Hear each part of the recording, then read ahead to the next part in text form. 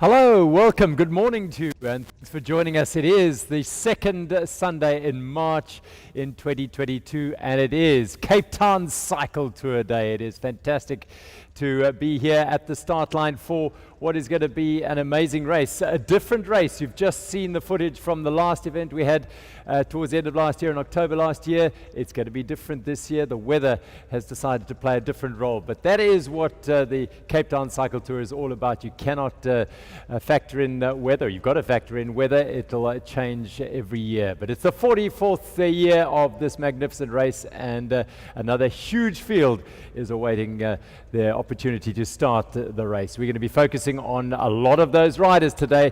The first couple of hours will be on our elite races to see who the top men and women are at this year's Cape Town Cycle Tour. It's wonderful to welcome my two colleagues, Sipho Mono, sitting alongside me once again this year. Yes. Not on the bike again, but you've got a few in the bag, so that's fine. Yeah, that's good. I'm happy to be sitting here with you guys in terms of the weather, what's happening outside, but I know the cyclists are obviously going to be looking forward to racing again. Barry Austin joins us for the first time. Barry, thanks very much for joining us, one of South Africa's preeminent coaches, and you're not on the bike. I think quite relieved as well today. No, this is not the nicest weather to go and spend time on the bike, but I'm happy to watch the others compete and enjoy the competition. Well, we look forward to hearing from these two gentlemen as the day progresses. Now, as both men have said, this is not the best weather, and there's never a secret in the Cape as to what the weather's going to do. We know a few days in advance that the weather's going to be a little inclement, and this year, I'm afraid, it is a rainy start. There we go. It only started raining about 45 minutes ago in this part of town, and you can just see there on the tar, there's drops of rain falling, so it is going to be a very different race to 6 months ago when the race took place towards the start of summer, end of winter. It was an absolutely perfect day, but that is what riding and racing and a bicycle is about in the Western Cape, Barry. Yeah, the thing that will make it a little bit interesting today is that because the rain didn't start overnight, so the roads might still be a little bit slick because of the oil and of the cars. So normally, if it rains, you want it to rain, 12 hours or so before. It washes all the dirt and grime away. Yeah. Now it just lifts it up out of all the cracks. So that could be a little bit of a danger thing. So the riders would be trying to get themselves a little bit more to the front of the race. Right, they're starting down outside the Castle Good Hope, the new start venue here. Just a fantastic vibe that'll start building there. The elite riders setting off at 6:15 now. The women's race due to start at 6 o'clock. Since 2018, it's been a shorter event, 78 kilometers, allowing the elite women to have their own race, and it's provided some fantastic entertainment and wonderful racing over the last 5 years. But unfortunately, that's been delayed by, this is the women's elite batch about to start, been delayed by about 10 minutes due to the weather, not because of the rain, but because it's a bit dark. And so that just from a safety perspective, they're going to give it 10 minutes or so to let maybe lighten up a bit so that the women can race safely from Fishhook. 78 kilometers, and this is a race to savor. There's some serious races in the women's race once again, and we go back to the main start here in Cape Town. Just the excitement, the anticipation ahead of this race. Sipho, you've prepared for the race, and you're leaving home where it's not raining. Yeah. And you're heading off, and suddenly you start hearing it's raining. What's it doing to you? You know, obviously it does play with your mind in terms of what the weather does, but I think what will also happen with regards to the riders is actually just looking forward to that, because there's one thing that they cannot change, but they just need to adapt to the conditions. So, I mean, I can understand with the elites having put so much energy and so much time in terms of their training. So they know that, you know what, now the tactics, whichever team that they had tactics, will actually just have to shift a bit due to the weather.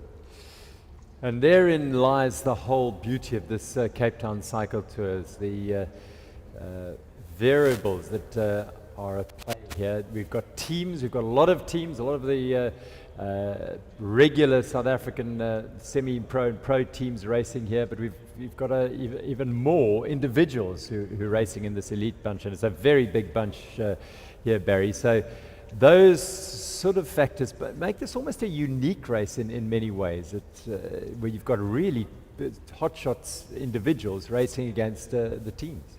Yeah, for sure.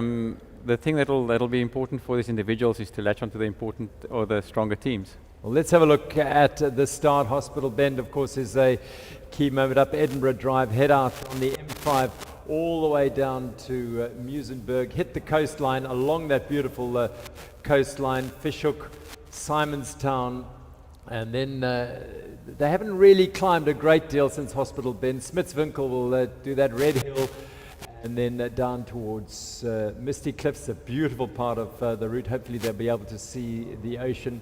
And then Chapman's Peak Drive, where so much can happen on the elite race here. Hout Bay and, of course, Suikerbossie, the final big climb, an often decisive moment in this race as they motor through the Atlantic seaboard and make their way back to the finish here at Greenpoint Stadium. That is the classic route of the Cape Town Cycle Tour, 109 kilometers. And it is a race to savor for many. Multiple times they're back here again, and it's part of their lives and a part of what they do every year. And some will not ride a bike between one cycle tour and the next. Others will prepare months and months in advance. Of course, the elites, well, this is just part of a busy calendar. It's been a busy start to the year. Thankfully, road races sort of up and running, and we've got racing back, which is a real blessing. Yeah, I think it's also better for us to have a few smaller races before this race, because if last year you had nearly nothing and suddenly you have this big race, the nerves are up. People don't know each other's form, so it creates quite an intense atmosphere. So a little bit more than it should be. Yeah, we had the upcountry, the Discum Ride for Sight at Bergendal. We've had Monte Cassino. We've had Tour de Carpeth down here, 4 days in the Western Cape. So there's been some racing. The men and women have been able to just get into it and sorted. So this is the men's start list and or this start line waiting to get underway. As we saw a short while ago, the start down at Fishhook about to get underway. Well, Nolan Hoffman is back looking for a fifth title here. He's an amazing rider. He just somehow gets himself into the right place at the right time, as long as he gets over those climbs. I mean, most definitely. I think I remember when 5 months, 6 months ago, when he rode, I think we were still thinking that he hadn't made the cut over Suikerbossie, and then boom, the man was there when he needed to be. And I think his experience actually speaks a lot in terms of him, so you can never count him down. Absolutely, a key factor there. Lovely to see the likes of Reinhard Jans van Rensburg. I say lovely in that it's great to have a man of his caliber here. Jacques Jans van Rensburg, Jaco Venter, all World Tour riders. But he would rather be racing on the World Tour in another world, Reinhard Jans van Rensburg. He's the South African champion, so a man who cannot be discounted, but he's one of those who's riding sort of solo today. Yeah, so I think his experience in the World Tour will count a lot. For sure, the intensity in the finale of the World Tour is something different, and that's what Reinhard's expert in. He's had to guide numerous top sprinters to wins, and himself close to a couple of big wins as well. So for sure, if that finale isn't intense, I'm sure he's going to make it. Obviously a long way to go still in the darkness down in the start line. The nerves are starting to build for a lot of these riders. It's conditions that some of them would not have ridden in for a while in rainy race conditions. So caution is a watchword here, Barry. I mean, how do they approach racing in these sort of conditions? Yeah, so I mean, it depends on each athlete, So some of them would be really optimistic because they know that the inclement weather creates opportunity, and a lot of other riders would be thinking of too much of the weather and the bad conditions, and they'll take advantage of that. Also, a little bit more gaps in the wheels, so not as efficient in the bunches. So it could be a really interesting dynamic. Yeah, maybe the brake stays away today, and that hasn't happened often. Yeah, and because of the individuals as well, and we have classic types riders like Reinhard, they like making a hard race, and then you also have Alan Athley from Cannondale. The mountain biker, he's not going to be afraid to work hard, so keen to see. Yeah, the mountain bikers always add a mix here, don't they, Sipho? Definitely do, and I mean, obviously they also, as you mentioned now, participated in the event about a week ago, Tour de Cup, obviously just sharpening up their skills before they go to the 8-day event in a week's time. Yes, that other event that's starting in a week's time, and some of those riders are have decided to come and take on this challenge. Others haven't decided to come and take on this challenge, and they've decided to sit on the couch with us. Barry, you've got the epic coming up as well. Yes, at least I'm riding, I'm not racing. Yes. So that's different. The ones that are racing are maybe, but I'm riding and I'm hoping to enjoy it. And Yeah, some of these riders will be taking that on as well, using this as a last opportunity. But yeah, there are risks involved, and that's part of riding a bike anywhere, any time, of course. So 9:45 is our last start batch here, and the first one is about 2 minutes away, the men's, and the women, we haven't yet had word, but they should be rolling away from Fishhook very shortly. They do 78 kilometers. They've got a big start there. Shrees Willate and Kim Lacourt have basically dominated since the shortened route, and they're in the field again. And Hayley Preenze, Carla Orbals has had some incredible results already this year. She's been in good form. And our new South African champion, Francis Jans van Rensburg. yeah, I think you can't discount anybody again due to the changes in the weather. And it depends on, if the other riders want to let Cherise go to the line, then it's up to them. That's their prerogative, because she's so experienced in this finale, and she really, when she's got the bit between the teeth, not a lot stop her. Absolutely. So it's all the tension building down at the start line. Behind this batch, thousands of riders gathering and arriving in Cape Town. Some of those probably still having their coffee at home as they make their way into the starts here and getting into the city to start out the cycle tour. What a beautiful thing, 1977, way back when it was decided that they needed to have a protest ride to draw attention to cycling safety. And this is where we are, some 45 years later. Amazing.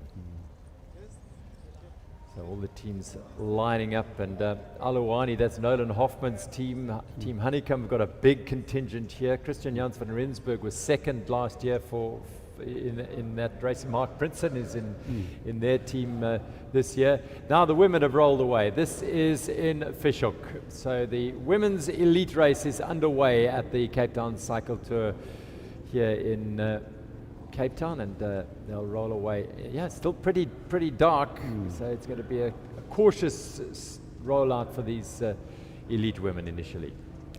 Yeah, I think also the darker conditions play a bit with your mind. I know we always used to have these prologues in Europe in the nighttime, and then we would try and remind the athletes that they need to go faster than they think they're going, because you just feel so fast in the dark. So again, that fear factor would be playing a role with the athletes as well, as they are rolling down in the darker conditions, more tense. So yeah, I'll be hoping for the best for them. Now we hate having to make excuses for the pictures and the coverage, but we must put this out there. The helicopter is not able to get in the air at this stage here in Cape Town due to the weather. We are hoping it'll get up as soon as it can, and we can bring you those aerial images, but for now we will have images from the road and on the bikes. So it's not ideal and optimal, but that's what we play with here in cycle races and on this type of event. So you've just got to play the cards that are dealt, and from our perspective and from the rider's perspective. Yeah, I think, we sort of know we know the terrain, and we know what's facing them. So I think we can anticipate things are going to light up soon. You know, they have Smitswinkel coming up. It's for both the men and the women. Even though they're different routes, directly after the start you have Edinburgh Drive for the men, and then Smitswinkel for the women. So for sure there were some fireworks, and we hope we can bring some of that action to everybody. Absolutely. So the women are heading out as the light starts to open up. Not sure if it's raining quite as hard out there as it is here in the city. In fact, yeah, it might just be a light rain. It looks like it's clear, if I'm not mistaken. It's a bit clearer than it does here in the city. So Kim Lacourt, Teresa Ralph, Sam Sanders, the Efficient Insure Infinity team, that's who's going to be riding for that team. Reach for Rainbows have a really strong team, And Hayley Preen, the former South African champions there, Zanri Rousseau, Mariska Mathieu, very strong. Could well, if if they take it to the line, she could be in the mix there. Hazel McGill as well. The mountain bikers, the Namibian champion Vera Lose is here. She's a Namibian champion on the road, of course. Candice Lil, Tiffany Keep, real talent, and she's shown herself in previous years on this race, and maturing all the while as a racer. Yeah, I mean, this is typically one of those races where someone with power and a little bit of agility on the climbs can do well. Tiffany coming from the mountain biking background as well, and also being an aggressive and spirited rider could play in her favor the day and the weather. I think it's raining now. Spoke too soon. Yeah. Along the coastline, along the railway line there, these elite women heading out.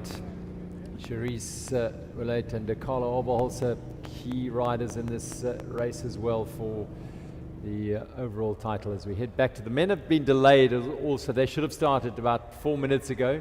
So there has been a delay for the men's race as well. They head up out of the city, and first pinch point will be that Hospital Bend. Yeah. Yeah, it's also there's two choices that's going to be made, and it's interesting to see. So I'm waiting in anticipation. It's that, are you going to be hesitant because of the weather, or are you going to be opportunistic because of it? And that's quite interesting, you know, in the racing, but they haven't had a lot of this racing. When you have a lot of this bad weather racing, that spirit to be opportunistic comes out a little bit more. But when it's a new thing, then you hold back maybe. And I'm keen to see who embraces the opportunity. And that's a mindset, eh? It's Yeah, it's really a mindset. You can go and say, this is really bad and I must now watch out, or you can say, this is really bad, I can string it out. You know, so there's two different outs you can go and do for the day. And we're all in here together, so it's the same for everyone. And you know, there will be, it's that old adage of training on Christmas Day. Yeah, you know? Yeah, exactly. So keen to see who uses it. Exactly. As they roll away, the elite men's batch here at the Cape Town Cycle, presented by Pick n Pay, on their way out of the city centre in rainy conditions in 2022. We're back at the second Sunday in March after last year's early summer race, and it has brought some rain immediately, which well, adds to the mix. And they are neutral for the time being as they roll out. They really wanted to get going there, just got to sit behind the vehicle for the time being. That'll pull over once they leave the city and onto the highway, and then they can head out. Seems one of the Day brothers there from Yeah, TNT is really close to the front, so maybe that opportunistic racing is going to come out. Yes. Dusty's brother Tyler's won the race some years ago. Yeah. Yeah, he's back racing for Team TIG, and they have Brandon Downs, Jacques Jans van Rensburg, Tristan Cuthbert. They've got a really talented young lineup, that TIG team. Yeah, I think they've got the good mix of young plus experienced riders, and all these teams are sort of going in that direction. Honeycomb the same, also bringing in really a lot of talent. Also a lot of the veteran riders that are quite strong at the moment. It's interesting to see this development in cycling. So hopefully it's the start of a new wave of strong teams and strong riders coming through with a good mix of experience and young riders to look to the future. Yeah, I mean that's key, getting the balance right between experience and youth. Now the women underway, and you'll see our clocks on the top right there. The women now just nudging towards 6.5 minutes as they head out towards Simonstown, and then the Smitswinkel climb will be the first opportunity for a little action there. Yeah, it seems like one of the teams are really putting some riders on the front to increase the pace. I'm not too sure 100% who they are, but it's for sure not just doodling along. They are upping the effort and taking some opportunity. Okay, there we go.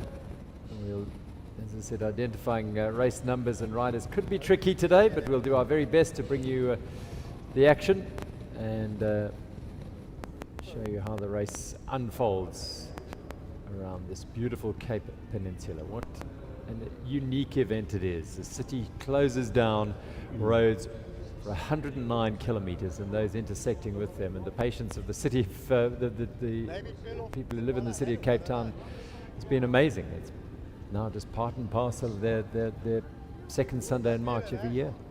It's wonderful. And there's a decent pace up front already from the women's race. Coastline on the left, yep, it's wet enough. Yeah, I think if I was one of the sprinting teams, I would also try and set the pace up, keep it high. If you do that and you have a really comfortable sprinter that's experienced, then the other riders will be a little bit nervous to do anything. They'll be concentrating a bit more on their brakes because of the weather, and you could also nullify any moves.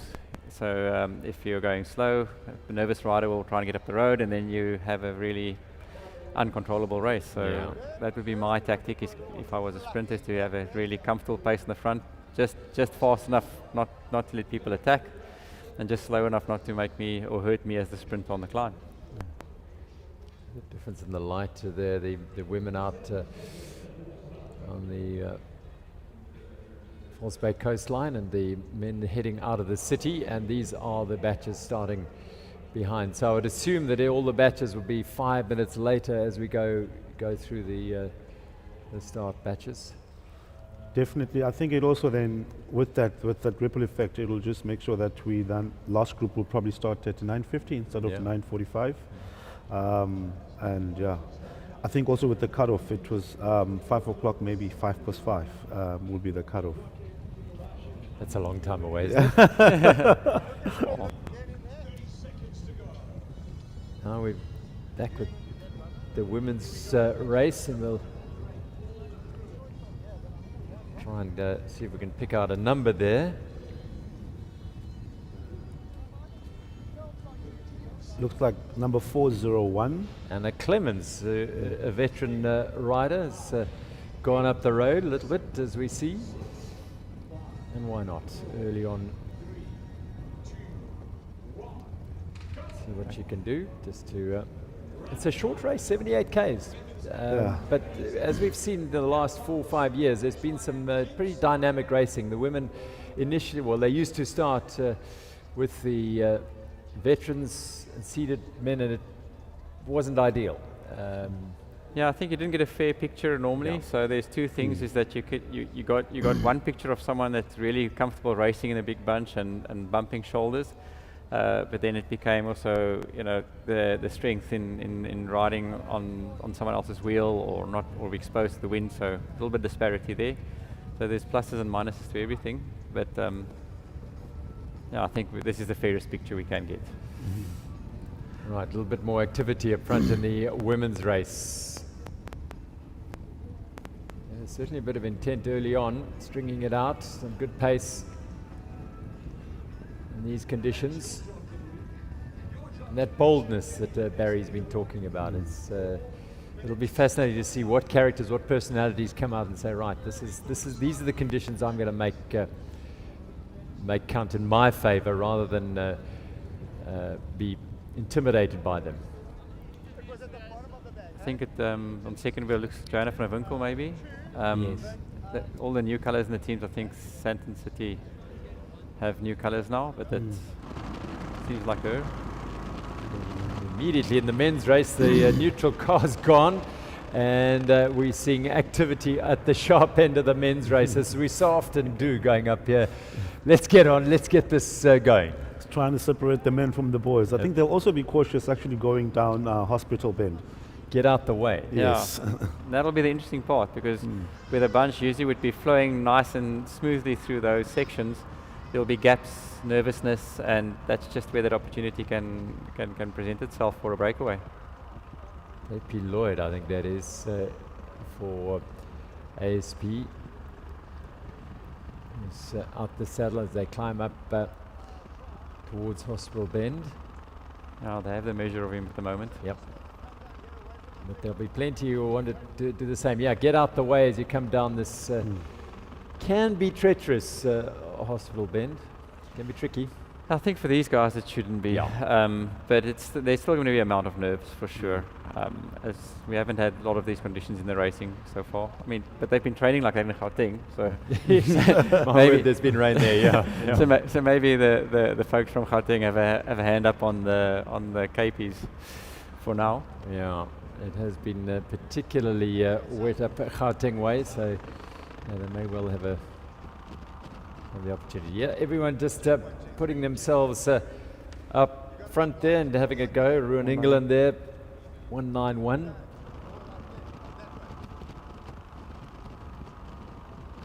The drama of it at the start of the Cape Town Cycle Tour here in 2022. The men's elite race underway. We're in for a fascinating race. Will the break stay away in these conditions? If there is a break, get away, and these sort of conditions might lend itself to that. We haven't had a rainy Cape Town Cycle Tour for many, many years. As last, we think, somewhere around about 2006 when Stefan Radocha was the men's race winner. But that's just a long time ago. We had a lot of rain, a lot of wind, and a lot of heat. But this is very, very different. And that favours the breakaway because of the Blue Route always having the headwind and always the Simonstown, so the bunch could work well together to neutralise a break. With no headwind or big wind from the southeast, they could get a chance to get away. It's Gary Muller now out of the saddle and having a go on his own. Yeah, so those teams, Aluwani with Nolan Hoffman, Honeycomb, Mark Pritson, Travis Barrett, of course the previous winner here. Christian Jans Verensburg was second last year. He was more surprised than many actually, finishing second, but he's subsequently gone quite well. He won the time trial and the road race in the Vets South African Championships. And that's Team Honeycomb, RDX Powerbout with Craig Boys, Tiens van der Bank, always a regular down here in the Cape. Johan Trotsky there as well. Teg with, as I said, Brandon Downs. There's plenty of Tristan Cuthbert, Andres McGreeny, Dusty Day, their experienced racer there. Shamik Sali riding with Cycling Friends. He might fancy himself today. They know these conditions well. Definitely. Down Hospital Bend at speed now. Yeah, that's where also it can become interesting. After Hospital Bend, you have those small rises all the way up and down to Edinburgh Drive. And nervousness and gaps here, you could pay dearly for that if small groups start stretching it out in the front. This is still Gary Muller heading down. It's the hospital on the left-hand side. There's the branch off to the N2. And yeah, we will apologize occasionally for the picture quality, but the weather is something we cannot control. Thankfully, because it would be pretty predictable if we knew what the weather was like every year. But this is part and parcel of racing bikes in the open, and particularly down here in the Western Cape. Strung out now after the descent down the Hospital Bend. Immediate reactions from the bunch. No one's going to get away that easily. No.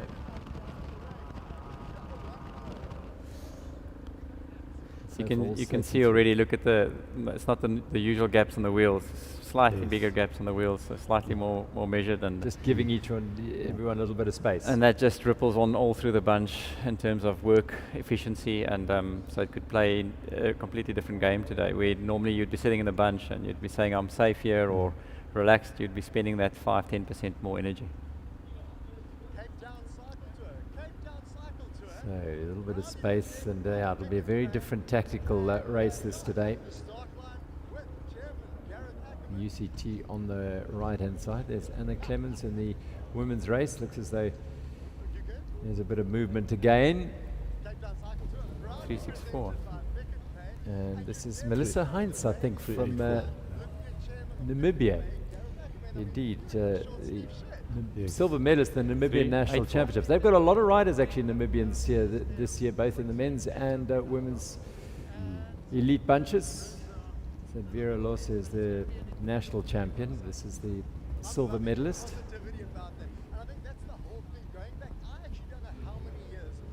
And heading around towards Smitswinkel. in a little while. The women starting from Fishhook, a 78k race. They were underway now 17 minutes. Here we go, Melissa Hines from the... Nice and aggressive, but no one Yeah. being let to go. Yeah, Joe van der Winkel, seasoned, very experienced rider behind her. You see she's never on the front, but always closing the gap, so already it indicates that she'd be up to work for Charisse. Keeping it constant, not letting too many moves get up the front. UCT on the rider's right, on your left as we see the men's race now. I'll try and pick up these riders. That's one of Alawani's riders I fancy there, Yes, right it at is. the front. Sometimes I wish that Climbing. when we have the rain jackets, that could have a big number on the rain jacket. Yeah. A new UCI rule that when you put a rain jacket on, that should have just your number on, nothing Number else. on, yeah. We can at least see what's going on. Yeah, the aggression continues here. Absolutely. Alawani, I think, sending riders up there. Their man Nolan Hoffman is key to their hopes here. Reynard Butler, Nolan actually did a great job in helping Reynard Butler to win the Herald Cycle Tour a couple of weeks ago. And they took first and second there. It wasn't as packed a field as this, it must be said, but it still had to be done down in Kaberga. Yes. And I mean, the likes of Mahlangu, Tando Zote, Thulasizwe Mxenge, they're all going to be covering the moves for that duo of Reynard and Nolan, just to make sure that they get them to the finish line. And they're experienced here. They've been back here many years and they know what it's about.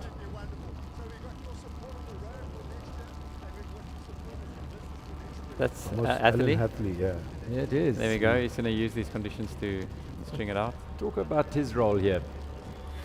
To win for himself. Yeah. I think, for sure, I think he's enjoying the road racing a bit. It's a bit of a change. It's a good training for the upcoming World Cup season starting in April in Brazil.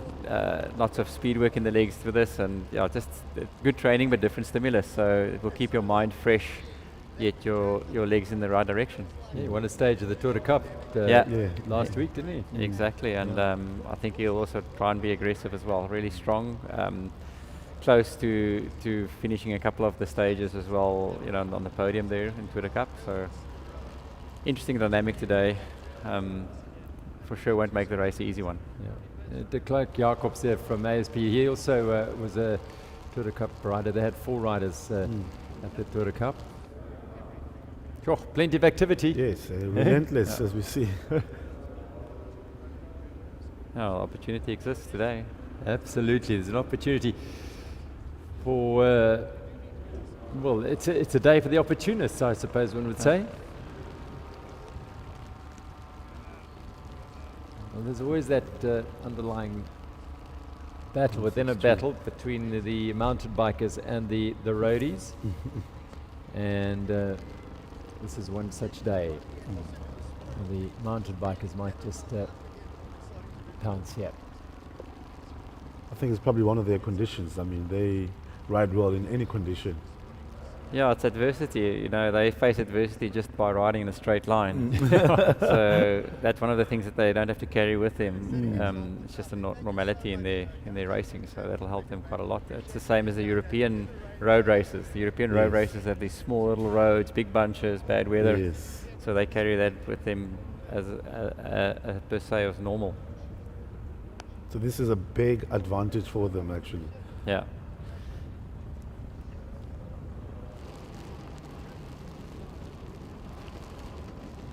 162 riding through there. That's Ryan Harris. Okay. Yeah. He's a name that we see back here on the scene again. Yes. Coming from KwaZulu-Natal. Very promising junior. And I think maybe just coming back into the sport again. Jaco van Dijk going through. He was in the mix last year as well. Jaco van Dijk finished 11th in the cycle tour. No one wants to finish 11th or 10th or 9th or 8th. They just want to win it. Exactly. So it doesn't matter once you after then. But shows you were up and in the frame. Yeah, especially with the cycle tour. It's, you know, like with the Ricky Bobby movie, if you ain't first, you're last. Yeah. So cycle tour, it's that, eh? It's the win is everything. Absolutely. Ruan England up front there. Casper Krie's in the mix there. Casper riding for Honeycomb. Now there's a bit of... all the teams well represented though. Yeah.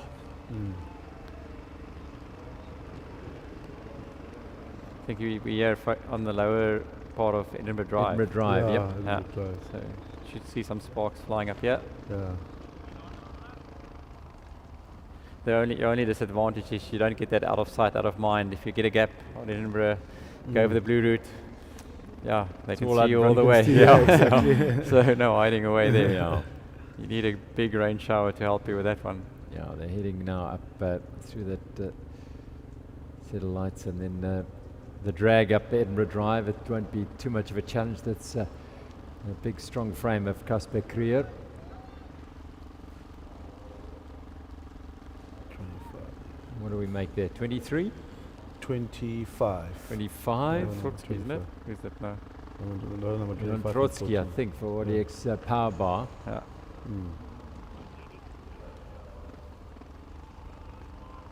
Dangling a little.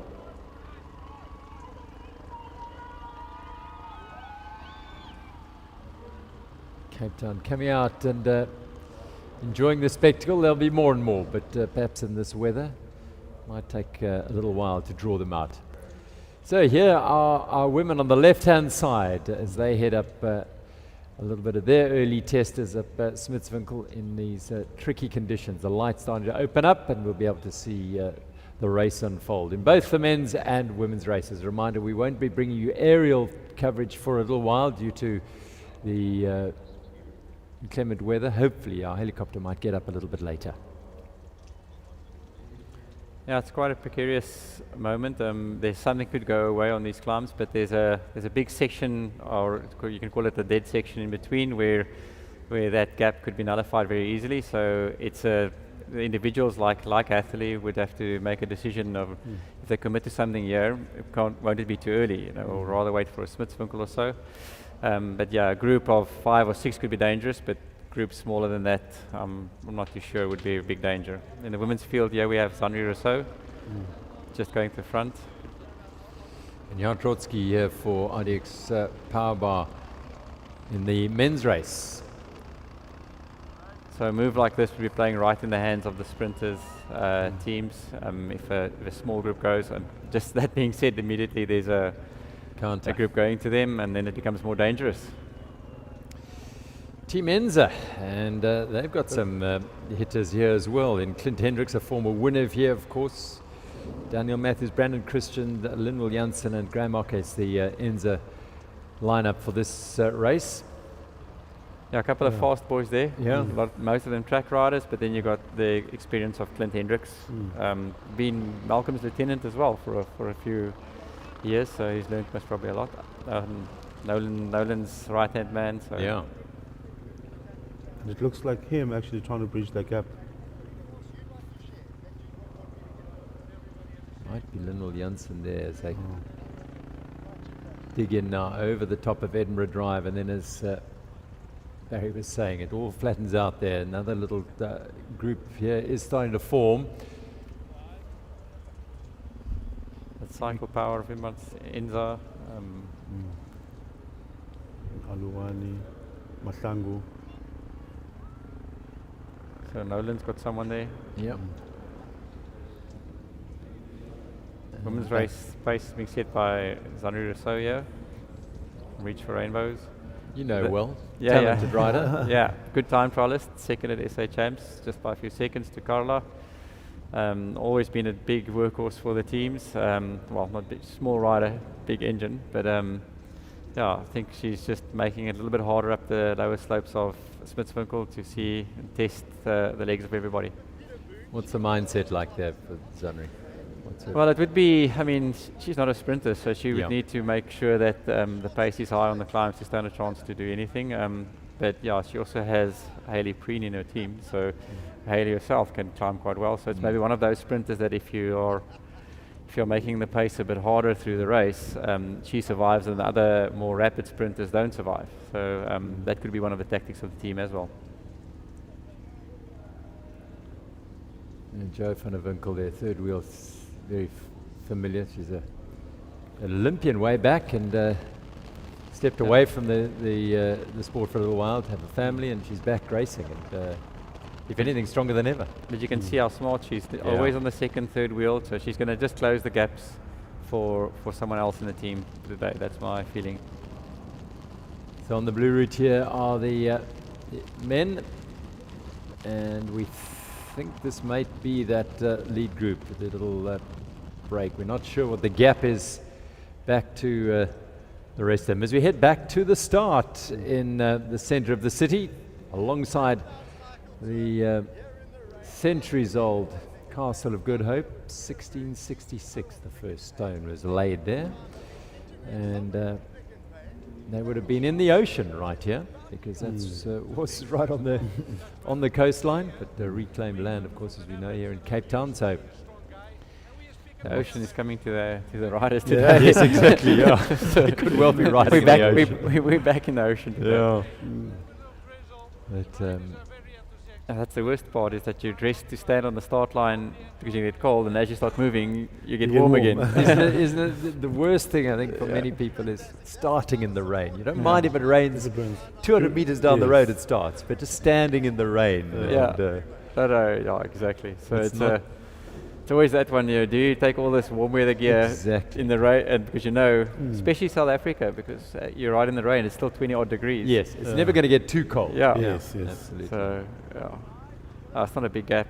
No, totally under control. 1, 2, 3, 4, 5, 6, 7, 8, probably 1, 2, 3, 4, 5, 6, 7, 8. Yeah. So it's normally one of those moves where it's just too many in the move. So there's one or two sitting on. I think there will be sprinters, workers sitting there saying, "But I want to make it really work." It's too threatening. So it's just that 2 or 3 riders too many. And looking around, who's working, who's not working, who's contributing here. I think that's Lynn Janssen from Enzo up front for Clint Hendricks. Honeycomb have a couple of riders there. Alawani from Nolan Hoffman's team, they've got a rider up there as well.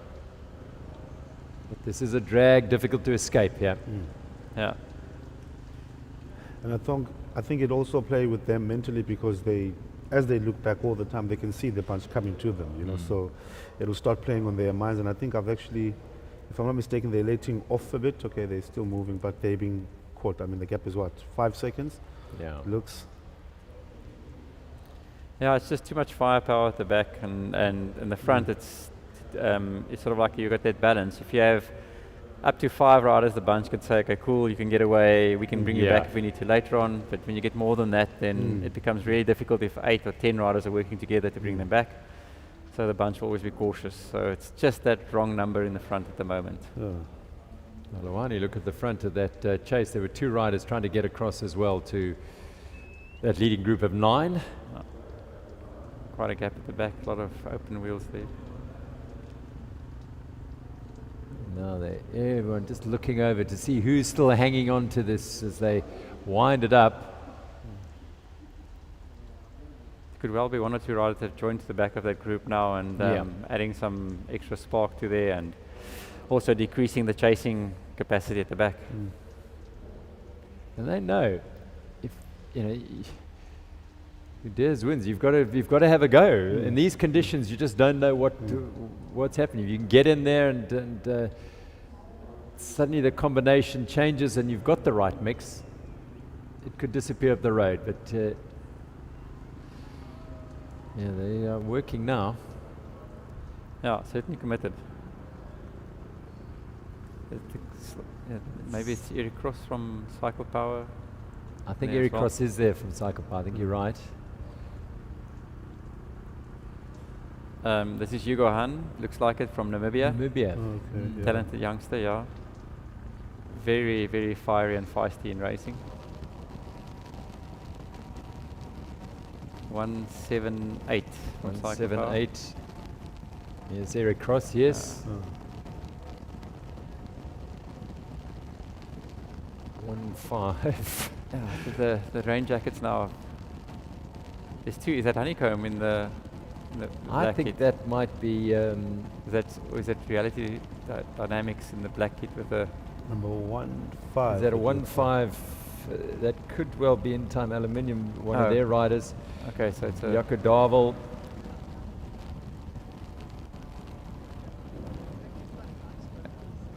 And 1, number 2, 12. 12. It's Pritson. Is it- 15. is It's it 12 and honeycomb? 15, Yeah. is Yeah, it? that's Okay. honeycomb. Yeah, Yeah, that's, honeycomb. that's Barrett at That's a 15. Oh, okay. It's a proper combination in the front. Yeah. It's not 150, it's 15, yeah. So that's, yeah, no wonder there's a bit of activity up here. Now there you can see the band of the honeycomb Yeah. Yes, the logo exactly. on the left hand side. Now we can see it's them. New team this year. They've And then from TG, there's someone also on the wheel there. Couldn't see it was third wheel there, but yeah, for sure Nolan's team's missed out. yeah, they Yeah. they may They're well not have, and happy that's- with what's going on there. Yep. You can see, I think that's Tula Sizwe Yeah. in front. Tula Sizwe Mqenge with Tando Zote. They've done this before. They know this job. Yes. Yeah. You can see that they're not waiting for it to go up the road. That's way too much danger there. Now there seems to be intent to try and get across there. Hugo Hahn, I think, is still tucked in behind here. I think he was in the Or was he in that chasing- lead I think group? he was Yeah, in that lead sorry. group. Yeah.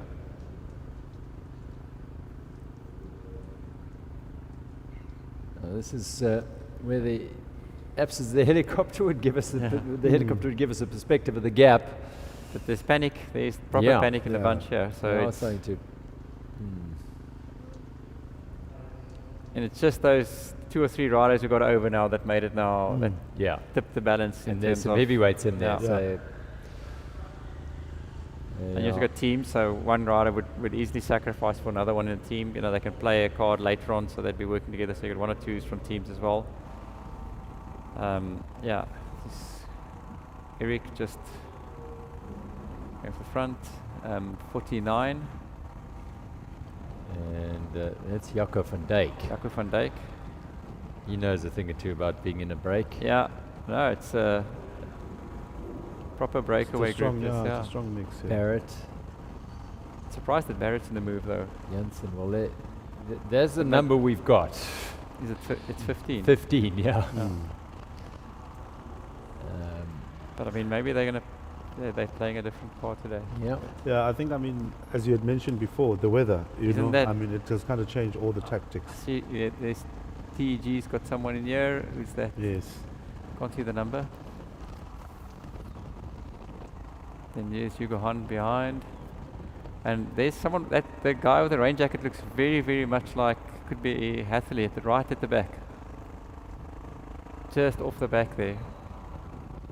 If is that's Trotsky. him, it's super dangerous group. Here we have Hahn. On. And that's- Masango also here. That's Titus Yuri's from Alawani. Oh, Too. okay. He would just be going through and off just to not create too much anger in this group. For Very sure, not- cross. And then Van Dijk. Yeah. Now they're starting to work well here. 12. And That is it's, Pritson. Yeah, you can see the bands, Mm. the ex-national Yeah, champions on each national band. champion. This is a dangerous move. Yeah. Definitely.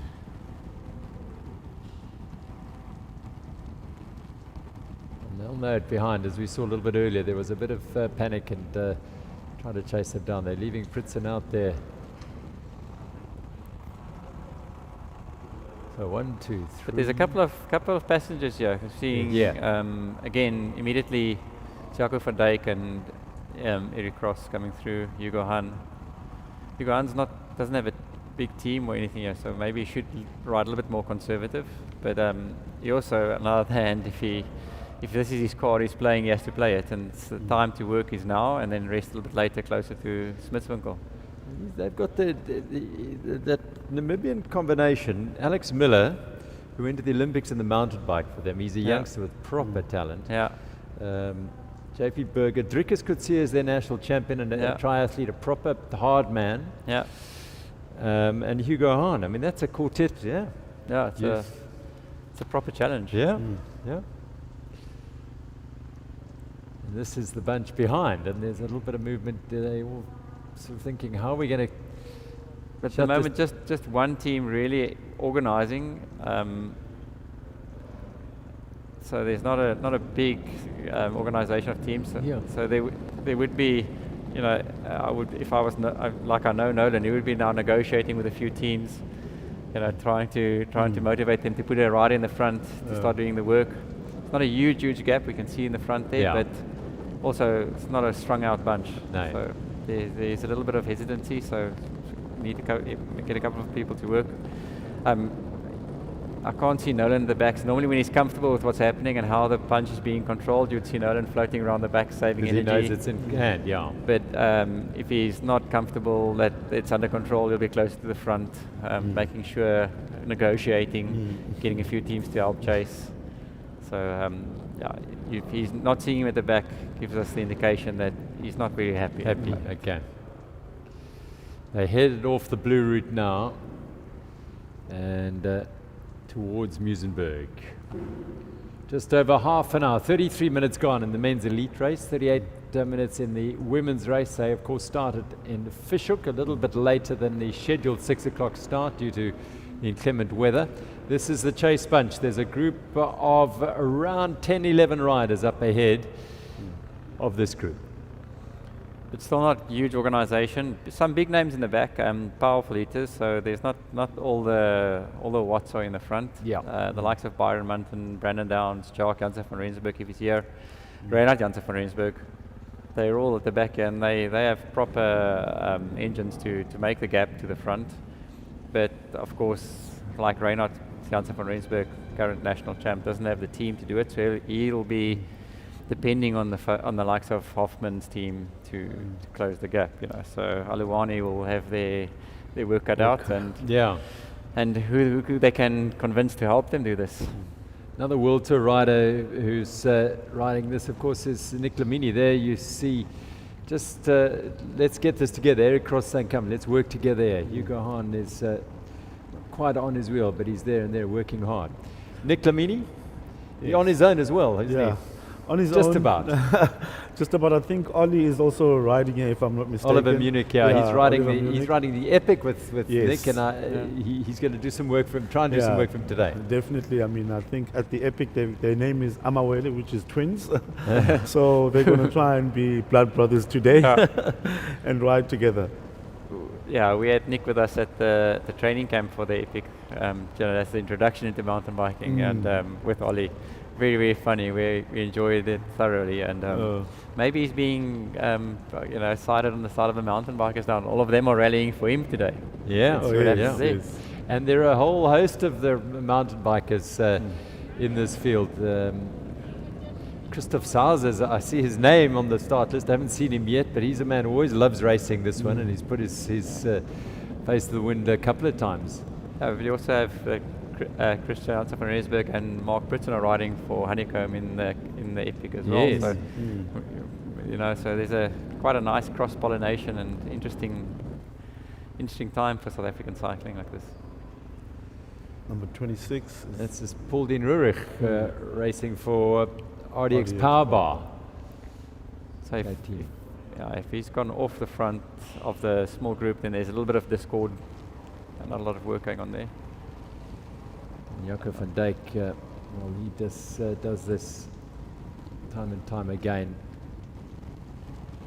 And he's, again, you're not sure of the alliances, that if alliances have been made. I mean, he's not aligned to a specific team, but, and that's, again, the beauty of this race is that not only do we not perhaps know who he might be riding for, those around him and those in the teams, well, who's he there for? Is he riding for someone else? No, he's just riding for his own, for himself. The alliances aren't recognized by the color of the kit.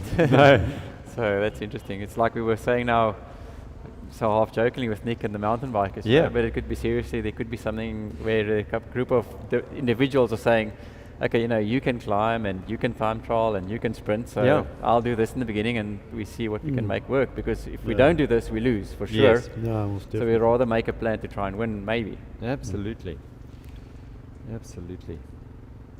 I wonder if this is in between the bunch, the breakaway, or is the breakaway being brought back? Because this, No, I think this is in between the bunch. Yeah, Yeah. he's kind of strung out on his own, and I think that break still got that gap. yeah, it's got a gap. Whoopsie. High risk strategy, that. Uh, And yeah, what a difference is when last we watched the Cape Town Cycle Tour, no more than 6 months ago, the most glorious day, one of the very best we've had in many, many years. And that is a sign that Jaco van Dijk is like, yeah. That seems like, where are you? Come on He's then. really- because if he was on his own, no, Here the, we yeah, go. so the yeah. break's still away. It's the same. Yeah. Mike Fritson, Christian still, yeah. still Yeah. pushing on. Titus Juris for Aluani. And Enwil Janssen for Enzo. So what do you make of Travis Barrett and Mark Oh, Pritson in this? Really small the gap now. Again, it's using the adverse conditions, and it's not a super easy race to keep the bunch together and chase. The work is a little bit harder. So they're 36 from TEG. We're looking And for Mr. right. Greeny, yeah. Okay. So so it's a little bit harder to work to keep together if the conditions are bad. So trying to use that to their advantage. Also, they are riders. Barrett can climb a bit fairly, so if he can get away, again, it's all about not taking Hoffman with you. Yeah. He's and such a big figure in this, in the way teams approach this and riders approach this, isn't he? even he was young once, and or not a few years ago, and he said to me, said, "So how did you win the race?" He says, "I don't know why everyone's working for me." And it's exactly that. It's Yeah. like he's so smart and he plays the race so well that he will not spend energy he doesn't need to. And people are so nervous that they are, sometimes they're actually trying to race against him, but they're racing against themselves. And in so doing, playing into his hands. Exactly. Yeah. So that's exactly, he said, doesn't know why the whole bunch is working for him. Yeah, that's fascinating. A great subplot to this whole wonderful scene that is the Cape Town Cycle Tour. 2-8. And that is Jacques Lloyd. Yeah, he's been a regular member. Specialized often had a group of riders. I mean, not long ago, Sam Gaze won this race riding Yeah. for them. And he's often been up front, Jacques Lloyd, and working for their team. I'm not entirely sure who he might be riding for here. And the women's race, it seems Yep. like they've over Smitswinkel and it's still all together, so maybe a bit too far for a lot of action to happen already. I think they're going towards Scarborough now, if I'm not mistaken. Yeah, it looks as though it's all together. It's one rider from the Peak team in second place, and then On the front, is that 403? I think that is. That is Annie Last, who is a serious mountain biker, a serious contender. She's one of those dark horses you have that pop up in the race and will make it very interesting. Yeah. From the UK, former British mountain bike champion, and a second place finisher in the Absa Cape Epic in her time. also a serious contender in the World Cup. Yeah, World Cups. Yeah, So- I think she's got a World Cup win to her name as well. Yep, so, Yeah. along with Athlete, maybe using this race to prepare. But Absolutely. Yeah. Yeah, and she makes it hard. This looks like Munton. You can see the very narrow shoulders. Yes. Yeah, Byron. Byron Munton. And Jacques Lloyd behind. Byron spent a while racing overseas. Yeah, for a continental team there. Then he got that opportunity to ride for the Zwift contract, and yeah, I got into I think the last 3 or last 5, and then just missed out on that. So very good time trialist and climber, talented youngster for sure. I mean, Barry, we've never. We've had.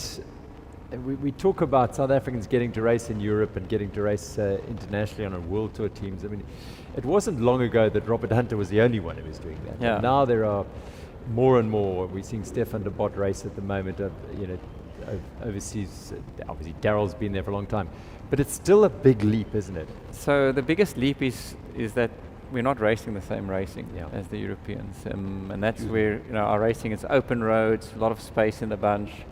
So our efficiency in South Africans is the biggest problem. So it's they get there, they're strong, but then you're strong with another 150 other riders. So it's the one who's the smartest, and it's not just sitting on a wheel. It's sitting on a wheel, not pulling the brakes. Valverde, Alessandro Valverde is one of those people who can sit on a wheel in the bunch. Yeah. And he will never pull a brake and never pedal. You see the average watts they ride in the bunches there is like 120, 150 for a flat stage. That's how efficient they are. So yeah, we need to recreate those conditions for our guys to have a smaller step up. But open big roads, no turns, good conditions. That's not the right way. They're going through Cork Bay here, the back of that lead group, the elite group.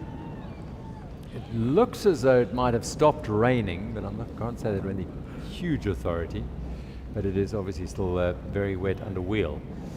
And of course, much shorter races, only 100-odd kilometers, our elite races. I mean, but again, I'm not a proponent of making the races longer because it becomes very less intense. So the racing, South Africans lose the race in the first 10 Ks because we are way too nervous, or let's say first 50, and we spend too much energy. So that, I've got some data on very talented young South Africans who are riding the same watts per kilogram as the winner at the World Championships, but 13 minutes down. So if you have the same engine capacity but you're down at the back, then you're doing something wrong not to be in the front. So our intensity is the problem, not the distances. Until we fix the intensity and the adversity inside the bunch itself, we're not going to fix the distance problem. Because the distance just makes a race more relaxed and less intense, and then we actually just lose the race. We don't lose because of distance, 100% sure of that. I want to explore that a little bit more, but we're watching just that intensity. So how are you working on that? How are we getting, what are you, as a coach?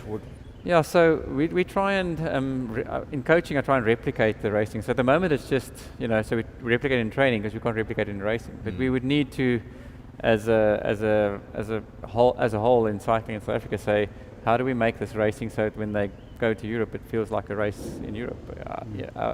Literally our race surface needs to be rougher, it needs to be narrower. We need to be popping onto a pavement and riding on a 1 meter walkway, every odd kilometer, just so that the riders can understand the intensity in the road furniture and the bunches and stuff abroad.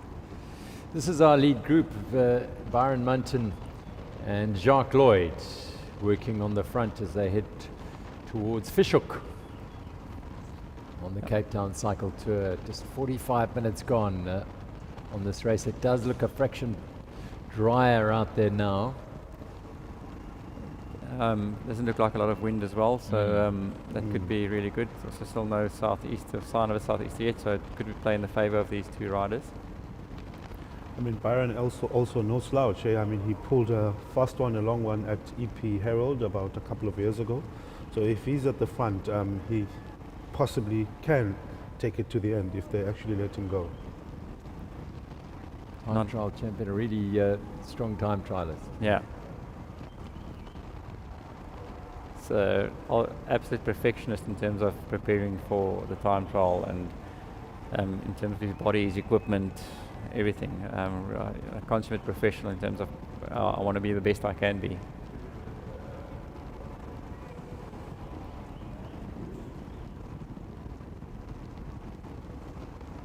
He's doing a long pull in front here.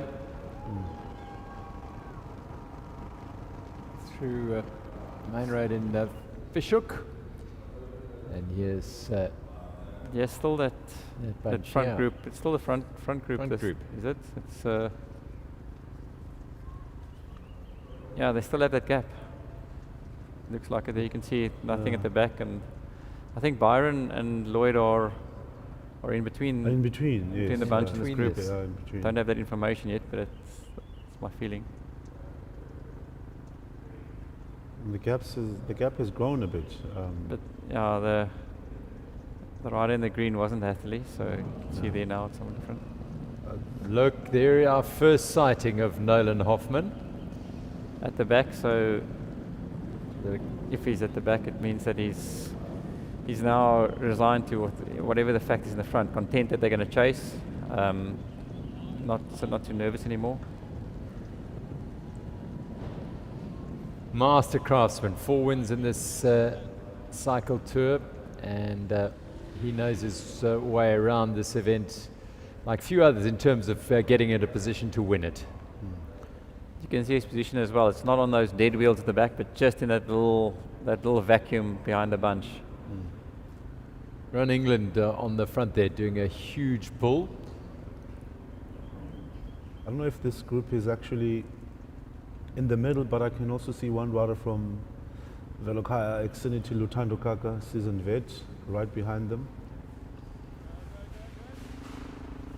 That might be Dirkie Nell, I think. Yeah, it's a different group now. Yeah. Oh, yes. Okay, this is. Yeah, it's quite hard. We can't see the. So this is the lead. This is the lead, yeah. I think this is the. Look at the position where they are on the road. On See the if we road, can figure yeah. it out.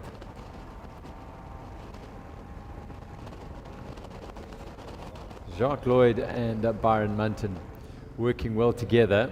Yeah, I think they are. If you just look, if through Fishhook. It's definitely a different combination. Yeah, this is a of different group. Yeah, so it's not makeup. that original lead group anymore. So I think they might have been caught. The initial group Yeah. might have Yeah, been caught, yeah. and We these didn't two see the just catch, yeah. break away. Yeah.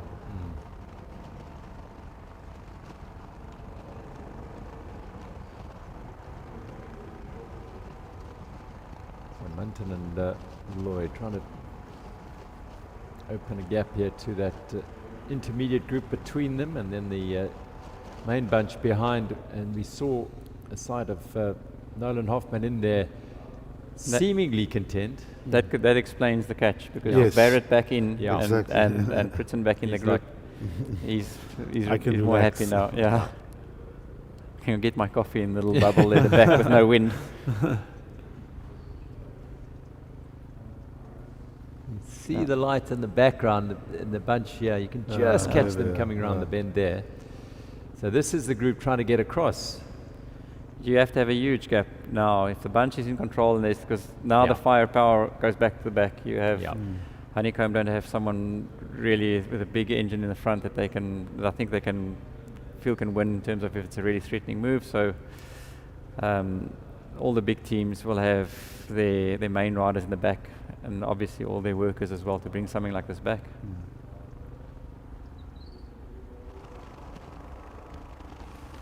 Yeah, you might just catch a glimpse behind the car there of that chase group. Yeah. Yeah, and Byron has Shamik Saleh in the back, so Yeah. he can risk all. And I think they would be under the agreement that he tries and goes for a long one, and Shamik will use the other Yeah. groups Yeah. and teams to go for the win in the finale. I mean, look at Byron. He's not even bothered about with Lloyd. He's just Yeah. going full gas. But if I was Byron, I'd be looking, because that little group at the back, they could really increase my Help, chances to yes, win. Okay. exactly. So being aware that group's chasing and closing in, now you sit up, save a little bit of energy, Bring them in. and wait for Chapman's or Yeah, Sacred does, Bush. yeah. So It's just I looking think over he there. must- They are yeah, closing. They are There's- closing. sometimes the fastest way is just look over your shoulder and take the train coming along. Eh? Yeah. Mm. Yeah.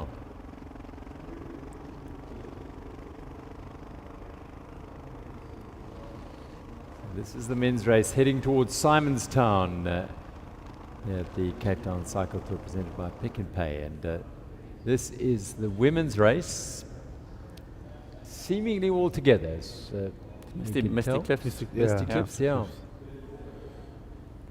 Yeah, still the rider from Peak on the front. Can't see who she is at this moment, but Well, a 429. If you spot a number, let me know. Let's see if we can pick that up.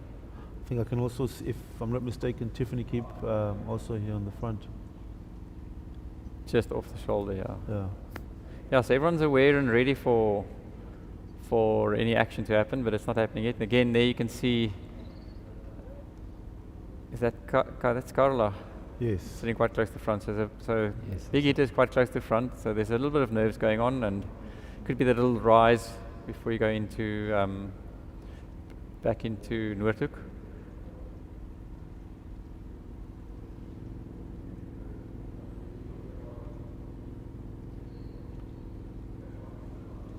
Some feeding, good opportunity to take some energy in before the action starts again.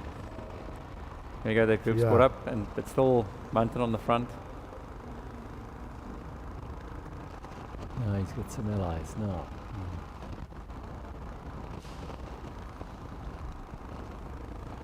He's either feeling super good and confident and really want to make sure that this break gets a big gap before he lets up and lets them work with him. There, Honeycomb also have a rider in there. You have Cycle Power, someone. Ivan Harkema is there, as well as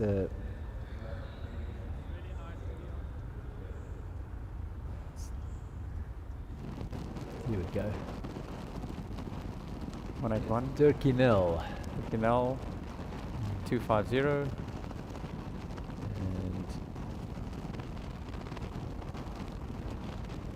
It looks like Christoph van Heerden. 250.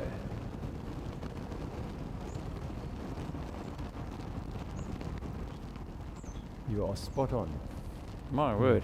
Blast from the past. Christoph van Heerden. There we go. Yeah, that is a blast from the past. Yeah. Still racing around the traps a little Christoph van Heerden, and a man who in his time was a South African champion. Yeah, no slouch, and also Yeah, sprinter. knows tactics, knows what to do when. Yeah.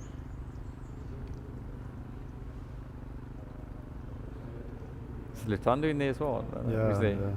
It is Yeah. Lutando. Lutando Kaka. Here he goes. Cup of experience, yeah. It's like a Yeah, old plus- school yeah, reunion. exactly.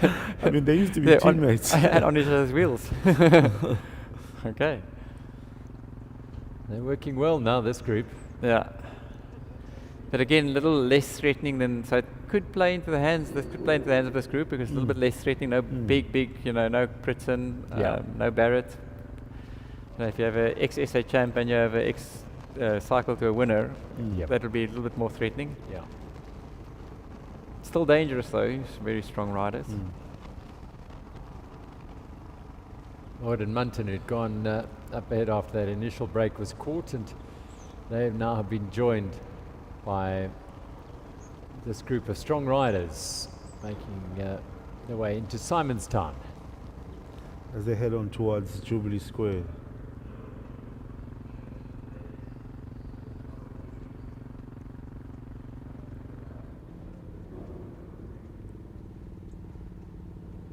So now the women's race.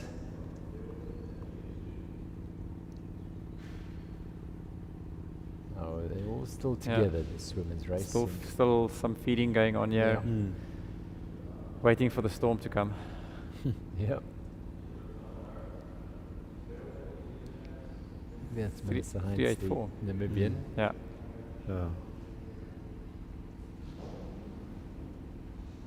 I have a feeling they're all setting it up for Chapman's Peak, waiting Oh, for their okay. the last chance to do something.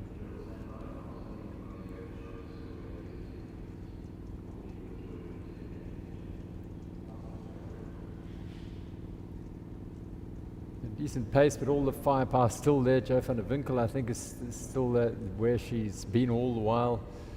The sharp end. Zanri Rousseau. Zanri Rousseau.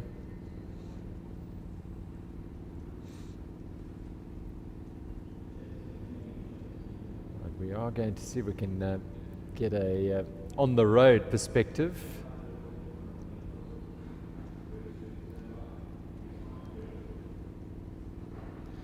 The Cycle Nation team are coming together. Yeah. Jo van der Winkel back to the front.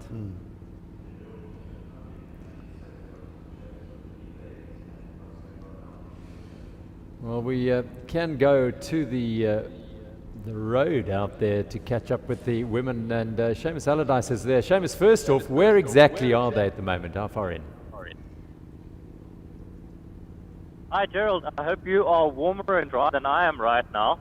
The women have just passed the 44 kilometer to go mark, so they're climbing up from Misty Cliffs back towards Komiki, and the rain on the southern peninsula has been pretty relentless. It's sort of alternating between drizzle and actual proper downpours, and there's a lot of water on the road as well. So it's conditions. Seamus, are you still with us there? Just the bunch has stayed pretty much together throughout. Yes, Gerald, yeah, the bunch has been very peaceful and sort of, the bunch is stuck together. I think the headwind on Smithwinkle really made it difficult to split the race. And we're looking at about 50 riders at least in the women's, in the front group at the moment. They're just making the turn towards Komiki now. So you're expecting it to explode on Chapman's Peak? Yeah, I would expect so. I think there's a lot of riders that have kept powder dry, so I think, well, so to speak, no one is dry down here. But I think there's going to be a lot of riders that have got a lot of energy to burn on Chappies, and it could all explode with Chappies being out of the wind with this wind direction. Right, thanks very much, Seamus Allardyce out there on the women's race as we flick back to the men's race. And this group, bit of distance they put in to the chase group. They're heading through Simonstown. Yeah, no sign of the bunch in the back, so they've let go a little bit. Normally you won't, if the group's really putting on the pressure, you don't chase them while they're doing that. I mean, if someone's going 50 k's an hour and you want to chase them down, you're not going to go 55, because you know they're not going to go 50 all the way finish. So you wait for them to start pacing at about 40 before you start chasing. So I think it's at that point in the race now where they're organising at the back, being ready, keeping a responsible pace that you can win the race with, and waiting for this group to settle in a rhythm and then tighten the screw when it becomes important. There's no lack of commitment up here. Yeah, so it's again they're going to have to make that, steal a march as much as they can. They'd be hoping to hearing some time gaps at the back, see the time gap grow. You'd obviously in the front it's a decision between putting on the pressure or really riding a pace that you can finish the race with. So it's a delicate balance that they are in at the moment. And but once you have that gap, when the bunch starts reacting, you need to be able to keep that pace. So a lot of computing going on in the heads of the athletes. Some of them, others will just be going full gas and hoping for the best. So the more experienced ones will be playing that balance between the extra effort versus the sustained effort that will give them the win. It's like forward front here, and a little bit of a fracture with the four behind as we now join the women's race. Yeah. At the back of the women's pack. But we saw just now, just before we cut away, all the heads of state went to the front of all the major teams. So no one sitting at the back. Again, the women's teams being much smaller, and much less teams that can take control. You can't sit at the back and expect someone's going to chase it down for you. So you have to be a little bit more aware of small moves going off the front. So little groups of riders bunched up in teams in the front. They're going down Ocean View, I think, yes, Ocean View, and then they'll take that turn to the right towards Masiphumelele. So small little drags up there as well, just before Chapman's. It's not just an easy run-in. You have those little. When we have the sunny conditions in the southeaster, it's quite dangerous there in terms of the wind. Today, I don't think the wind will be the big factor.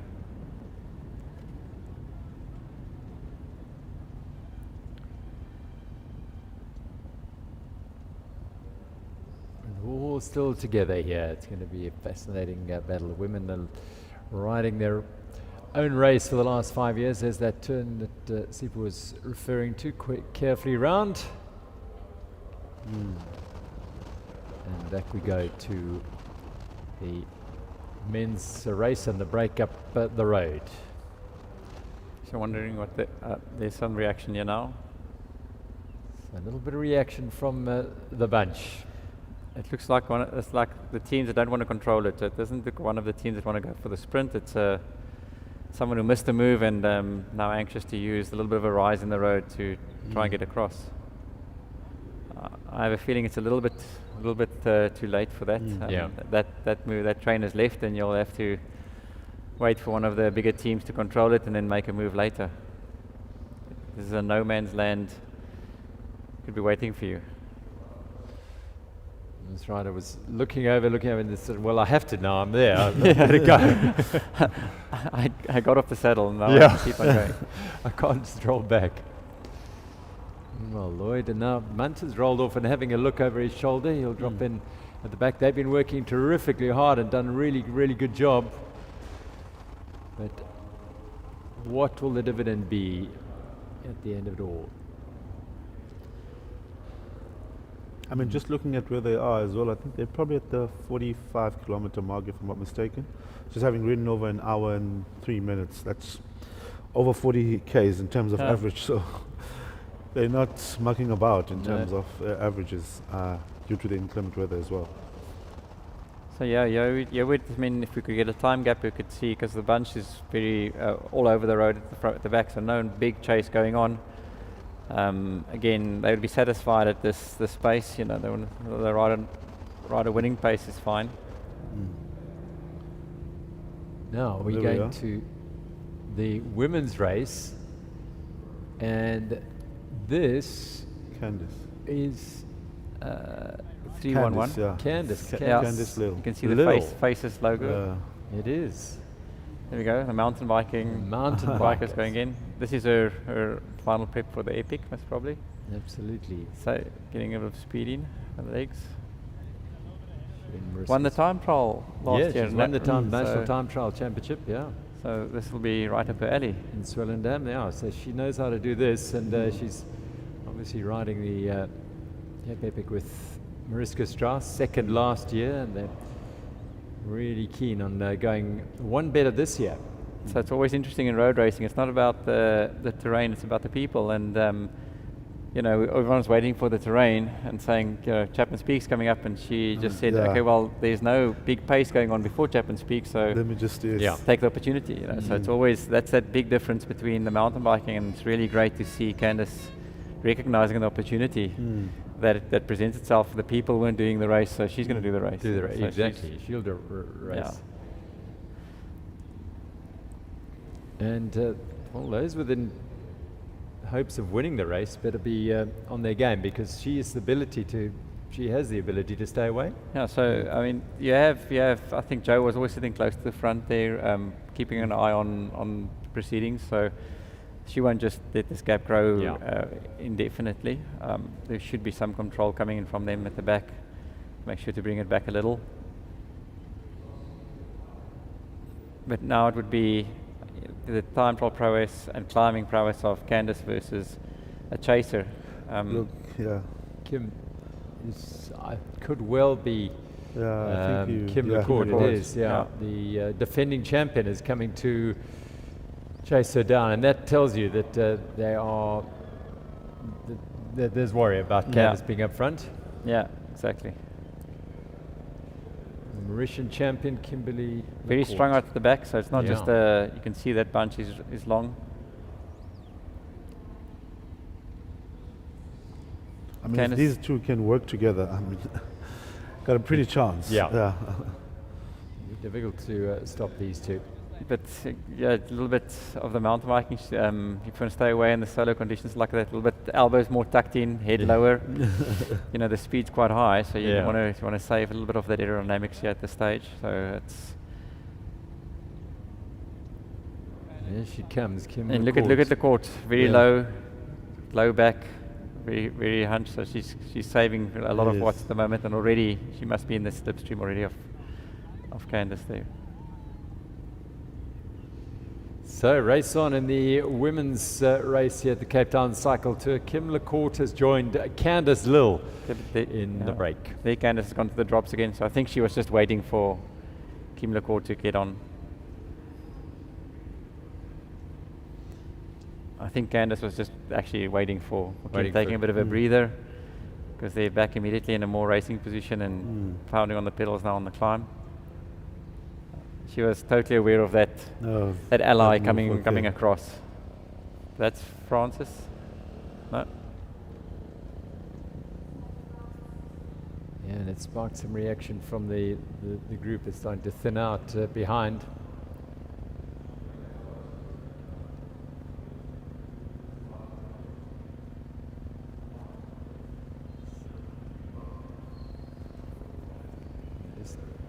Relay that the men's race is heading up Smitswinkel at the moment. We're unfortunately not able to bring you pictures of the women's race just at the moment. The men's race. 374. And What's the name again? this is the lead men up Smitswinkel. So. But I think we're going to lose this picture for in a little while, but that lead group's still away. That is Francis Jans van Rensburg up the road, 374 in that sharp end there for the women's race. Here we go. Fast. And then there she is. The young national champion. Yeah, a lot of power in those legs. Super chase going on at the moment from her. Definitely committing to this. Yes. Dangerous place to commit like that, because that's just leading up into Chapman's. Yeah. But it's again quite a winning mentality, because that's the threat of the move. Is if she doesn't do this now, she definitely loses. If she does do this now, she maybe wins. She's got to commit, So, but this is Van der Winkel, I think, as well. Is that Carla? Oh, is it? It's Carla. Sorry, it's Carla. Yeah, so it's a couple of the protected names actually coming to the front, or the ones you would think would be waiting for the climb, but they don't have a choice now. Yeah, they don't, because up the road, Candace Lill and Kimberly LaCourte are going at it very, very strong indeed as they head towards Noordhoek. And it's still raining. It's pretty much been raining from the start of this Cape Town Cycle Tour. Vastly different picture to 6 months ago in the glorious early summer weather of October. Candace, well, we haven't seen this.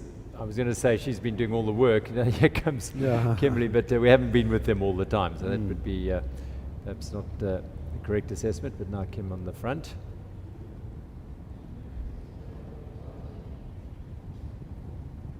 Obviously very confident today, you know, making that move to bridge to Candace shows a lot. Twice the winner here, Kim LaCourte. They've got quite a gap. They have. The chase being led by Joe van der Winkel in the service of Cherise Willett and also Francis Jans van Rensburg. If you have the same firepower, three or four chases will be fine. If you have less firepower, you'd need to really up your chases to more than 5. Zanri Rousseau on the front now, so the Reach for Rainbows team also putting some people on the front. I mean, just judging from how Candice and Kim actually got to ride together, it looks like they had discussed this. It must have been something that was discussed, because it's like a plan working perfectly for now. This is Hobie Creer. Hobie Creer, yeah. Hard man. Yeah. Brief picture of the Men's break. But again, it's not a super organized chase in the front. It's like individuals coming and giving a pull and then stopping, giving a pull. So that sometimes could have a negative effect on the chase, because it's a big pull and then a lot of negativity after. So you do that big pull with a lot of energy, and then you stop for double the time afterwards. Meanwhile, the leading pair are very committed. Yeah, just very smooth very pacing. smooth, steady pace. Yeah. It's the same with when you do team time trials. You know, a big hard pull in the front destroys the team time trial. Yeah. Rather equal medium pulls work much better. Look at you could just see at the back of the bunch there, it's swelling up after that long hard pull. So no organization at the back at the moment.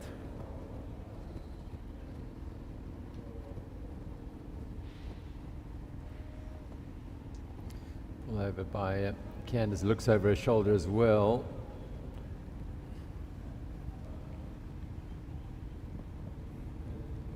Now Kim will have to be really calculating her work here, because you have Candace who can climb, can time trial, you have Sacred Boss in the end.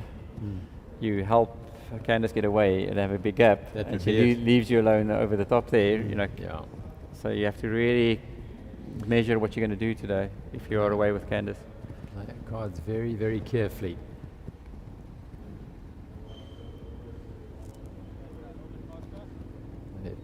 Going through towards Noorhoek, and then Chapman's Peak is looming ahead of the leading women.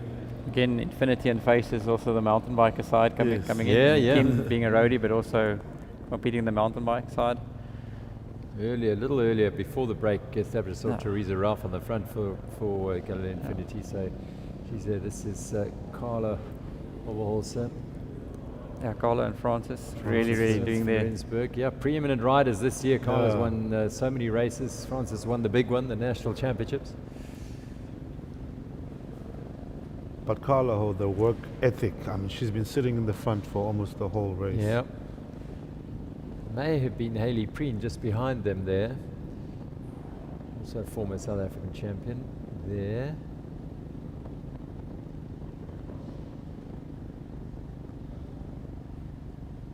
But you can see the difference in the men's and the women's teams is that, you know, the heads of state of teams, or like lieutenants or possible race winners, are doing the work. Already doing the work, yeah. And the men's teams, you have the breakaways of the riders trying to get away are opportunists, but the likes of Nolan you won't see on the front. As the men, I think they're about to hit Smithswinkel, if 14? I'm not mistaken. Casper Krier, yeah, he's a big engine man. Casper Krier working for Honeycomb. Also a regular breakaway Yeah. artist. Very smooth and very efficient, this pair, Candace Lill and Kim Lecourt at the front of the women's race through Noordhoek, with Chapman's Peak, the big climb beckoning. And it's wonderful in this race that the two significant moments in the race coming pretty much straight after one another. Chapman's Peak and then Seikabossi. Yeah, these two still really going well together. Very obvious at the moment is like the absence of TG. They normally got someone in the break. Yes. They don't have now. They've just won the Twitter Cup with Brandon Downs. Yeah. Maybe they've got something up their sleeves waiting for these climbs. You know, they have. We see Jacques Hansen from Rendsburg on the start list. Haven't seen him yet, have we? Yeah, and also Yeah. a very experienced rider. Also a very clever rider in Brandon Downs. Maybe they are planning something else. No, it's. Yeah, they've interesting. often had Alwyn Steenkamp go up in a break, Yeah. and he hasn't been there. Yeah, so that's Something else. Tristan, Alwyn, they're always in there. Yeah. Flavio, they're hanging back a bit. It's quite significant. Yeah, a couple of weeks ago at Bergendal, I think Tristan was in the break, Yeah. and in the end it didn't work for them, but perhaps a different tactic. Here now, Noordhoek sign in the background that tells you, as does the gradient, that this is Chapman's Peak, the early phases of Chapman's Peak. Yeah. There we can see Tiffany Keep now come to the front in the second position. Yes. Been a smart race from her so far. We haven't seen her around and popping up when it's important. Good job. Very talented, versatile rider, Tiffany Keep, multiple champion across different disciplines as a junior and under 23.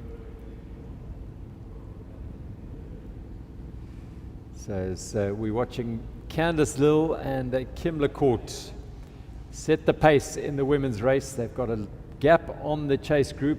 No, they haven't. Been caught. They are just being caught. So good work by the chase group, as Barry was saying, the heads of state getting up front there, and they're saying, well, we'll take this responsibility and pull them back. So it's all as you were with the women's race on the early phase of Chapman's Peak Drive. Now, before we get to the critical phase here, let's just pop to Dion Bing, who's got a significant guest with him. Dion. Together. How's it looking out there today, Alan? Yeah, it's a little bit wet, but at least the wind's not howling, so yeah, we're gonna have a great day out.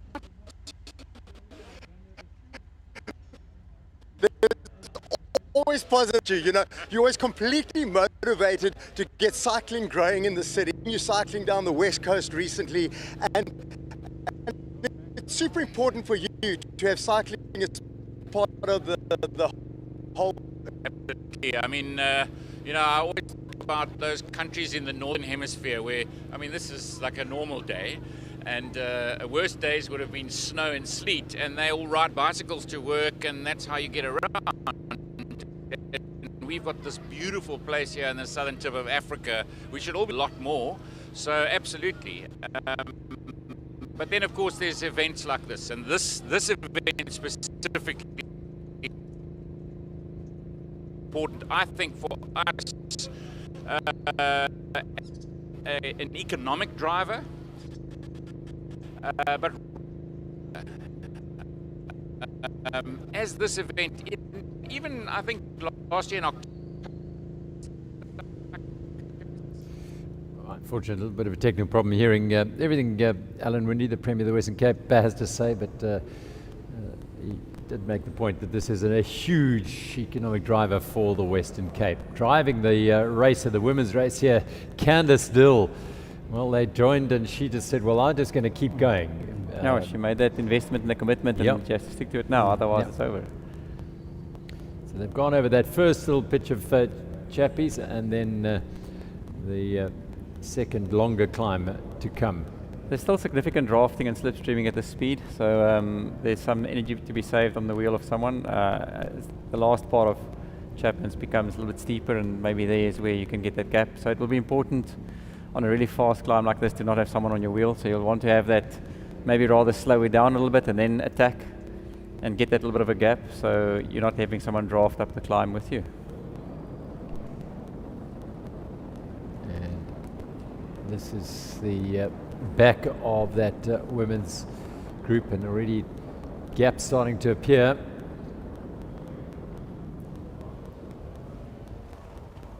Now to our men's race, and that number is not playing the game, but this is a Namibian, one of the very strong Namibian contingent. They've been prominent. Number 49 in there as well. And 49 Van Dijk. is Jaco van Dijk. He's been very much an animator. And I think that's JP Burger from Namibia. Pritson here with Munton. Yeah. Now then, That's interesting. this is interesting. A lot Mark of Pritson and firepower going Byron there. Munton together. I wonder if they got away over Smitswinkel. Smitswinkel, yeah, they must have. They must have. There's a bit of commitment here. Munton earlier with Jacques Lloyd, and then he was joined. They were joined by 6 other riders and absorbed, and now seemingly this pair away. And some serious commitment from Byron Munton on the frontier with Mark Pritson, who's got the firepower. This is a very, very significant move. That's both of them, the second move of the day. Yeah. So having good legs and committing to do something like this. Yeah, I think in both of their minds, that will be the plan for the day, is to get up the road. Here's where it kicks up a little bit after this tunnel. Crash. A fall. So who's gone down here? That's very unfortunate on the Chapman's Peak climb. I see Tiffany Keep as well has gone down, unfortunately. Whoopsie. Oh. Well, there was a slow motion fall. Thankfully, not too much harm done in terms of injuries. It seems. Is it Joe van der Is it Winkel? Joe van der Winkel? Yeah. It is. She had her work done. She's just finished her work off the front and Yeah. coming in from the back. And that's not a good sight. 3.57. That is Carla. I think that might be Carla Obolse. We'll hopefully get a picture of that, but that could well be Carla Obolse. For a moment, I have an idea it might have been the former South African champion.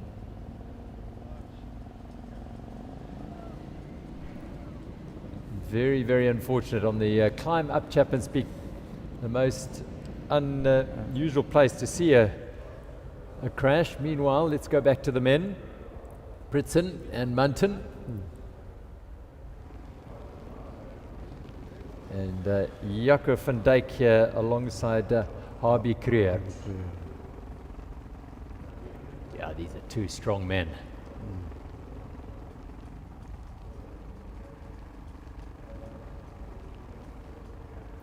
And this is Burger from Namibia in the right helmet. So here's another look at that crash. It looks like on the line, a slip on the line, Yeah. or one of the. Again, the wet weather could have played a bit of a role there.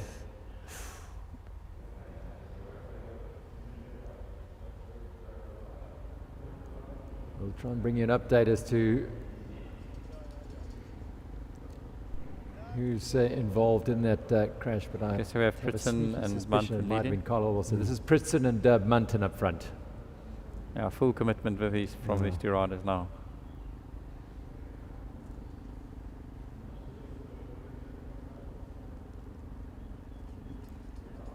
It's one of those days where we could have that different story. Hey? Leading up to this race, it's all about who's going to sprint to the win. Yeah, exactly. And it could be just one of those days where it's not who's going to sprint to the win, but Who's going to get in the group that yeah. will win? Yes, check Vord. So it's This, I think, is. Where did we get Number 7. 72. 72? Is it Sasha? It's Sasha Weber, yeah. Yeah, He's Sasha a mountain Weber. biker, marathon mountain biker specialist. Strong rider. Jaco Venter partner Yeah. for the Cape Epic. Yeah. Yeah.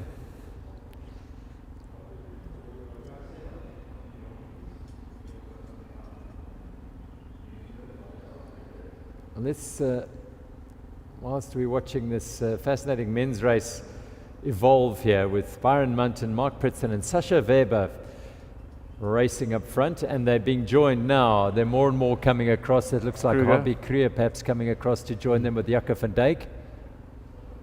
And another 3-4 riders. Yep, that chase group is Yes. closing down. This is a really exciting part of the race, and really the pressure is on now. This is a key moment in the men's race here. It's who's making the split and who not.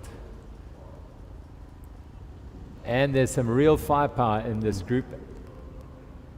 And some, some they won't know a great deal about. Sasha Weber, as I said, is a mountain bike marathon specialist, but and he's been racing out here for a while. He's doing Yeah, Epic nice. with Jaco Epic, Venter. He's yeah. been, so I would have said he's acclimatized to our weather, but this is not our normal weather. he'd be feeling quite at home. In fact, it's Yeah, probably so- not quite cold enough for him. Yeah, so But there he is, yes, Sasha our track Weber. board teams.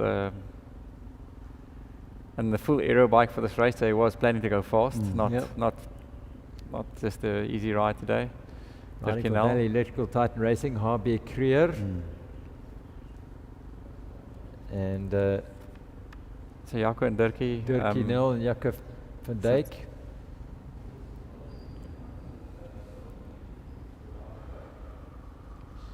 Big strong men doing the job here. That's Burger, Munton. I'm not letting the brake slack, Munton. Oh, a little bit of trouble there for. Is it Pritson? Or is Is it it Tig? TG, who've they got there? No, 14? That's Casper. Looks like it. There now. Suddenly we Tig, get yeah, I mean, TG got someone got coming it. in. Alvain Steenkamp. Finally now. Yeah, finally. Now the race can start. Now the brake can go. Alvain's Yeah, back. Alvain's there. Yeah. He's a perennial breakaway man. But a little bit of everybody. Yeah, all the teams they've got Cycle Power got someone coming into the back end as well. So everyone represented. Except the Aluwani guys, Nolan's team. Aluwani not there, yeah. Not there. They're banking on one guy. Yeah. That's their. I mean, to think about it as well with the tech team, they've got enough firepower. You know, they've been holding on their arsenal, and I think they're actually on the move now. There's As the you women's see, the race, ladies and we have the women's race. reaching for rainbows. Someone in the front there.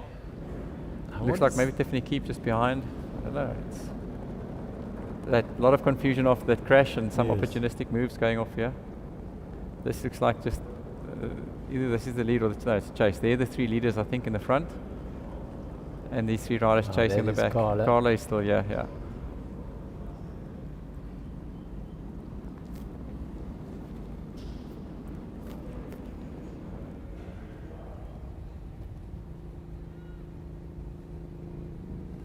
Yeah, a lot of action on the front here. Three riders. These are the three leaders. Let's get into it a bit. Still looks like Tiffany. Kim, Kim Lecourt. Kim Lecourt. Haley, I Hazel, think. Hazel, Hailey. Or Hazel And McGill. Candice. Hazel and Candice. Yeah. Steer So- clear of those white lines as much as you can. Here comes the chase to close them down on the descent of Chapman's Peak. And I think, as you had mentioned as well, Barry, the two ladies being fully committed when they were caught, they didn't let off. They just stuck at the front and Yeah. look at where they are now. What helped them there, yeah. But yeah, Francis is in. Francis Janssen van Rensburg. Yeah, another dangerous group.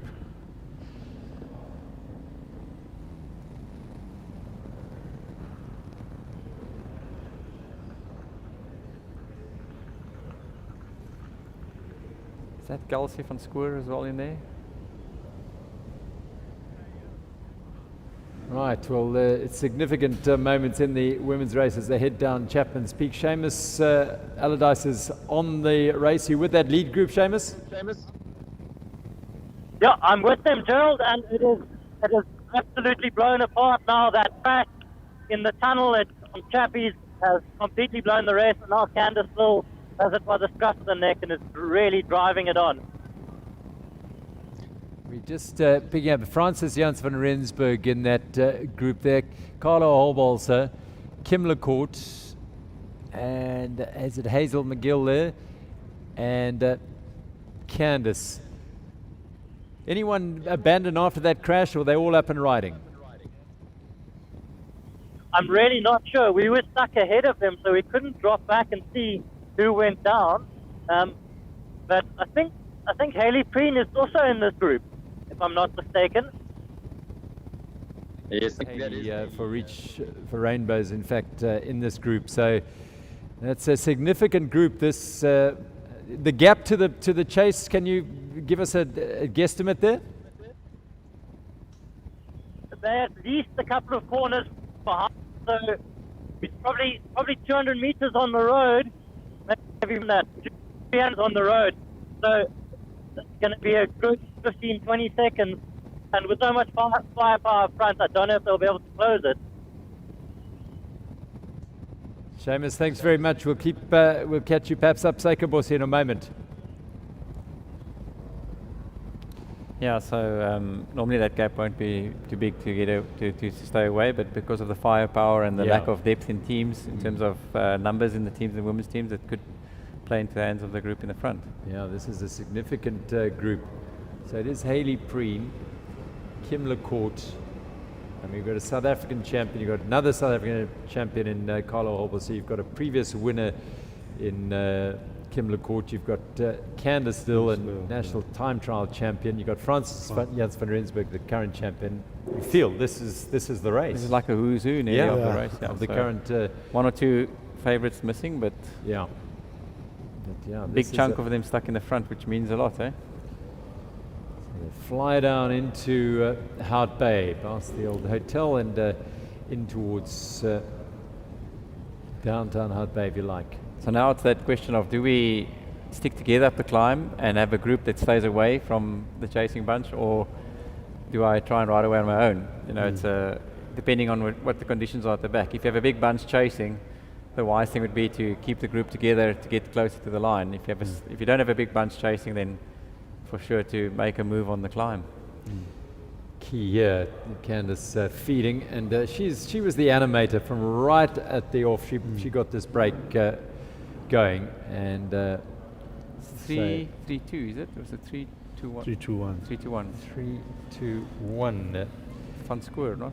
That is Kelsey, yep. Kelsey van Schoor from the Customized Cycling Pertec team. It's another young rider on the front. It's wonderful to see the youngsters really racing here and taking it to these established riders. 306. Who's 306? Kim Lecourt, and behind her is Hayley Preen. Yeah, that is Hayley Preen, yeah. Well, Hayley Preen also in her local area, a local of Hout Bay, so so one of the interviews that she did with the Cape Town Cycle Tour, you know, having come second last year, just also hoping to actually make it through this year and maybe take the win, so we never know. But this group actually looks promising, to be honest. There's a little bit of shadow boxing going on. You can see he's not 100% committed to the totally front committed, anymore, yeah. so obviously with Sacred Bossie looming, they'll be looking at each other. It's almost And as if when that pace drops, Candice comes. to the well, front. I was to say, it's only when Candice on the front that then you get the feeling that there's commitment, because she just drives it hard, and she's been the initiator and the animator of this break. And she'll look over her shoulder and realize that there's a lot of firepower here and a lot of strength here and experience. So normally we should have still under a minute gap, because when you have that minute gap, the team cars start coming in. Yep. We see only one car in there, it looks like a neutral car, so could still have, there's someone in the cars. Yeah. Oh, there's that drag up through Hout Bay Town and back with the men's race. So this is that strong break. And again, quite a different year in that early on in the racing, you have these strong riders going away, not waiting for the last climb. Exciting to see some racing going like this. Lekker van Dijk and Dirkie Nell there. Mark Pritson. There's a lot of firepower in this group as they skirt around Misty Cliffs and the like. It's going to be, there's a decent group. Not sure what the gap is to the chase. And it's around here where you think, well, if Alawani aren't here and Nolan Hoffman's nowhere, well, we can forget about him, and lo and behold, you come over down on the Atlantic seaboard, and there he is. Yes. Yeah. I mean, I think that's what happened last year. Yeah, If absolutely. you can only count Nolan out if you can see that he's not there. Exactly. If you can't see him, don't count him out. But that chasing group that we saw there, it looked a little bit like it's not very splintered. It's not a big chase. There's no big organization of big bunches able to bring back the breakaway. Pritson, Munton, Sasha Weber, Tegever, a man in here. And then, as I said, Nell and Van Dijk and Berger from Namibia at the back of this group. But someone we haven't seen at all today is Reinhard Janssen van Rensburg. Not at all So true. true. So it's nearly like he's not at the event. So, Yeah. so either he's hiding away really well or just missed the move. Sasha Weber trying to get some organization, to encourage some of those at the back of this group to do some work. Yeah, that's always the thing with a big group, is that you get the people that start sitting on, and obviously, I mean, if you have someone like Pritson in the group, you have Munton in the group, then the other teams that have their breakaway specialists will say, but this is not the breakaway specialist, it's one of the race favorites. So we're here to represent, but we're not here to try and pull this breakaway. If you have Munton, finishing on the podium in the recent Tour de Cap, and you have ex-SA champ in your Pritson, then you're not going to pull them. Well, look at this now. Yeah. Back with the women's race, and it's all as you were. So Preen's got a teammate back in Zanri Rousseau. Henry Rousseau there. I think that's just that whole split was a little from the crash and everyone taking opportunity. So the ones who were on the front had a bit of a gap, and the other strong riders who were still left behind the crash now came back. So all to play for on the last climb.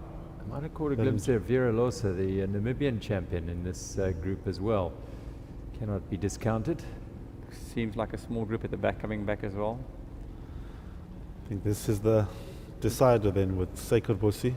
Seems like Zanri's here for Preen, keeping the pace up. Joe. Carla as well as there. That's Carla as well. Oh yeah, big bunch here. Kim Lecourt's still in there, of course. And there goes Preen. Preen tax. Okay, big move by Haley Preen. On the low slopes of Seiko Bossi, the former South African champion, Haley Preen goes to the front. Carla's digging deep to get onto her. Yep. Candice Lil's there. And Kim Lecourt. Kim Lecourt's there. Definitely There you keep go. just off the back, And fighting Kelsey hard. van Schoor, yeah. Kelsey van Schoor is trying to get onto them now again. It's little Kelsey van Schoor is going to try and drag herself across to this group, which is a significant one up the road in the women's race on the Seiko Bossi.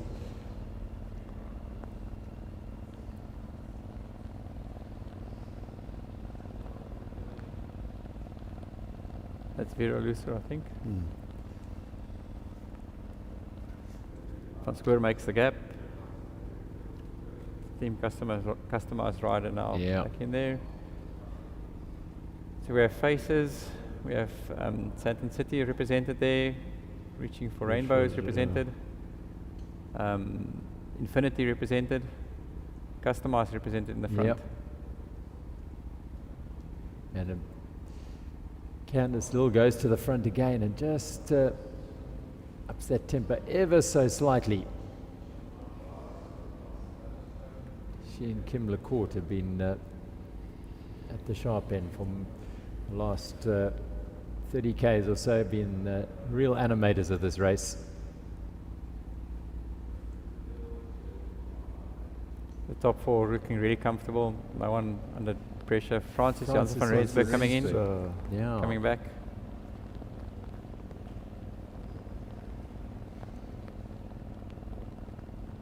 And that's Lucer just off the back. Yeah, Vera Luce is there as well.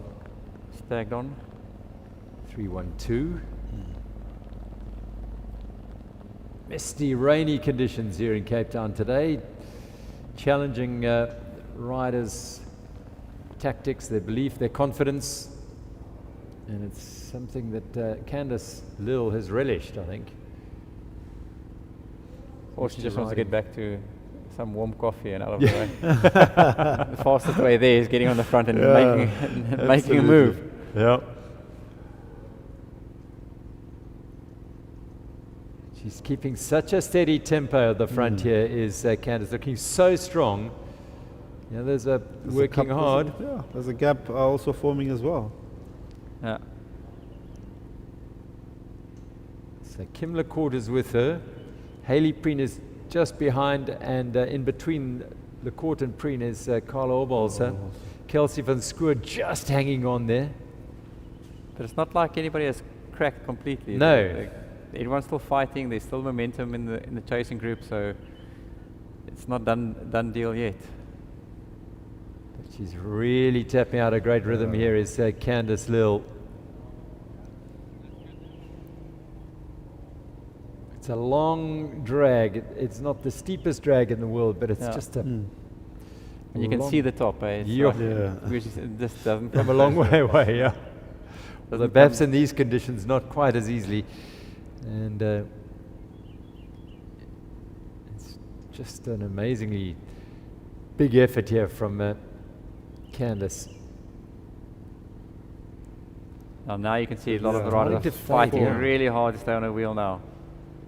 There, Kim Lecourt suffering a little bit now. And Candice has not got out the saddle once, she's just tapped it out. looking very, very strong. She and But again, there's no gap on the wheel, so that's not in her favour. I mean, if she could have maybe slacked a little bit and then attacked, get that small gap on her wheel, because there's still some slipstream to be had. Even though they're suffering, there's still a lot of drafting that you could be stealing from someone on this climb. And this is the secondary group of Francis Janssen van Rensburg, Kelsey Verskoor and Vera Losa. And we're with that group until the relentless pace from Lil's just been amazingly strong. And look at the gap already, it's just open up, but they'll drop down through Llandudno now. And there's every chance that this trio will regain contact there. No, but the Faces rider, she's got, if I can recall, she's got the Faces team with Seattle, so I think that's right by the finish line as well. Knowing Candace, that's the plan. Yeah. I don't care who's on my wheel, okay, what's the finish line? And then there were three everything here. sorted out. Yeah. But yeah, was it? So it's Preen is there with Kimberly. This is Haley Preen on the front, I think. Is Carla still there, by the way? I don't think Carla's Carla's there. I think that's and then Candace and then and Kim LeCourt. Yeah, because Kim was looking really like she was suffering, but she obviously she fought really hard to stay there. Great to see. Yeah. You go, Candace, dash for coffee. All the line.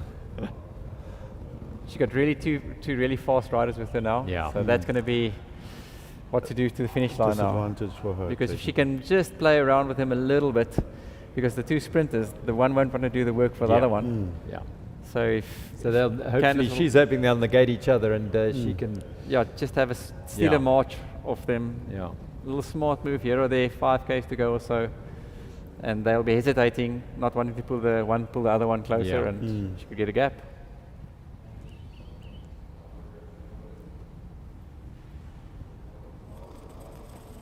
No, JP Berger, this looks like on the front 231. 231. Yeah, Jean-Paul Berger from Namibia. Third in their national championships. In fact, they've got the top three in their national championships in this team. And this is also from Namibia, 232. Is it? And that is Driekus Kutsia. Yeah. Also a lot of firepower there. He's a triathlete as well. Really, really strong rider. So Casper Krier. Yeah, Casper Krier from for Honeycomb. Yeah. Well, they've got two riders. Yeah, Pritzel and Krier.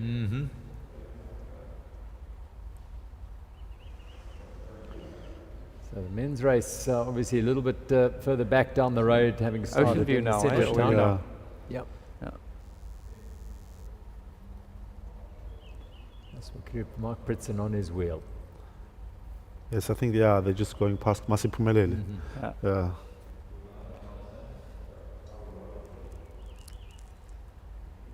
Well, Honeycomb have been involved in this race almost from the start. They've had riders in the mix.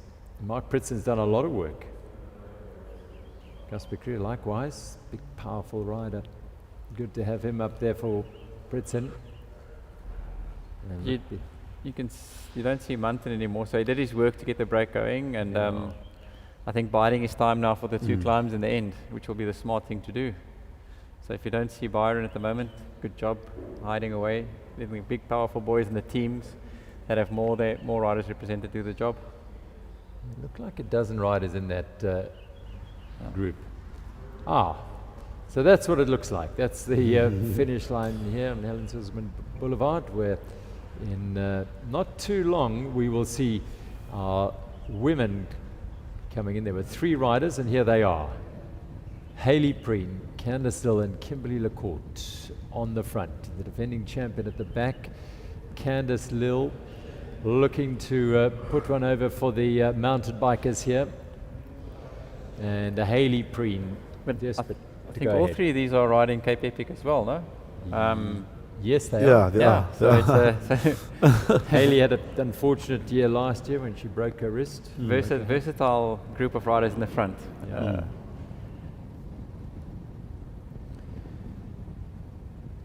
it's really nice to see.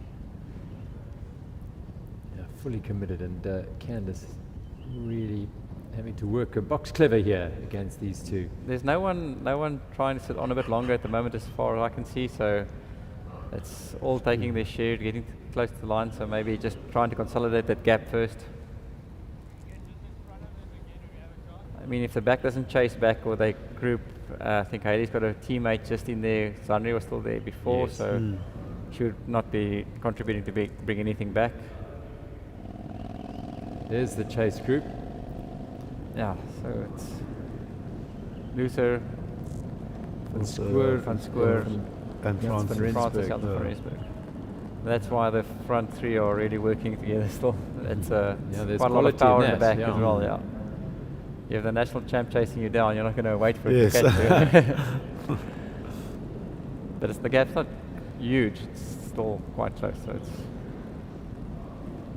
But it's a beautiful battle to see this, eh? It's not just Fantastic. it's not just a roll into the finish No. line, it's a really fight. 3 vs 3. Yeah, Jans van exactly. Rensburg rolls aside, and Vera Losa goes through, formerly Vera Adrian. Married Swiss mountain bike star Connie. Yeah, too many times you had that precision to the sprint. Yeah. and This is all but that, eh? So really exciting to see. And it's great, the boldness of these riders created something really, really fascinating here. These three chasing down that lead trio. The gap didn't look too big as they head past 12 Apostles, I think, shortly, and there is the lead group.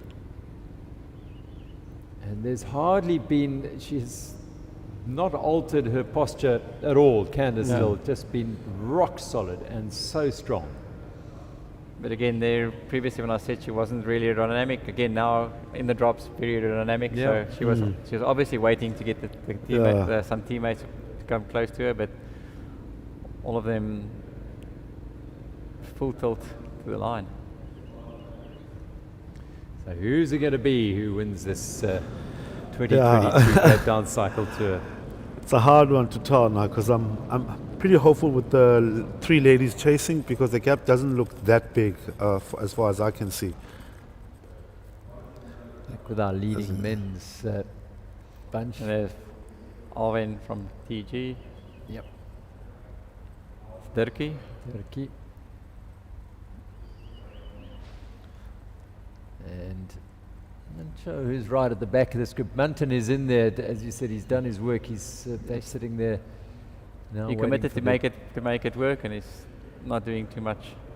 And here is the chase group. Not sure what the gap is at this stage, but this is the group in hot pursuit. Boleli Daisi. That's quite interesting because that's the teammate of Byron. Byron Munton, yeah. I don't know if Byron's not happy with the composition in the front and wanting, but also you don't always have to worry about just that. Is that if he's just one there and the other teams have played their cards, to put some pressure up from the back creates forces the front teams to work a little bit more. Yeah. If Pritson, for instance, he has Casper Krier there, if they have an easy time, both of them can rest and both of them can go for the win. But because there's a chase at the back at the moment, one of them has to now commit and not go for the win. So if Byron's teammates are chasing, it could be actually quite a good move just to chase, to keep the pressure on, but not to catch. Yeah, keep the Then group. at least you cancel out 1 or 2 riders in the front group, because otherwise it becomes you have to race 2 people later on. Yeah. Well, the Namibians have got 2 riders in here. Dricus Kutsia just rolling off. The Namibian champion, allowing the former South African champion, Mark Pritson, to work on the frontier. What a pretty strong and big group as well. I've just done the head counts, about 14 riders in total. And then just looking back down the road there, not sure as to what the gap is, but there's a significant Sasha gap. Weber is And still Sasha Weber, very yeah. chatting to everybody. He's rallying them up. He's talking to Kruger. Maybe they're hatching a plan. Yeah. This is Sasha Weber on the front now. This was No, it wasn't. Was it Kruger? No, it was Driekus. Druk- He's having a chat to there. Maybe he's forming an alliance with the Namibians. Back with the lead ladies now. We're getting down to the business end here. And there's a gap still. There's that trio, the chase trio, hasn't been able to close in on Kim LaCourt, Hayley Preen, and Candice Lill. And I think the balance of firepower is just a little bit to the front. First three. Well, these three are going to bring it to the finish in the women's races. They charge through Camps Bay. As they go over those robots past the Pick and Pay store on the right. They're tantalizingly Yeah. close, aren't they? I mean, they can see Really them. committed here. Yeah, there's no coffee run anymore. There they That's are now in their proper- sights. Francis Janssen van Rensburg, Kelsey van Schoor, and Vera Lossa sitting on the back of this chase group. It's brilliant to see the women's field really taking the race by the horns and really, Absolutely really fantastic. gunning racing. it. Yeah. Beautiful racing.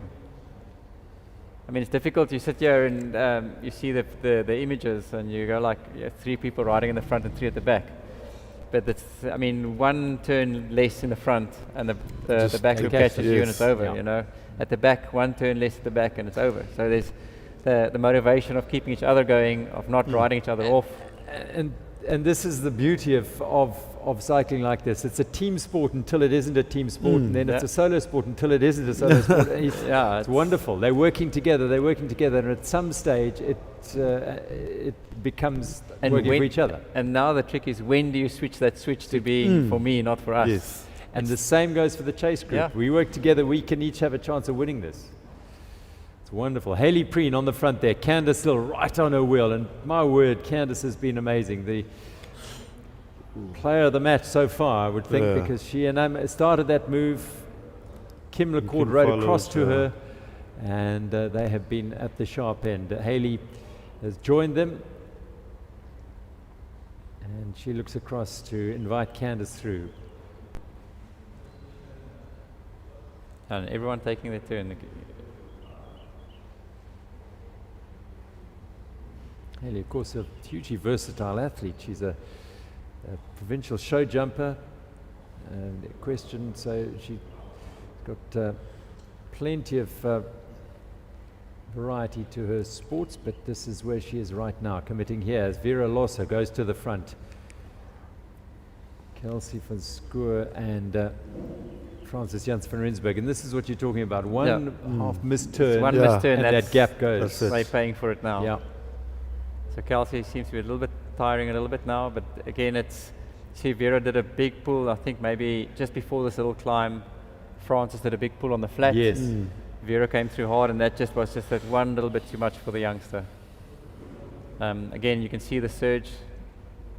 Francis has recovered now from the pull on the flat, and really putting hard again now. But this is one of those scenarios again where too much of a hard pull on the front now creates too much of a dead spot afterwards. So Yeah. you really need that fluid action. The fluid controlled action is much Consistent. more important. Yeah.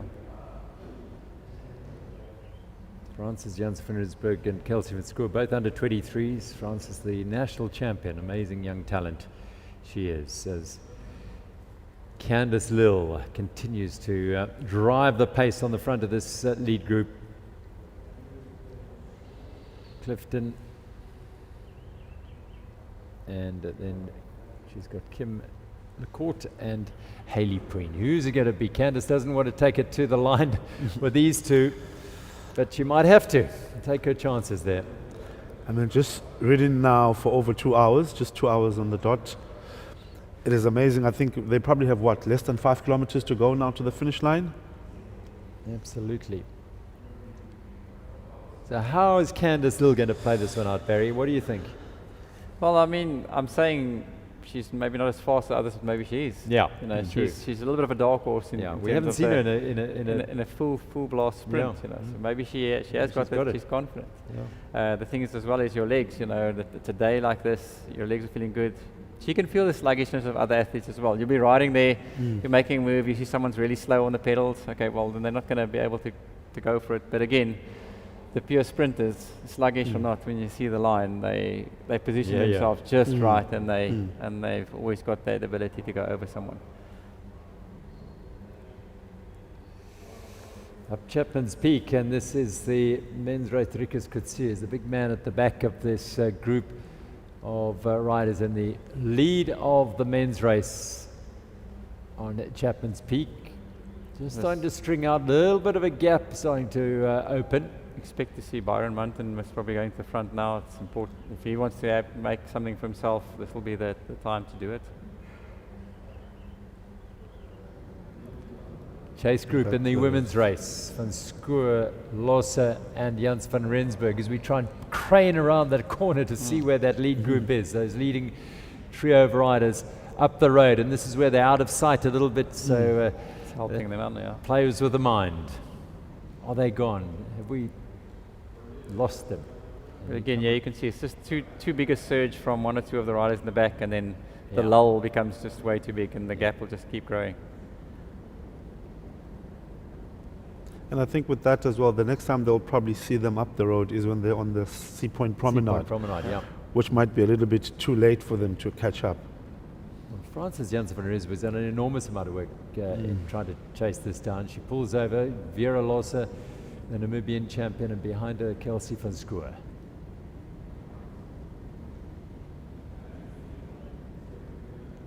Very different cadence from Kelsey and the other two. Yeah.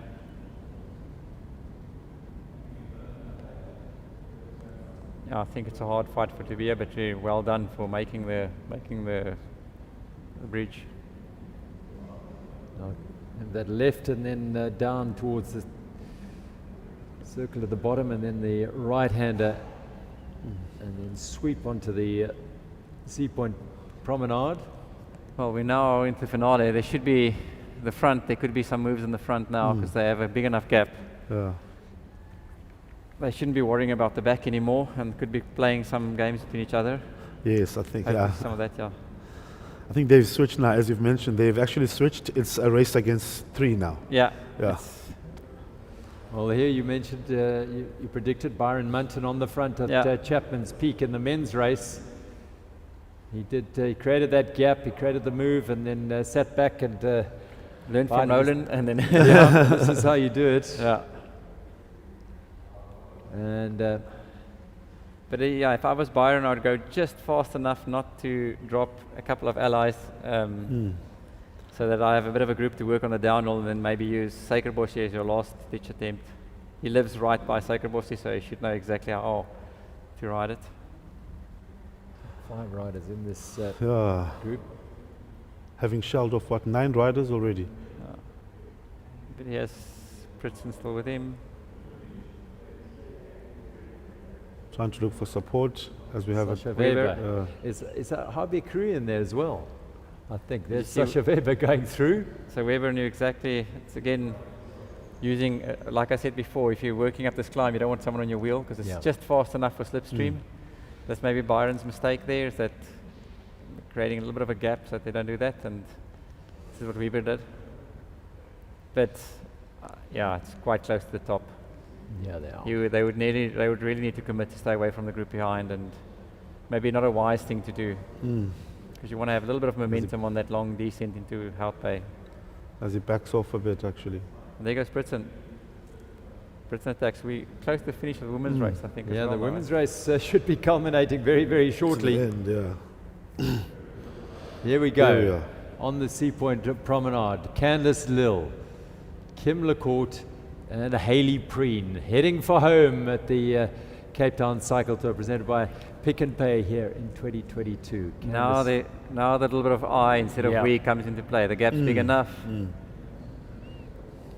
Yeah, but it's not under threat from behind. They Look keep at looking though. small little turns on the front. No one's going to pull it all the way to the line at the moment. They don't need to look any further. The winner is coming out of these 3 now. Exactly, Super. You're right. Yep. There's no one in the background there, so it is Hayley Preen on the front here with Candice still sitting behind her, looking nervously over her shoulder. Now they're still not 100% sure where the other Where the three are. That's the thing, gap is- we can tell. We but can, now- well, they can't. Okay, They've here got we the go, rain, the and they've wind got a up. motorbike in between. Yeah, Now they've confidence between them now. Now it's Yeah. a There they go, slacking off, getting ready. keep looking over their shoulders to know, well, can we now focus on these three? And the danger there is that they slow down too much and allow this group to are still committed to come Yeah. back. Well, they are totally committed. they haven't given up. Kudos Francis to Janssen van Francis Rensburg, she knows what's going on Yeah. up front as well. She would have been in that situation before. yeah, and she's bargaining on that for Yeah. sure, banking on that. They're that going to be gonna looking at each play other. around each other. But the gap is quite significant though.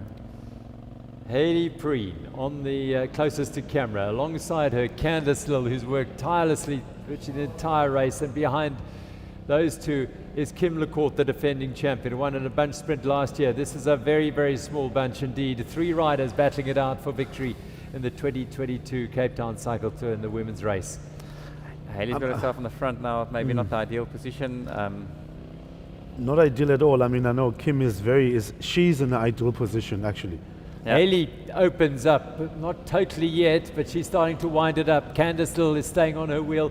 Kim LeCourt is in a nice position here, third wheel. Hayley Preen, has she got the power to hold off these two?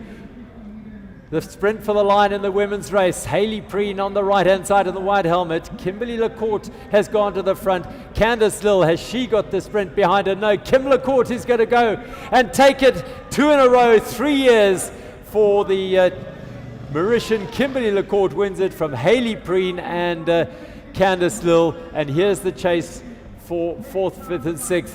And Francis Janssen van Rensburg gives best to Vera Lossa, who takes 4th, then Francis Janssen van Rensburg and Kelsey van Schoor. But hats off there to Van Rensburg because she was riding a lot on the front. Yeah. It's either win or lose, eh? Absolutely. So it's win, but So there we go. Vera Lossa, Hayley Preen, the experience of Kim LeCourt paying off. Kim LeCourt. Getting been up the there two in before. front of her and just taking it to the line. What a race, to though. back. What a fantastic race in the women's race. And it wasn't that far. They were very close to the chase group. Very, very close indeed. Yeah, I mean, no, with Kim brilliant LeCourt's stuff. positioning, as well, she just knew where she needed to Yeah. be before she actually could spring out. Off the top of Chapman's Peak, and this is the men's race. So, Sasha Weber on the back of this group, and Yeah.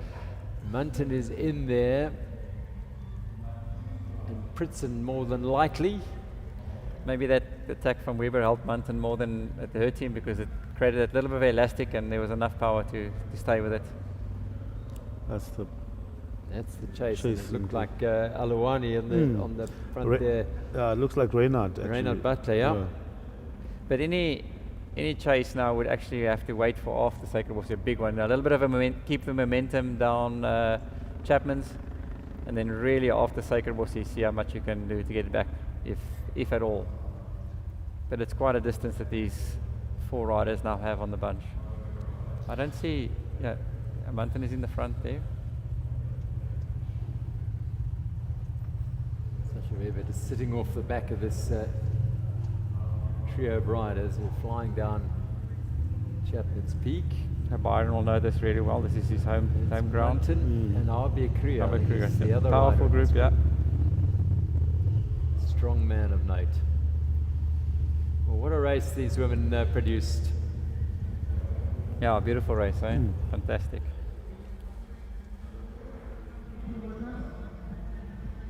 Sam Sanders and Looks like Teresa Ralph, I think. Tiffany Keaton. No, not. Samantha Sanders is one. Yeah. Well, they'll their teammate one. Of teammates of Kim LeCourt. There they go. Little High High fives. fives. Nice to see Sam back in racing. She's making her way back after a really wretched time with a long COVID bout last year. And she's slowly getting back to full strength and fitness.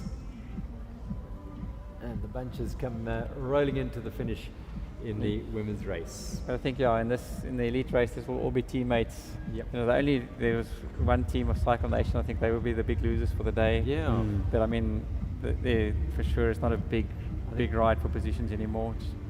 The work's been done. I think that crash certainly did play a role in how things unfolded today, no question about it. Going up Chapman's Peak. Back with this is the chase group coming down the mountain and off Chapman's Peak. It looked as fairly, I mean, only judging from where we last saw the chase group still coming up and the other group were way down the mountain, so the gap is quite significant. This is heading virtually into Hout Bay, the lead group of 4.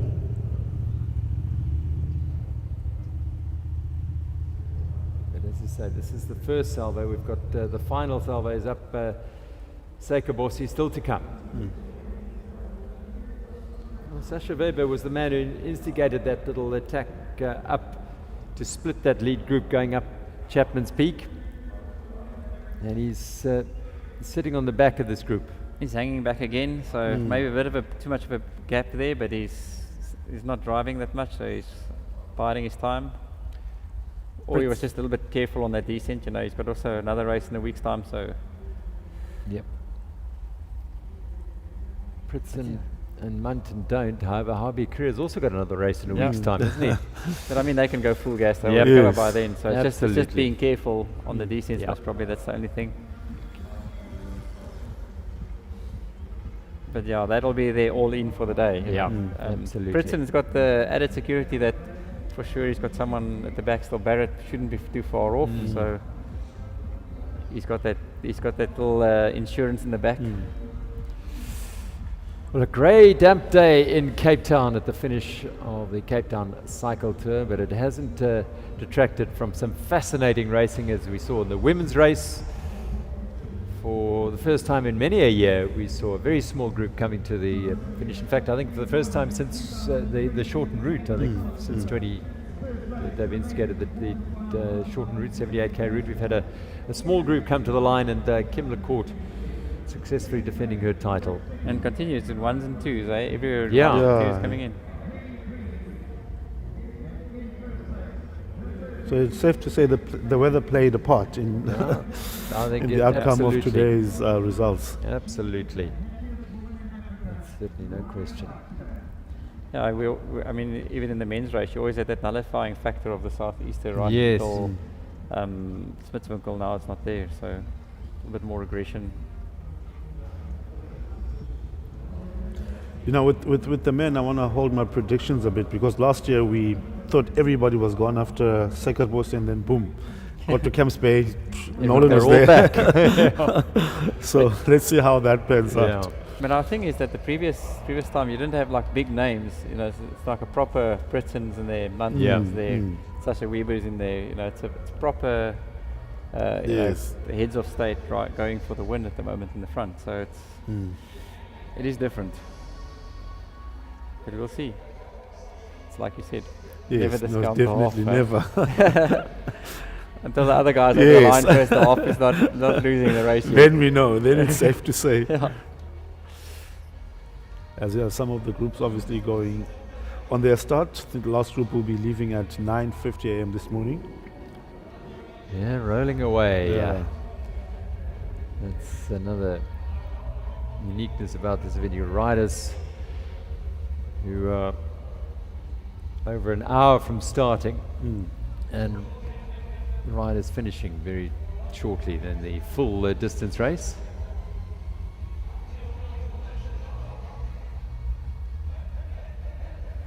Just a truly unique South African event, combining elite racing at the sharp end here with amateurs and weekend warriors and occasional cyclists at the back.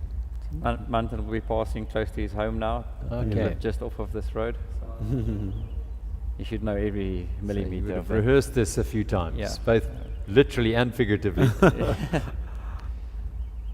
Sasha Weber Sasha just really can't hanging say, off yeah. the back there. So I don't know if he's losing contact now or is But I it mean, he's been in that sort of situation for a Yes. while. You think, well, if he's going to lose completely, but he's maybe just holding himself, saving himself for the drag up. Having a lot of wind on his chest, not very wise in the Yeah, road, Yeah. not eh? at all. Not entirely sure what his experience is on the road Yeah. and riding in bunches and in the road environment, but he's certainly a strong mountain biker, that's for sure. I mean, you can see a lot of haste from this group now, from the So there's Philip Base. chasing- Philip another Base, mountain yeah. Philip biker. Base, yes. Yeah, there's a strong man you want around in your chase group. Oh, there's a couple of these Been pre-riding for the Epic here now. Yeah, he's been quite low profile, Philip, in the last few months in terms of the mountain biking, but Yeah. he's going well here. Panga Yes, he is. Eurosteel rider. He's got a teammate as well. Just Yeah. Gert Heinz. Yeah, Ja, Gert, yeah. Gert Heinz going up. John de Bouwer van of Kinetic is also there. Another little fast sprinter. Yes, powerful man is Gert Heinz. Yeah, but I'm But a big looking at the bunch, gap. It's also a big gap. Yeah.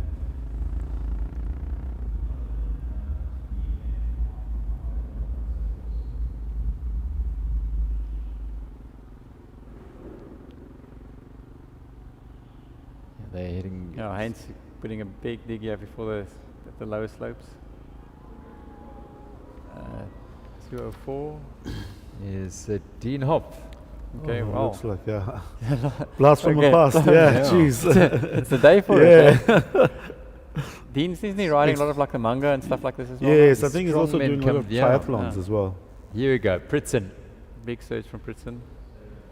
And Weber's Weber off the back comes of back. nothing. This is why I sat at the back. Yeah. Yeah, but he brought his aero bike for the sprint. He's Yeah, Yes. he just Yes. wants to catapult himself. He's got those deep section rims in the aero bike. He can't not go and sprint today. Yeah. You know, that's his. Packed in all the weapons for the sprint and not go and sprint. It's not going to work. Eh? Exactly. Got to take it to the line now. Yeah. That's Big effort here from Pritzen, Weber and Munton sitting behind him. And he looks back and sees. But again, the speed on this climb is just a little bit too much for you to just ride someone off unless Yeah. they're significantly weaker. So they would need to have a small little gap to get that going. Yeah, he's stripping down Sasha Weber now. Take his armors off. And all four men, well, I would suppose Weber as well, but Kruger as well, decent against the clock. Their Pritzen's doing the There right goes thing Brisson, now. Yeah. Yeah. Byron just choosing his gears.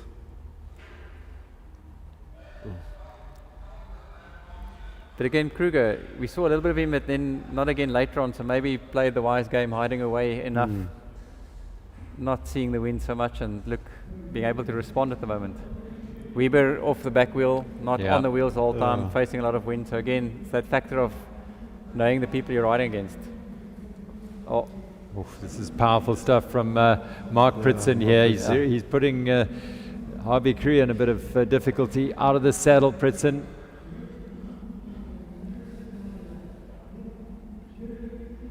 What would they need over the top here to stay away from the marauding, chasing bunch that has? it depends on the work. I mean, you need a minute for every 10k, so you need at least a minute here, minute and a half. But Sasha Weber has brought himself back here again.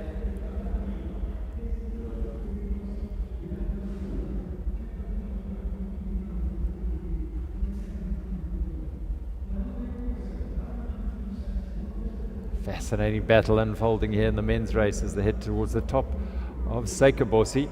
Yeah. Gert Heinz. big push from Heinz, yeah.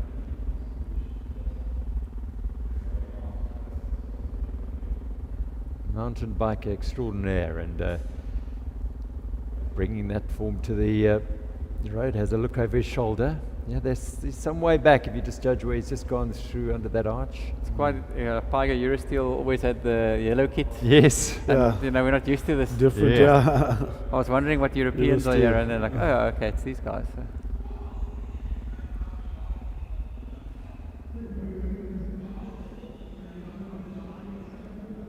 Yeah, he's sure. a little bit in a no man's land Yeah. situation at the moment because if I was Munton and Kruger, I would stick together and try and do a combo to chase back. But you never know what's going on at the back there. But these two will be committed. Very committed. Mark Pritson and Sasha Weber. Pritson for Team Honeycomb. Weber, Trek Vorder, but he's riding on his own here. No allies, I think, in this race. Rain coming down at the finish. Green Point, just Helen Suzman Boulevard. Beautiful sweeping curve into the finish. No, very tactical finish. Yeah. You know, you're coming into the 1K out, you have to be on the one side of the road, and 500 meters out, you have to be on the other side of the Switch road. side, you know. yes. So in a big bunch, it's a bit, it's a smaller group like that, but it could be quite dangerous. It's quite funny when I saw the sprint there, it's inexperienced. Like if I was preen, I would have not gone so fast. I would be going a little bit slower in the beginning of the sprint because Kim was coming on the left-hand side and then just stuck to my line, and Kim couldn't pass there. She would have to brake and not win. But Hayley Preen opened up the door for Kim, Yeah, for Kim, yeah. to come past much easily. So experience again. Exactly. playing Yeah. a part Exactly. there. Gert Haynes on his own here. It looks as though he's chasing down those top four, of which they have split as well. Sasha Weber and Mark Pritson up ahead, and Haynes keeps looking over his shoulder and thinking, should I be here or should I roll back and get a few allies? But he's committed now. He's in this position. He might as well go. It seems like it was a plan from the Tiger Eurosteel team. I mean, Philip Pace was pumping it hard at the bottom, and then Gert went after that. So maybe they had a plan to see if they can't launch him over to that group. Yeah. I mean, that's their best chance to start the climb. So Well, mountain bikers making their presence felt. We say it every year. Yeah. You've got Sasha Weber and Harvey Crew up the road. I mean, Harvey is a talented track cyclist. He's done on the road. He's done everything. So he's Britain comes from the Spur League mountain. Yeah, bike yeah, he league. did start in those. So yeah. he's in the. Yeah. But yeah, it's multi-talented riders, all of them actually. Just Weber, we're not sure of, but maybe he's been to a couple of things Yeah, on the road before. his discipline at this stage is marathon mountain biking, and so I tell you, we've got good news. How about that? Oh. A helicopter shot Yeah. live from Cape Town. Wonderful Beautiful. sight. The Atlantic seaboard of Cape Town, and so we'll be able to bring you some aerial shots on not quite a stormy day in the Western Cape, but rainy, overcast, but it has been conducive to some very dynamic racing here on the Cape Town Cycle Tour this year. Lion's Head, and there it is from the road as well. Two men going down towards the finish. Just want to see where Byron is, because I mean, I think they'll probably catch them. That's my assumption, and actually go inside to the finish line with as a trio. It depends on Weber. He was sitting on, so you're right. He was from previous history of this race. Weber was sitting on quite a lot, and then taking his chances. So maybe he'll be sitting on again now. But also, this is the break for the line. But Munton and Kruger will be desperate to come back, Yeah. for sure. Dramatic scenery, isn't it? In contrast to the clear blue skies and sharp peaks, shrouded in that low cloud as they make their way along this Atlantic seaboard. The 12 Apostles up on the mountainside, and there in construction as well. 12 Apostles. You can see the lights will tell you that that's where the leaders are. It's not sure if that's where the gap to the chasers are. But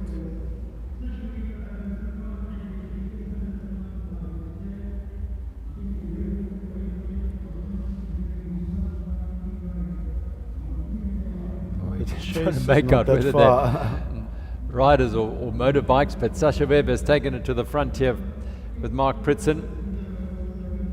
What's the conversation?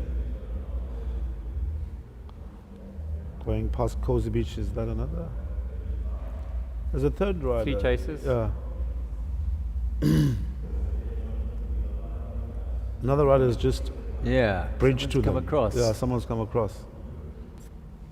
And it's not Byron. Munton's off. Yeah, It's Harvey Krier, I think, yeah, it must be. has joined them. Wow, So essentially, what a fight, 2 mountain bikers. Yeah, Yeah, multi, but Harvey is, all of them have been, I think, Yeah, everything. well, 3 mountain bikers. but really. of current Actually- sort of Current, state. It's yeah. actually- Although you can say- Harvey does a lot of road racing. You can say 3 cyclists. Fair enough. okay. Yeah, so, I mean, they're doing everything. absolutely. Let's not label them. I mean, yeah. brilliant of these guys to go and ride all kinds of bikes. Eh? That's true. I mean, Very diverse, eh? what better ambassadors for For cycling as a whole? yeah. So Harvey Krier is the man in the dark helmet who's just on the right-hand side. Then in the white helmet is Mark Pritson, the former South African road race champion. And in the blue with the white helmet is Sasha Weber, who is a marathon mountain biker. And my money would be on Harbier for the sprint. You reckon? It's if his legs are there, he's quite rapid. Which I mean, coming from the track, Yes, that's Yeah. that's true. That's true. and you've got to believe his legs are there because he's been in the sharp end for much of the Yeah. day. yeah. And also, I mean, I think Mark as well has expended a lot of energy because he went on the first break early on in the race. Yeah. And then now he's on the second one where Harbier was just sheltered, just saving his energy. There or thereabouts. Again, the ex-teammate of Hoffman. Yes, exactly. So maybe. he knows Yeah. a thing or two. So I can tell you that Sasha Weber has some history as a roadie in Europe. No really big results, but he certainly spent a good 5 years racing on the road in Europe for semi-pro teams. And since 2015, he was 3rd in the Marathon European Championships on the mountain bike. And the German National Marathon mountain bike champion, which says something in 2019 when you've got the likes of Karl Platt and the like, some serious German races. So he's clearly got some pedigree and a cyclocross. There's, okay. that looks Right. like Munton coming in. Oh, there is, yeah. So the regional group all back together All again. back together. The 4-man band all together as they head in towards the final few kilometers of this fascinating battle that has turned out to be the 2022 Cape Town Cycle Tour presented by Pick n Pay. I'm still fancying Kruger for the Okay. The sprint. the Valley Electrical rider has been really doing just enough work to be there and not too much work not to be sharp enough. So I mean the team being run by a fairly young gentleman as well. He's also racing in the race, Rousseau Becker. Yeah, Yeah. So it'll be a good result for them. I mean, Matthew Kayser's their other rider the in this race. three so South African teams are all new teams to the scene, eh? It's not, but mind you, we have a lot of new teams and new sponsors. exactly. Yeah. But like new structure as well. New structure teams. Cycling Friends is Byron. Honeycomb is a new team. Valley Electrical been in the mountain biking, but not Yeah. always on the road. Not but, road. Yes. but again, they're riding bikes. They're not just riding a Yes. type of bike, which is nice to see. Absolutely. This is the build up to the finish here with 4 riders up ahead and the convoy in between, which suggests that the break is a long way back. Yeah. Again, that 1 minute. They normally play around with a Yes. 1 minute gap, so you know that you've got a 1 minute gap if you got your team cars through. So you guys think it's safe to say this is the winning move? Yeah. You've already picked your winner. No, you have, Barry. Yeah, Barry has, yeah. As they go past the Camps Bay police station. And sweeping down through a beautiful Camps Bay on a day not for the beach today. So you have Byron's always also previously been, I think it's a South African pursuit champion or Western Cape. I think it was South African pursuit. So not too slouch, not too much of a slouch when it comes to the last 4 or 5 Ks and trying to win the race. So could be really dangerous if you give him a gap or if you look around. That someone can get away before the finish. Britain, good time roller, decent sprinter. And Weber, Nice mix. And Weber the dark horse, but Yes, he's got the fast aero frame and wheels. So. Yes. And in this environment, it might just be the answer. That's the one we need, though. Yeah. So let's see. Yeah. I mean, he knew he knew what he needed, what weapons to pack for the finish line. Exactly. And he's put himself right in the mix. Yeah. There's Munton to the front with our big crew behind him. The big frame of Mark Pritzen on the left-hand side there, just rolling back. And Sasha Weber. All right, before we get to the real conclusion of the men's race, let's pop to the finish and hear from Candice Lill in company of Paul Valstar.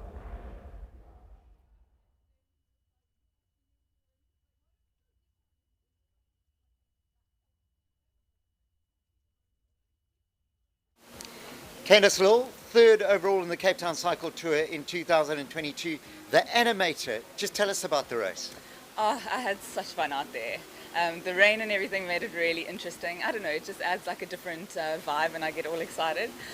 So I decided to attack in a different place. I'm going around a corner past Ocean View before Chapman's and Seikobosi just to make the race interesting. And I got away on my own for a bit. Kim then bridged across to me and we worked to make it hard all the way over Chapman's and Seikobosi. And people came back kind of, but yeah, we ended up only 3 over the top of Seikobosi. And Seikobosi, what was very apparent was the way you went to the front. You never got out the saddle, but all the other girls behind you were fighting with their bikes. I mean, you're supremely fit. You've got a small race coming up in a week's time. So confident the whole way through. Yeah, I felt really confident today, especially when I went and nobody came with me. I thought, okay, you know what, I actually do have the legs. And yeah, I worked pretty hard with Kim in the breakaway to stay away before Chapman's, and I was still able to drive it over Chappies and Seikobosi. So I'm really, really happy with how I'm feeling on the bike. But I'm also happy that I was able to play the race into my hands and avoid many attacks in like the road kind of style. So yeah, I played it to suit me.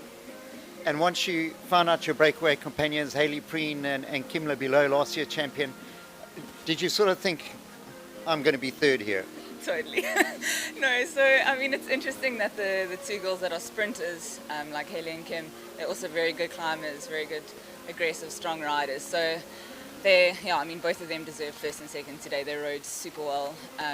I knew my only chance was kind of like maybe to sneak away before the end, but we rode hard and it was difficult to get away. Which is an amazing women's race, I've got to tell you that. And last and finally, the weather. The first rains we've had in, I think, since 2006. Did you enjoy it, riding in the rain? I really did. Like, I don't know why. It was cold at times, but I think racing for me is, I like it when there's something else, when there's something different, something interesting, from the weather to making a break when no one expects it. I think that's what racing's about, so it was fun. Well, Candice Lill, you made mountain biking proud on the road today. Well done. Thanks. Candice Lill, who played such a pivotal role in making the women's race so entertaining and such a great spectacle. 3 riders coming to the finish. Meanwhile, there are 4 riders coming to the finish in the men's race here, and it looks like the winner is going to emerge from this. Byron Munton is in the red there. Sasha Weber, the German rider, in the blue. Then we've got Mark Pritzen, the former South African road race champion, and Habe Krier in the mix there, a track racer. I think he's on Boxing Day as well on the track in Paarl. So he's, I mean, what a mix we've got here, really. It's almost the sort of perfect mix to, I know you've already pinned your colours to the mast in terms of your winner, Barry, but it's it's a real conundrum. Who's going to pull this out? Yeah, I think it's also a nice, like we pointed out, celebration of cycling. You know, all kinds of cyclists are here in the finale. So with the event that started so many years ago to advocate cycling, we're getting to the finish line. It's not just a road cyclist coming to the Yes. finish line. It's a mountain biker, someone who's done on the track, someone who's, it's a marathon. It's a little bit of everything. So, and that's the beauty of it. From different backgrounds, different countries, all going for the win. It's lovely to see something like that. And it's keeping into the spirit of the cycle tour. Absolutely.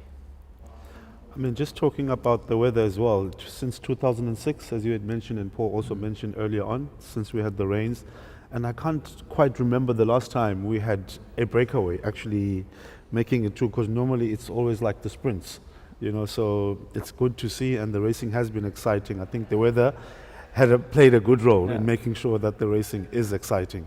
It's like I said in the beginning, when you don't have the southeaster to nullify the first 40 k's of the race, plus you have those just little bit bigger gaps in the bunch. So where someone would be sitting in the bunch normally saying, yeah, I'm sitting relatively easy, they would be thinking it in the weather, but slowly but surely it would be eating into their reserves, because it's just that 5 centimeters more off the wheel, 5-6 times per kilometer more braking because of the weather, and suddenly when you think you have the legs, You don't, they're gone.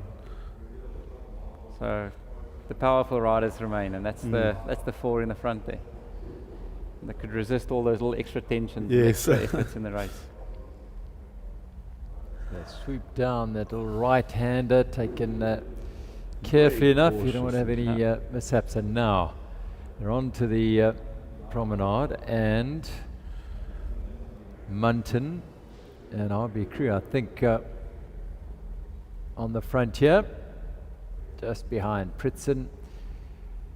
And Sasha Weber won't be far off. He's played an interesting game, an interesting... shaking those legs at the back there. Yeah. Gerald, it's, it looks as though it is raining really hard, but I might be wrong, but it does look as though it's coming down quite hard there. So here we go with that little tactical battle here. There's no fear about being caught from behind from this group. Now, every man for himself now. Yeah. We were hanging off the back a bit there. It's nothing new. We've seen that. Yeah, quite a weird racing style that he likes to just hang off the back with about 5 he meters. seems nippy, eh? Yeah. We saw at the top of Chapman's Peak, very nippy, so it's dangerous. If you give him that gap and you create that little bit of a tunnel for him to sprint into, he can slingshot off of any small group. So. And he's, technically speaking, the only unknown rider out of the 3, out of the 4. Yep. Plus the super aero frame. Have to keep. I mean, you can see from the side deep there. section wheels. You didn't get the semi-deep. You got the all the way. Yeah. The semi aero frame all the ways. Well, it's a fascinating tactical battle. Pritzen looks over his shoulder, sees Sasha Weber. Byron Munton goes to the front there, and Javier Crea. Did you go for Javier Crea? Yes. I think I might just be with you. I know I'm picking it very late, but I like his all-round ability here. Yeah, it's Munton. just that track racing. He was a youngster when he was still riding with the team with me, and he won a race in France with Clint Hendricks, 1-2, an amateur race. He got a stagiaire contract with VC Le Pomme there that year. So proper, riding for Malcolm Lange's team, given the opportunity to go and race there. So, and come a far way. Went into mountain biking after that. Yeah. Oh, actually, no. First to the track a little bit. Yes. Once there, so very, very, very talented youngster. You mentioned Malcolm Lange. Just chatting yesterday with him, he said the break's going to stay away today. He said, or it was on Friday. He said the break will stay away because of the weather. Yeah. Look at Sasha Weber sitting right at the back here. Munton's taking it on up front. That's again, any chance for Byron can't come from the small little accelerations from the sprinters. So you need to have some momentum going. Always resigned to the fact that he's going to pace it into the line. But the small climbers and the time trialists need a little bit of that tempo to go to do anything. But it will be playing into the hands of the sprinters now, for sure. Pritzen and Javier Cruz sitting behind Byron Munton in the red there, looks over his shoulders, try to keep an eye on the movement from behind. Sasha Weber sitting a bike length and a half behind Pritzen. And they'll be worried as to when he might just pull the trigger and explode around the outside. But he's got a bit of work to do to get around these three, that's for sure. And Kruger should know the finish. He's been a lead-out man for Hoffman in his younger years. And aerial images as we close in on the final couple of kilometers, or final meters really, of this cycle tour. They'll go through Three Anchor Bay now, the last intersection, the little sweep, they have to change direction, and then it's going to be on. Oof. And Munton goes. Munton. And the others out the saddle. Munton half. Well, he's gone nicely now, Byron Munton. Pritzen is having to chase Harbier, and now they're holding on. It's Sasha Weber, fourth wheel. Munton's holding on. He's got to go deep here. Here goes Pritzen. Harbier, Krier, Pritzen. Pritzen goes. Harbier, Krier, Sasha Weber behind Pritzen on his wheel here. He's got a good line here. Harbier, Krier's got to go the hard way. No. Pritzen's holding on. The real power from him. Harbier, Krier's done. Sasha Weber is going to have to follow and try and get past Pritzen. He's not going to do it. Pritzen is going to take it in 2022. Mark Pritzen of Honeycomb wins the cycle tour here in Cape Town in 2022. Really big dig from Mark Pritzen. And he held off the challenge of Weber and Harbier Krier, with Byron Munton going early but running out of steam. Wow, really great effort from the Honeycomb rider, Mark Pritzen. Didn't expect so much work, but it's a class rider, so serves me right for counting him out. Well done to Mark. Well done to Mark Pritzen of Team Honeycomb. He wins the Cape Town Cycle Tour presented by Pick and Pay here on a rainy, cloudy day, but it's sunshine all round for Team Honeycomb today here in Cape Town as they pull off the win. Absolute delight. First time as a team here, and they pulled it off. And I mean, I think he thoroughly deserves it. I mean, the work ethic that he put on from the onset. I mean, in the first break of the day. First break. Then in the major threat of the day. So no, well done. Super effort. Well done to Mark Pritzen, the former South African champion. He adds the Cape Town Cycle Tour. All four riders, beautiful racing. Proper racing, and they brought the race out. They didn't just do a parade into the finish line for a sprint. So really well done. In both races, the men and women's race today was just. It was superb. It was really good. First time winner is Mark Pritzen, and a fitting name on the top of the leaderboard. A true champion. Harbier Krier brought his A game to the race, and Byron Munton, well, he was instrumental in getting that break going very early on.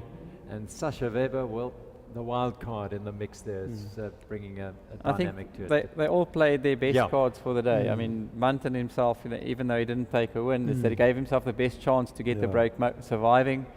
Huge effort in the beginning to make it work, and then sitting on the back to save a bit for Chapman. So I think all of them just did a really good race, and it was the best man won today. That's Absolutely. So it was not even. For sure, the teams play a big part as well. But today it was really a race of the strongest man, and I think it's Pritzen was him. Absolutely, Mark Pritzen, the champion of the Cape Town Cycle Tour in 2022. And same can be said for LeCourt. Yep, she was the one that I mean, it wasn't the easy ride. She didn't just sit on Candice's wheel. She went over to Candice, and then took the win from that. So. And the remnants of the bunch coming in.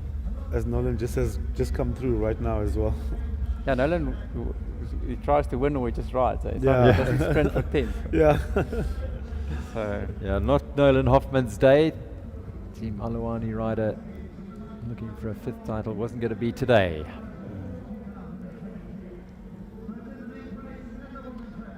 So fascinating, wonderful racing here at the Cape Town Cycle Tour. Remember, there are thousands still out there making their way around on this rainy day. It's a day that they'll talk about, because did you ride when it rained in 2022? Because it hasn't rained for many years, some 15, 16 years, we think, on a consistent manner. Might have perhaps a little bit of rain around the course at various times over the years, but certainly not the entire route. It's not one of those days you're hanging around at the finish line Yeah. on the grass. Eh? No. Definitely not. And believe it or not, here we go. This is still a long way from the last place to go. Still another 49 minutes to be exact. And that's the beauty. They all have, these riders almost oblivious of the fact that there are thousands of riders ahead of them. Many of them are finished already, and they're starting their journey and going out for a beautiful day on the bike. Celebrating the bicycle and celebrating this beautiful town, city of Cape Town, in all its glory on a cool but certainly not cold day. Ranger Bay and the EHL Stadium, Metropolitan Golf Course, just one little pocket of beauty around this magnificent city of Cape Town. So Barry, time to chat about where we are with South African cycling. We've just seen Mark Pritson win this title. We've seen some great animated racing in women's race. Where do you see us? Yeah, so I don't think we have a lack of talent or the will to work, the will to win. It's nothing of that. It's the environment that they are competing in. That's what we have to recreate from. You know, you can't go and tell a wrestler to go win a boxing match.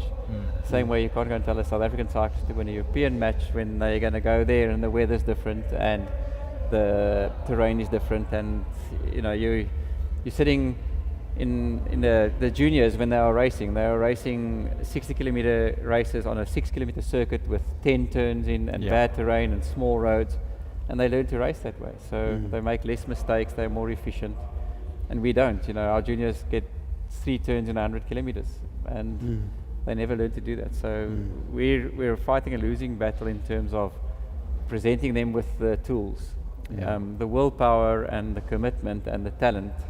We've got more than most. So is the key then to get these young riders, I mean that racing's clearly not going to happen here if it hasn't happened yet, to get them overseas as early as possible? Yeah, so that's the goal. Is I think you know Belgium is one of those places that everyone goes to, and there's a reason they go there. You don't go there to get a contract, you go there to learn to race your bike. The terrain's not too difficult in terms of hills, so you have to be a skilled rider to win. Right, let's now go down to the finish, and Paul Valstar has Kim LaCourt with him. I'm not doing it. I'm going to Egypt.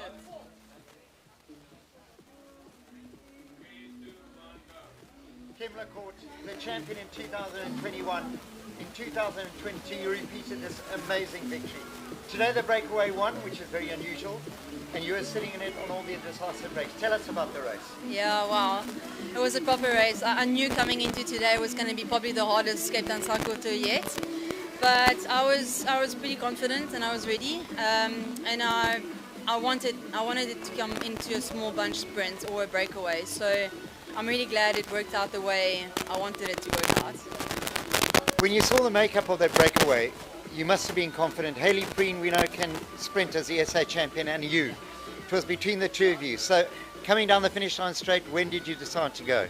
Yeah, for sure. I think obviously we went away on Chapman's, and then I was like, okay, cool. If we can stay away 3 of us, then it's a podium. I wasn't really, obviously the win is always the best, but I knew it was for sure podium.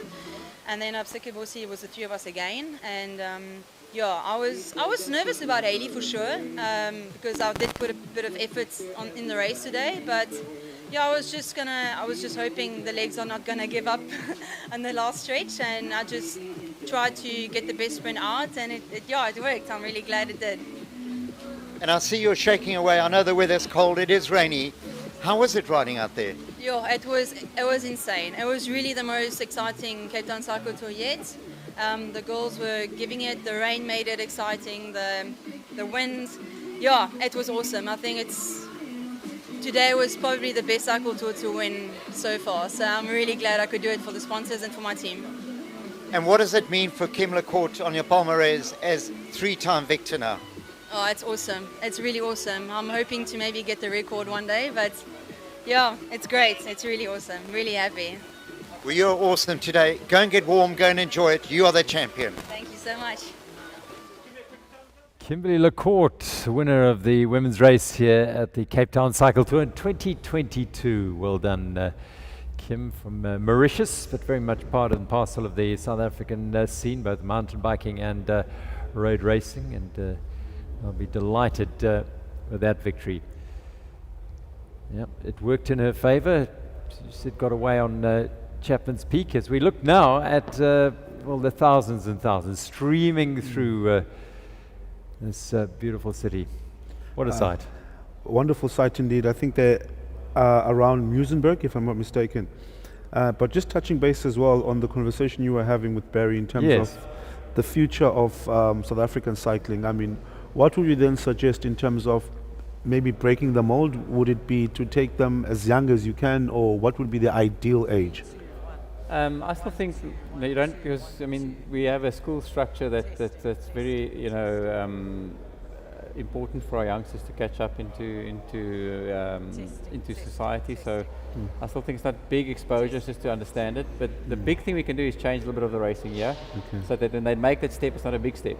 So then we can take a smaller extended period or smaller periods to Europe.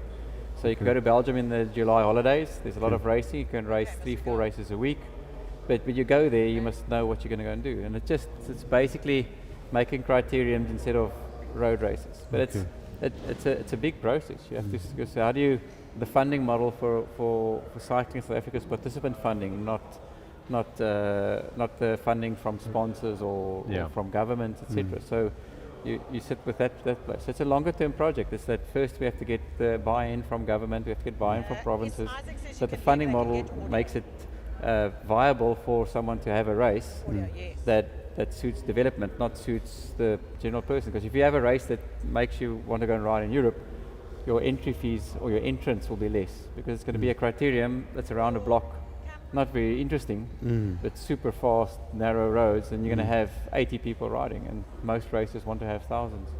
So the thousands races are important.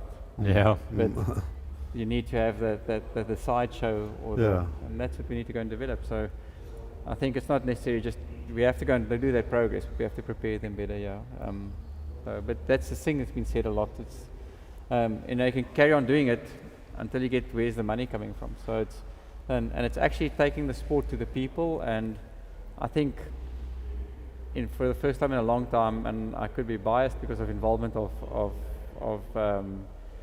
family I know that's been in the sport now in the federation, but they've changed the federation to a place now where we have a very dynamic president in cycling South Africa at the moment. And that's going to be something completely new in terms of how to market and bring our sport into the next level. Yeah, I mean, it is that perennial battle between the recreational riders and participation, and South Africa have that history of mass participation, funding sports across a number of individual sports, and getting the elite riders enough backing and enough support to be able to pursue their dreams and pursue their careers elsewhere. You say it's a long-term thing.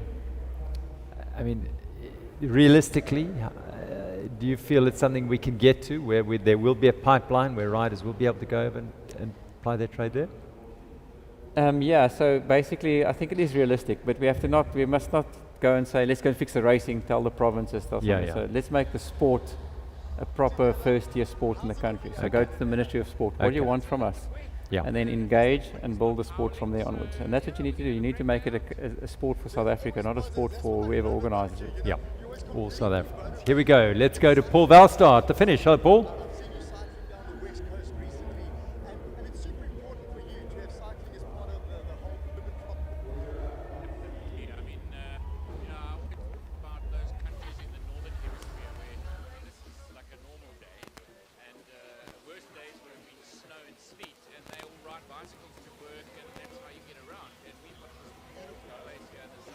Haley Preen, second Cape Town Cycle Tour in 2022, second last year. What does it feel like being the bridesmaid for 2 years in a row? I'm really happy. I'm really happy with how the race went this year, especially because it was a breakaway till the finish line, which is what I really wanted. Sprinting against Kim is always tough, and I tried my luck, but she's too strong. The breakaway animated from Misty Cliffs onwards, you girls were really working hard to break away. I mean, did you know that this was going to be the decisive break when you went away? No, well, Candice went solo, and then Kim went with her, but it all came back together on Chappies, and then from Chappies kind of split up again, came back together, and the decisive move was on Seikaborsi, and we just kept going to the line. Seikaborsi, that's always your favorite breakaway place. It's your hometown. You love putting on the power there.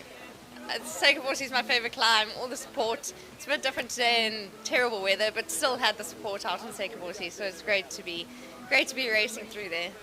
And your confidence levels, you knew who was in the breakaway, but Kim, you know, is a sprinter. Was she the one that you're really watching in the last 300 meters? Yes, definitely. So I know she's got a proper kick on her, so I tried to go early, but it didn't work out. Still very, very happy though. And lastly, the weather. We haven't had rain since 2006. Did you enjoy it, or was it tough out there? It was tough, also because our ladies bunch was really big, which is good to see. But in the wet conditions, it made it just a whole lot more difficult. So, yeah, it was cold, but colder now, I think. And just a final question for the Cape Town Cycle Tour. Do you ever get tired of going around this beautiful Cape of ours? Never. I'll always be back. Well, second, I hope you're going to be first next year, Hayley Preen. Well done. Reach for rainbows. You've done them proud this year. Thank you very much. Hayley Preen, the runner-up again at the Cape Town Cycle Tour, but she really is a credit to the sport. She's enthusiastic. She's, as I said earlier, she's really versatile. She's won a lot of off-road triathlons. She's a equestrian athlete, and she brings a game to every road race she takes part in as well. So let's pop out onto the route. I think we're going to hear from someone in Muizenberg. Dion. Hello, Dion. Light little drizzle still coming through here, and we're outside Muizenberg train station. Actually, I haven't seen a train in a while, but I've seen about 50 surfers out there. Light little southwesterly, 2 to 3 foot coming through. Perfect little village to learn how to surf. We've got the cyclists coming through. 20,000 plus cyclists are coming through here, but behind the scenes, we've got to have marshals. In fact, I've just heard somebody coming past there shouting, "Thank you, Marshal. Thank you, Marshal." It's your teams behind the scenes that help keep everybody safe. I'm here with Xavier. Xavier, tell me a little bit about where you're from and what your role is here today. I'm the coordinator for Kuils River Runners Club. In Kuils River, we are MPO Club. For the past 5 years, we are part of this amazing tour. We also doing a lot of community work in Kuils River. Lot of poverty going on there. Try to get the kids off the road. I'm a level 2 coach. I'm doing road running, cross country, track and field for the juniors. Try to keep them busy. And all the money we generate, some of the money we give to the Cancer Foundation. That's also our belief team in Kuils River. Every little help for everybody, whatever we can do, we do. That's fantastic. But I think sport is so important for the youth, including cycling, eh? Exactly. Any sport, even if it's playing with the ball with a junior, taking them to the park, taking them for a small run, walk, whatever, anything goes, as long as we keep them busy. Keep them busy, give them some exercise. But you've got a whole bunch of marshals also out on the road down here today. I mean, how many are you looking after today? Today we are only 20. Normally we were 30 or 40, but the Rotary tried to outsource it to more clubs with the same needs and to do what we're doing in the community. Brilliant, spreading the love out there. But in order to be here at your post now in the rain, you had to get up super early as well, eh? Yeah, around about 3 o'clock this morning. If you love the sport, you will go for it, you do it. I think that's exactly it. If you love the sport, whether you're a cyclist, whether you're a marshal behind the scene, and also as we're hearing, behind the scenes, there's all that fundraising and supporting the youth. All the best for what you and your team are doing for the youth. And thank you so much for supporting the Cape Town Cycle Tour. Thank you, sir. Thanks so much. Cheers. Let's get on the road. We're off to Simonstown. Thank you.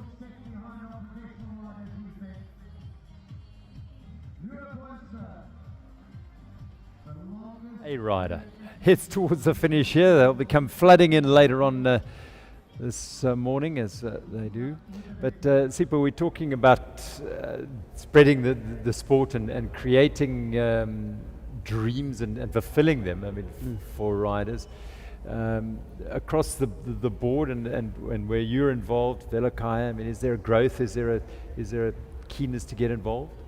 I mean, definitely. I'm just talking about this, listening to the gentleman now, you know, that's the foundation of what the backbone, basically, of what the cycle tour is about.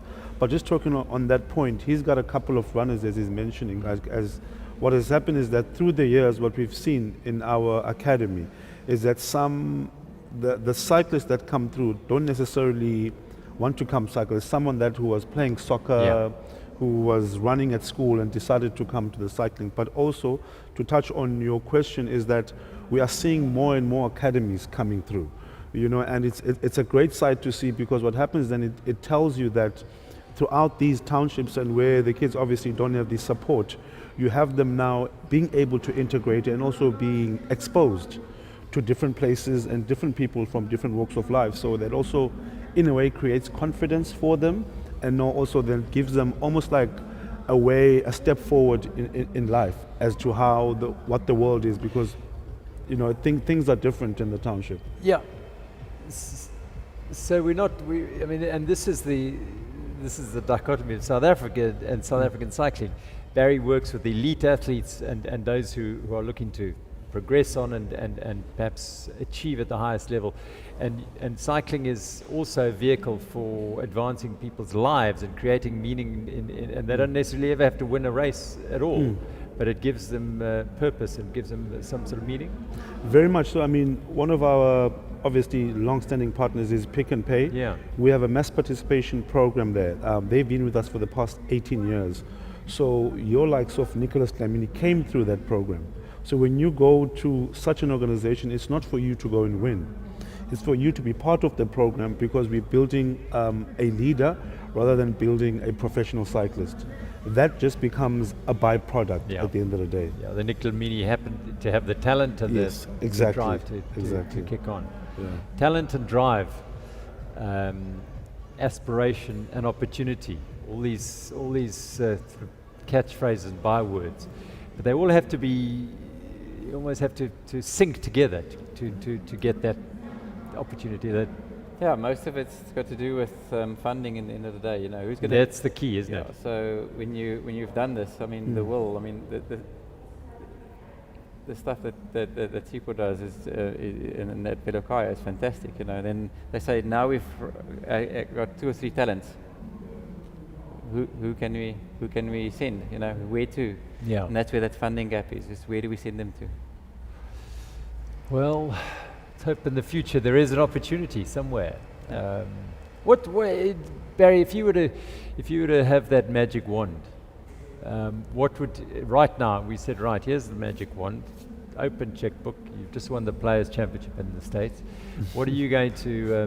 Where would you place that and say this is what we need, the magic bullet? So I'd start with government and get, you know, I don't know how big the wand must be there, but to go and say that, you know, he's doing, Sipho and them doing this. Now, where's the platform that they're going to do? How do you go to school? How are you going to get people to take a bike to school? You must make it safe to go to school. Okay. You know, so we're making bike lanes, but still they're part of the car. They must be separated, and it must be safe to go. You can't make a bike lane into Cape Town in the middle of an industrial area where you're not safe. So you must, and once you've created that environment, okay, now we've created the environment for people to travel safely with a bike and to use it as a proper tool. Now you can go and use it for education, and they've started all of that. And then from then onwards, now because of that engagement, you're going to engage the politicians that are going to say, okay, now how do we put this money into the sport for the Olympics, etc. And then we have that second tier, and that's when the interest in the federations will grow and the right people get involved in the federations and stuff. So a lot of big steps have been taken in the federation to do that. It's looking good there. And that's the thing, is that it's looking good because it's not the sales room is not as good as it should be yet, but the backside room has been organized now. And there's proper people involved in this backside room. And if we all stand together, then the sky's the limit. So I don't think we always need that magic wand, but I think there's a bit of a wand that's been waved already. Yeah, a little dust has been sprinkled around that's starting to take effect, which is it's wonderful. And you talk perfectly. You start at the base. You've got to start at the bottom and start with that solid base. Yeah, I think too many times we're trying to solve a little problem like World Championships this year, then World Championships next year, and then what about the SA Champs this year, where it's okay, if we always have this little problem, it's because the foundation is wrong. So if we create a better foundation or accessible foundation in terms of transport, accessibility, participation of the country, if we have that foundation, the next step will be easy. We won't have this, what about Worlds, what about National Champs? It's going to be just a normal progression. But we're going to have this little fight and little scurry for money the whole time if we don't fix the foundations.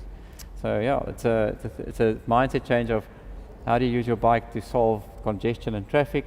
How do we use our bike to get kids to school? The initiatives are all there. Yeah. Rebecca, Kaya, countless. I can't name them all. But now we've got them there. Now, how do we make it safe for them to infrastructure use and then from that onwards, the next step becomes it solves itself. We don't have to solve that problem. I promise you, we won't have to solve it. Okay. Barry, I can't let you go without touching on next week's activities and the other big cycle event that's happening around here. I know you're riding. Yeah, riding, yeah. I didn't say racing. However, number board on, it becomes a bit red mistish there, doesn't it? No, if you have a glass of wine every night, then you cut the line. Sort that out, Who are you riding with? Jeff Wood, a friend and a partner of mine, so it's like he's a good friend, and so one of the clients I coach, and just going to have some fun and helping enjoy. He's done a multiple epics, so having some fun there. And just not too long ago, we had news of a couple of your clients joining together to ride the women's race. Yeah, so Robin de Groot and Pauline Ferrand-Prévot are riding together, so exciting. I'm going to enjoy it. It's quite very nice people, both of them are very different, so it's going to be quite a lot of fun seeing them at the race. One's like a nitros full gas, and one's like a really mature, relaxed. Yes. Calm and composed. Yeah. So it's going to be different. But it's a nice combo. What are the aspirations there for those two? The ability to win is there for sure. So but it's not one of the specific focuses like a lot of the other teams. Teams are coming in saying they want to go and win this race. Pauline's focus is to develop even more as a cross-country athlete, but also explore mountain biking. Make sure that mountain biking as a sport grows into different directions. So she's doing that. Robin she's also really said it's her last Cape Epic, so it's having a good farewell, and wanting to race with a partner that she's actually wanted to team up with for quite a long time. Yeah. The two of them had a close race at the World Champs a few years ago. So for sure the ability to win is there, both of them, athletically wise at the moment as well, in their training and their preparation and their will to win. It's just they haven't been partners, but the same for most women's teams in the Epic. That's the beauty of it, is that the beauty and the badness is that it's not so cutthroat or cut out to win, because they don't know each other that well. Yes. But it'll be very interesting. So it's a strong combo, and they will complement each other really well if they do a good job. So exciting to see. Well, we look forward to seeing them, and we look forward to seeing you at the perhaps not at the racing end, but certainly at the end of each day. A glass of wine. Right for the end, Yeah, fantastic. Cool. Yeah. And thanks for joining us, Barry. It's really been wonderful to have your insight and your knowledge to take us through the cycle tour. And we hope we'll have you back next year. But in the meantime, enjoy the Epic, and good luck with all your clients. Thank you. Thank you very much for having me. It was a pleasure to be here. Thank you very much. Nice seeing you again. Same See you next week. Yes, see you next week. Yes, indeed. Good place. Barry Austin joining us here at the cycle tour, and we'll be with you for a little while longer as we take you through the riders coming into the finish here at the Cape Town Cycle Tour at Greenpoint. Don't go away. We'll bring you all that action and the rain as it unfolds here in Cape Town. Pick summer. Pick outside over inside. Pick a new you. Pick letting go. Pick anything can happen. Pick going home. Pick friends. Pick people you want as friends. Pick shorts. Pick short skirts. Pick brain freeze. Pick smoke in your eyes. Pick giving over taking. Pick sharing with those you love. Pick well this summer. Pick and Pay.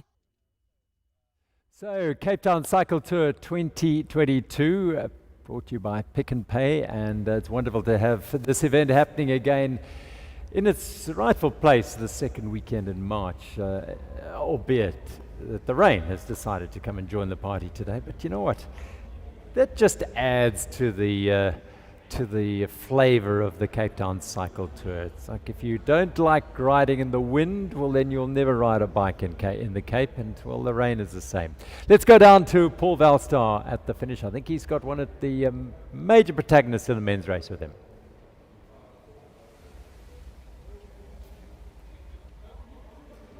Mark Princeton, you've been the SA champion on the road. You're now the champion of the Cape Town Cycle Tour. What does this mean to your Palmares? This is a really special one. This is a race that I've always wanted to win. This one and 947 has been two important races for me. But now coming to this race, you know, it's a race it's really difficult for me to win because it's more of a sprinter's race. So when I woke up this morning and I saw the weather, I was like, okay, this is my race to lose now. Talking about the weather, we know you're a hard man on the road. You love hard races. Today was really made for you. Absolutely. I mean, you know, with the wind and everything, the weather conditions, the elements play such a big part in a race like this. And, you know, having a breakaway up the road, you know, I just feel like the way my team rode and the way they set things up and having a teammate in the breakaway. So when I went across, there was a teammate there. I mean, everything just went according to plan. It was a day that was planned to perfection, and you know, I was always going to go on Smitswinkel. So when Harbier went on Smitswinkel, he did a little bit of work for me, but yeah, it was a good day. It was a very early break. Normally a break doesn't win the Cape Town Cycle Tour. When did you become confident that we're away, we're going to stay away?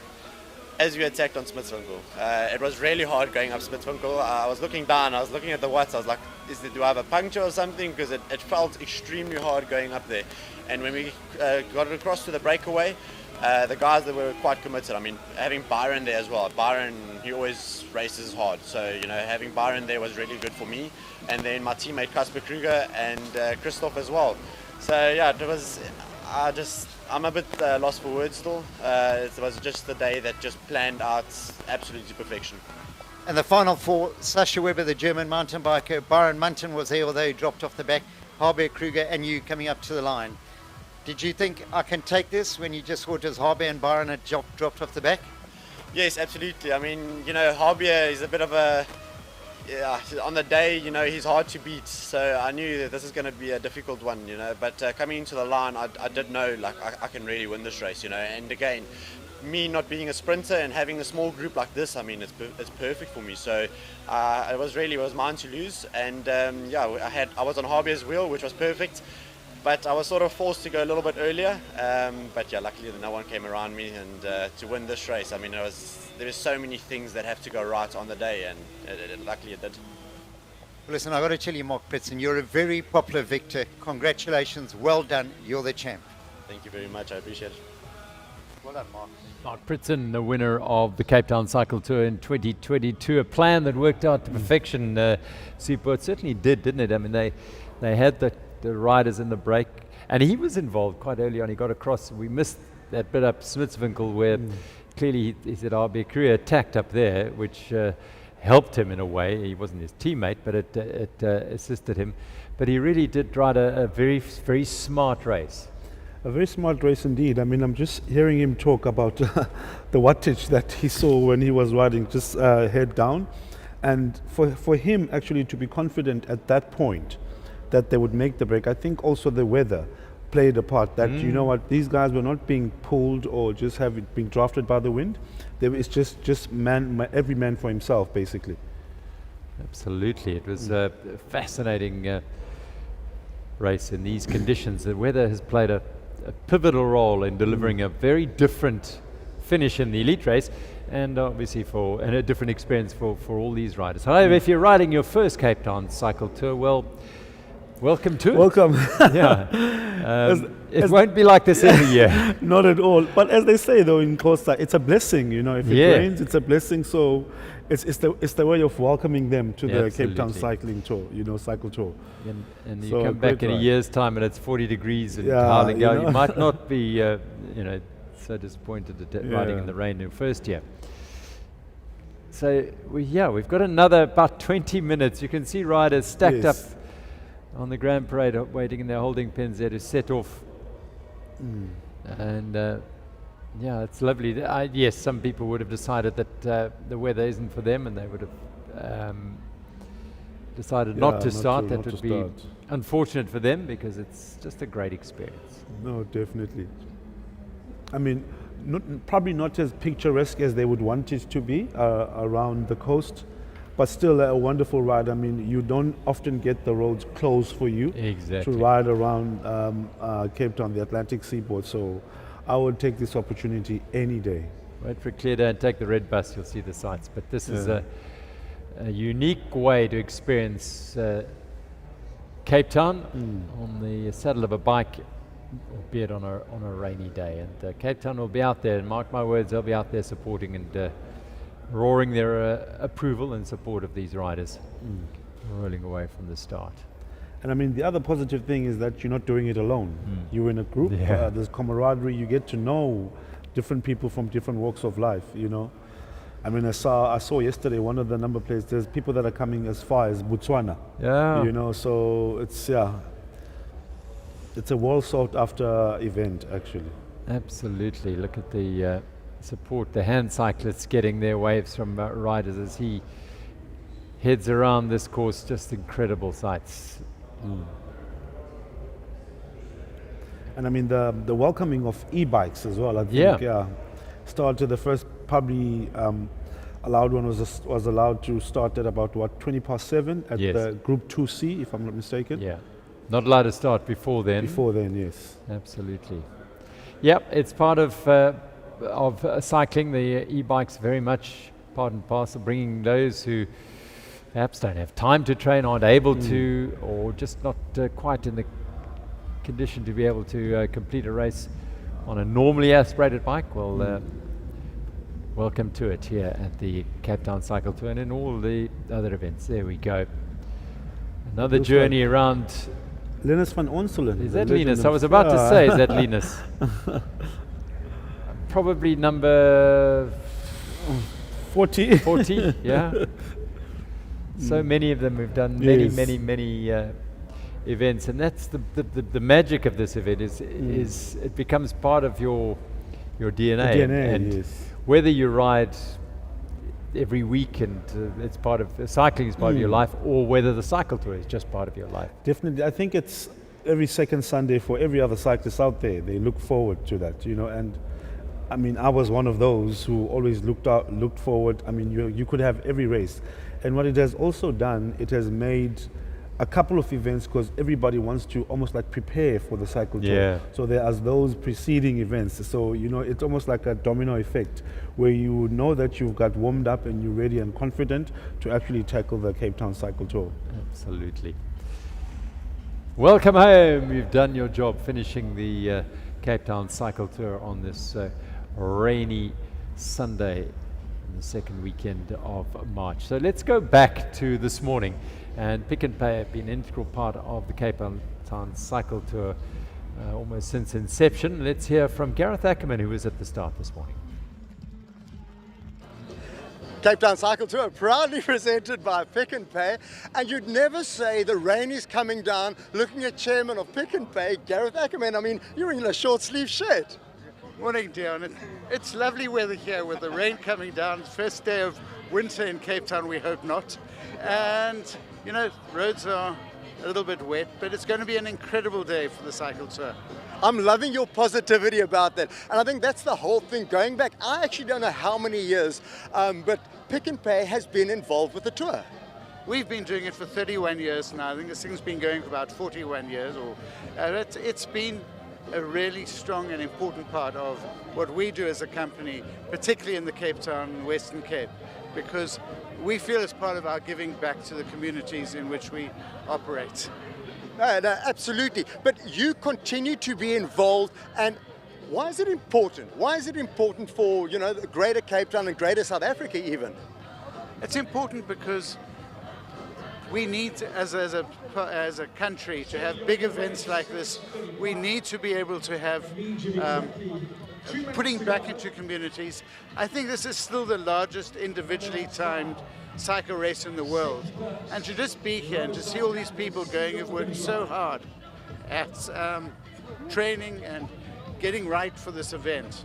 And I know the number of people are always saying, can't we get a better time here and a better time there? But you know, unfortunately we can't do that. But people really just want to do well out of something like this. But on the other side, it does make a huge difference to so many people, with incredible work done by Rotary and all the Rotary clubs involved, and the number of people who are out here standing in the rain this morning being marshals.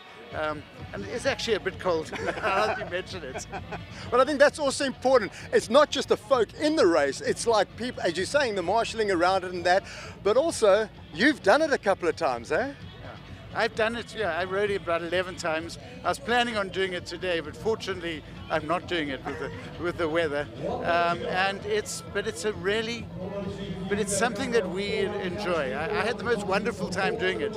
And I remember in my days as a cyclist, not that I was very good, but as a cyclist, you know, weather like this is actually quite good, so you didn't get so hot. You could probably get better times. Just the slipperiness on the road would be what would worry me.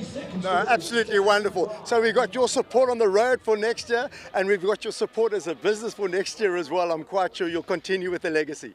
Well, we'd hopefully like to be involved in that. And I know Andrew is busy negotiating again, because the Cycle Tour is always negotiating.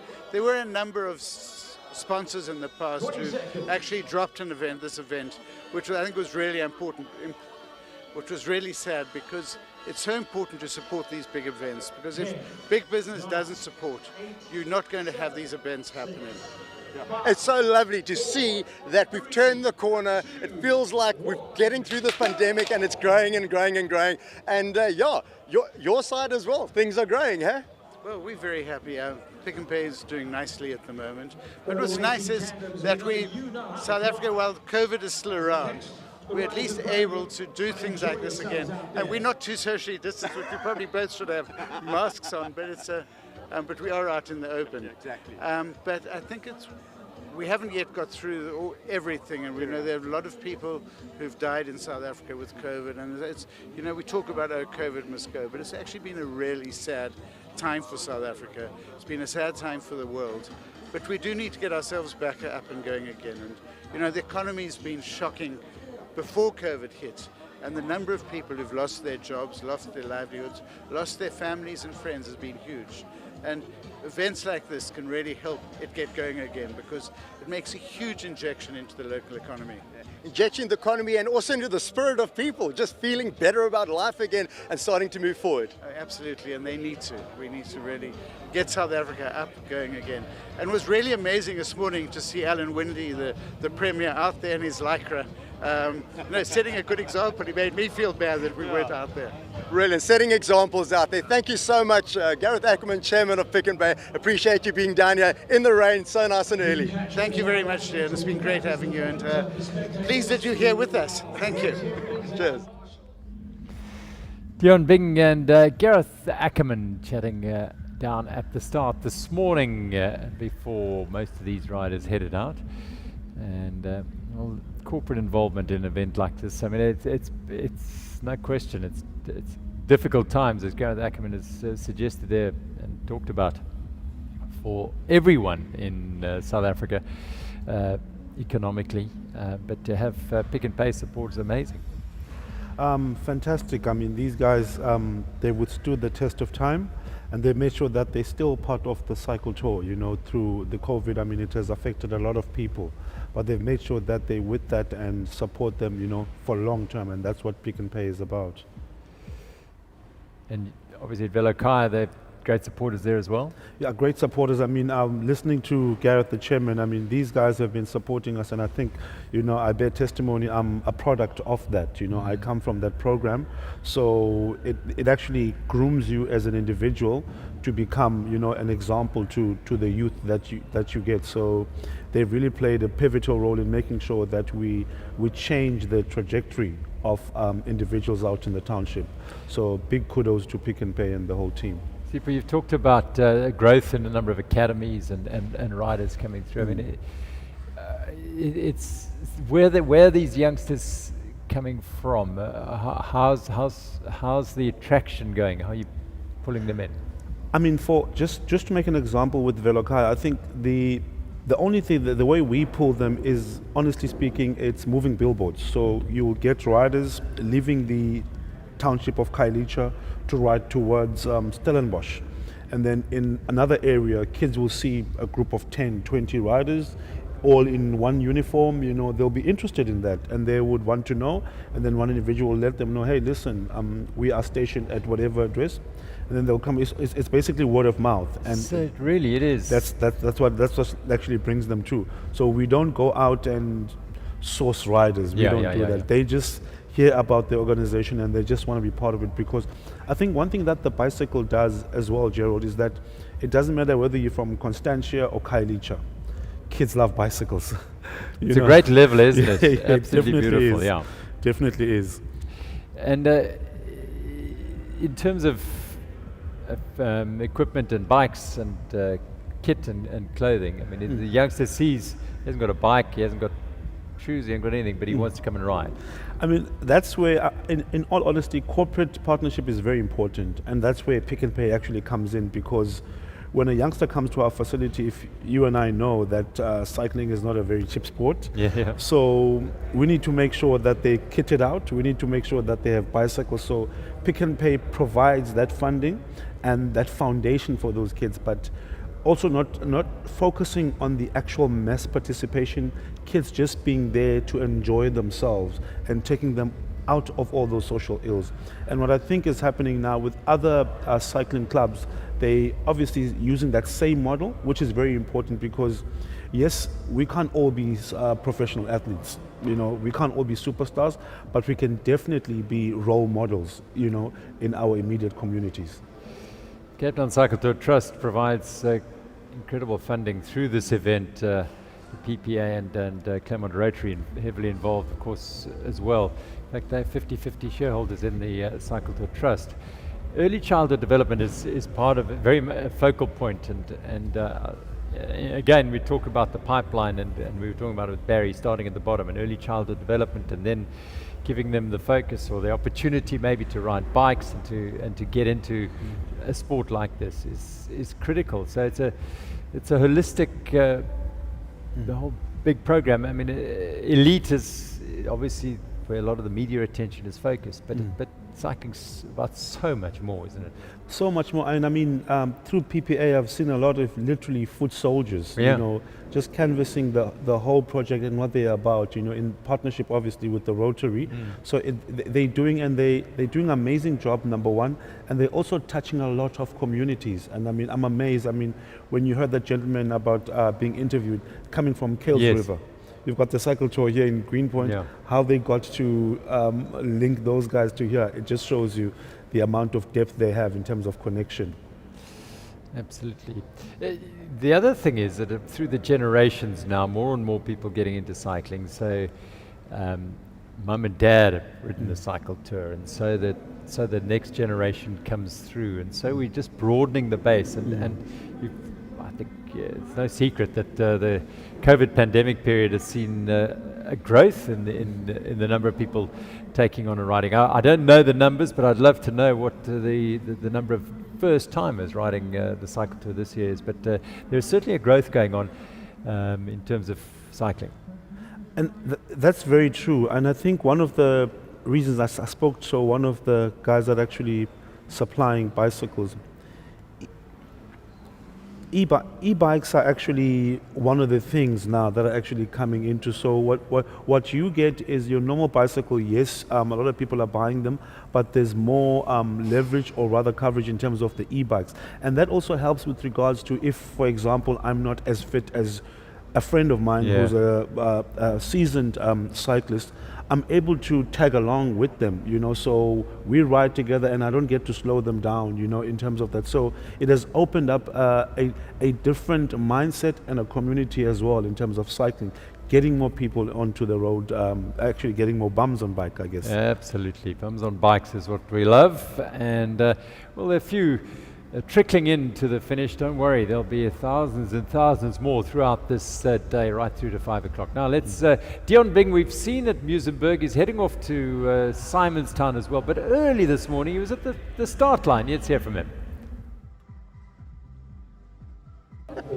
Cape Town Cycle Tour here in the rain, proudly presented by Pick n Pay. I'm here with Peter Boone, CEO of Pick n Pay, and every time I've been interviewing somebody from Pick n Pay, they're in short sleeves. What is it about, you guys? Two things. First of all, it's Dutch weather today, and I'm from the Netherlands and I'm used to be a strong guy, and we as Pick n Pay are very strong. Very proud to be part of this cycle tour since 1991, and it is going to be a great day. There's a little bit of drizzle. The riders are very enthusiastic. 22,500 riders.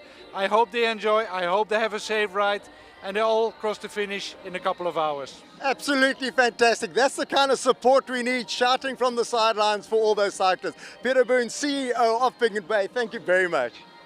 Thank you. Yeah, thumbs up all round for the Cape Town Cycle Tour this year.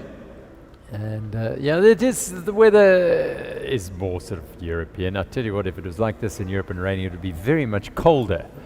That's for sure, I think. But that's part and parcel of what makes the cycle tour special. It happens. Wind, heat, rain. You'll be there riding the cycle tour.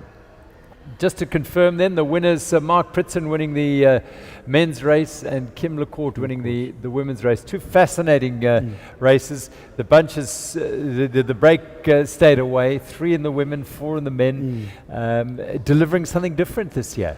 I mean, as you had mentioned earlier on when we started, that the weather will play a pivotal part, which it definitely did, and it made the racing much more exciting because now it was how strong you were and how hungry you were to actually get that win. So those, the one woman and the one man actually winning, they deservedly, they do deserve the win.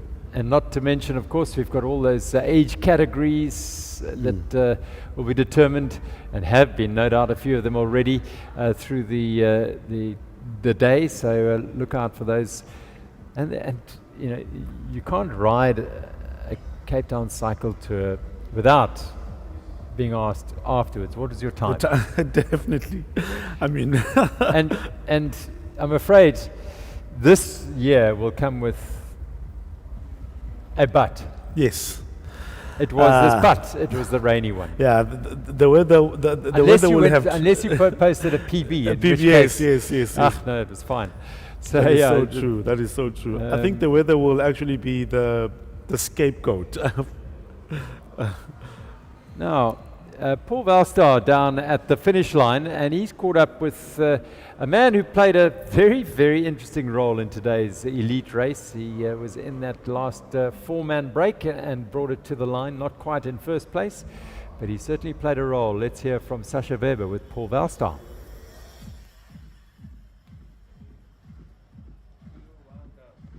Sasha Weber, our man from Germany, the surprise package today, second overall.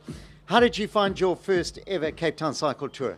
Yeah, it was a bit wet today, so I didn't expect the rain when I came to South Africa, but it was a nice race. I didn't expect to sprint today because we did some different planes with my friend Chaco. He's my partner at the Epic, so yeah, actually you have to sprint today, but I go to the break, make the race hard, and in the end, the gap was too big to chase it, and so I have to sprint, and I came second. Yeah, I'm fine with that. You are a mountain biker, a marathon man off the road. Today on the tar in these wet conditions, did you feel like you're riding back in Germany again? No, in Germany it's dry, it's just cold. No, but joking. Yeah, I don't like to race in the rain, but it's fine. It was a short one. Yeah. You were the man who made all the breaks today at Smithswinkel, going up Chapman's Peak. You showed the roadmen how to ride their bikes up a hill. Did you do that on purpose, knowing that you're not really a sprinter? Yeah, I have to do it because I know the other guys are a bit bigger than me and probably they are fast in the sprint. But yeah, I was actually alone to do the pace on the climb, so I have to wait for the sprint. And I was poking a bit in the end, but yeah, second is not that bad. Yeah. Second is excellent. And I've got to ask you, it rained today, but what was it like riding around the most beautiful cape in the world, Cape Point, etc. today? Yeah, we did the recon on Friday and it was looking nice. So yeah, I was a bit disappointed of the weather today, but yeah, I have some more days. Well, I've got to tell you, the world knows now who Sascha Weber from Germany is. Second in the Cape Town Cycle Tour. Congratulations. Oh, thank you. Thanks. Sascha Weber from Germany, who, he animated, he brought in, so often is the case, we have a rider popping up and creating a little bit of, discord, but interest at the sharp end. And Sascha Weber was the German this time around. He's riding the Cape Epic with Jaco Fente, his good friend, and Jaco hopefully fully recovered from his accident that he had a couple of, nearly 6 weeks ago at the Tankwa Trek. And he hit a buck. Yeah. That's pretty bad luck if you are riding a mountain bike. But so that's Sascha Weber from Germany. Spent a lot of time out here preparing and training for the Cape Epic and brought that form to the Cape Town Cycle Tour presented by Pick and Pay in no uncertain terms today, finishing behind Mark Pritson. Harvey Krier was in the mix here, and Byron Munton was the other rider who rolled in fourth place today. I mean, just talking about Jaco, I'm pretty impressed that he's made a full recovery, because when I saw the footage, I was like, there goes his Cape Epic. But I mean, I guess the fitter they are, the quicker they heal. Yeah, and I think it was really, really close. I mean, if it had happened a week or two later, perhaps it wouldn't have been possible for him to get on the start line. So the Cape Town Cycle Tour here, presented by Pick and Pay at Greenpoint. This is sort of focal point of the cycle tour, the finish line here. They did a remarkable job overnight to put up with the infrastructure, to put the finish arch, to put a bridge over the road so riders and spectators can cross safely across these two roads. And of course, the Cape Town Stadium, the DHL Stadium, is right here in the shadow of Lion's Head and Devil's Peak, and of course, not Devil's Peak, of course, Signal Hill. And it was in the bowels of that very stadium that the Expo, the Cape Town Cycle Tour Expo, took place. And let's have a reflection on that.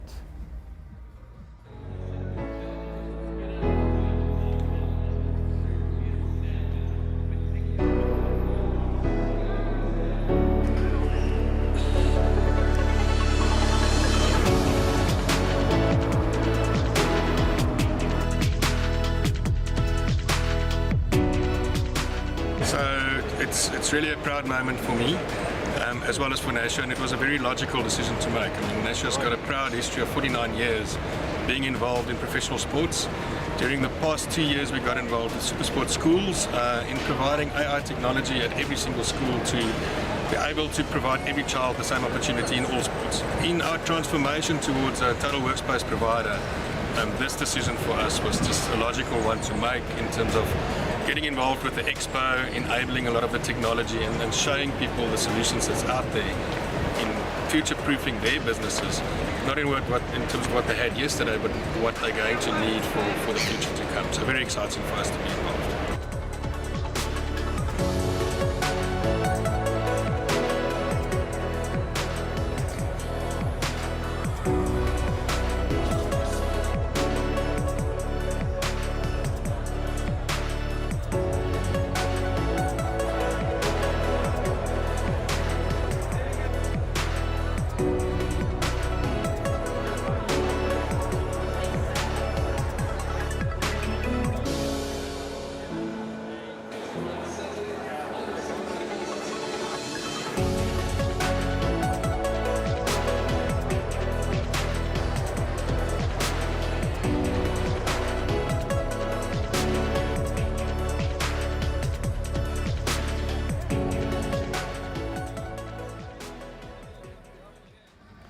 Yeah, it was the place to be. Obviously had to go and register there for the Cape Town Cycle Tour, but yeah, everyone who's involved in the business of this great sport of cycling was involved there in terms of their brands and spreading the word. And what wasn't there wasn't worth looking at in terms of cycling equipment and kit and clothing and gadgets and the like. It was all there at the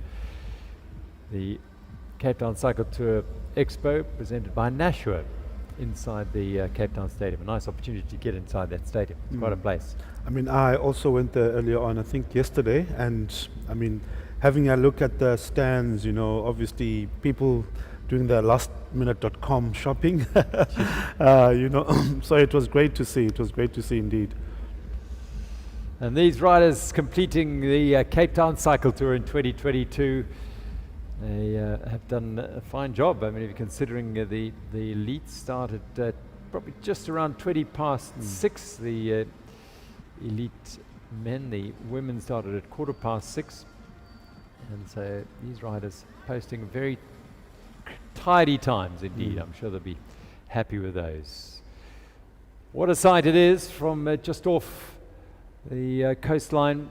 There's the stadium just on the left-hand side in the clouds there. It's a sort of day that to Cape Town, well, it never looks bad, Cape Town, but without the beautiful Table Mountain in the background, it looks different. It looks different indeed. You can say Atlantic seaboard here, Sea Point, the last few kilometers of the journey round, which culminates in this finishing, rather lonely finish for this rider. Yeah.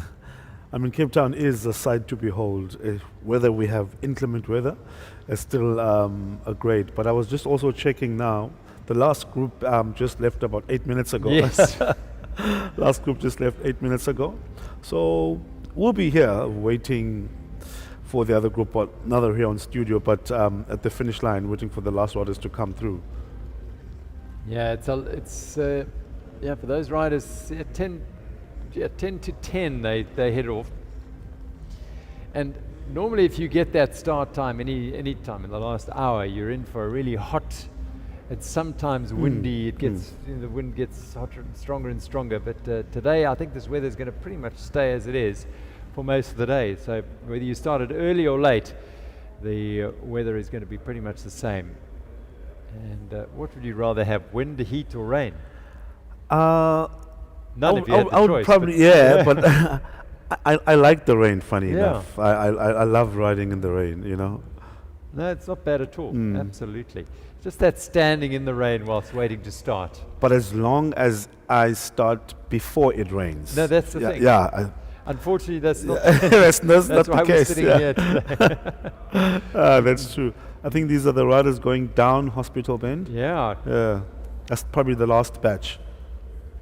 More than likely, yeah. 9 minutes ago they would have rolled away. So these are the back end, and there are a lot of riders who are doing a double up today, who would have ridden 2 laps, or certainly done the first lap, and then they would have had to finish before a certain time in order to get out for their second lap.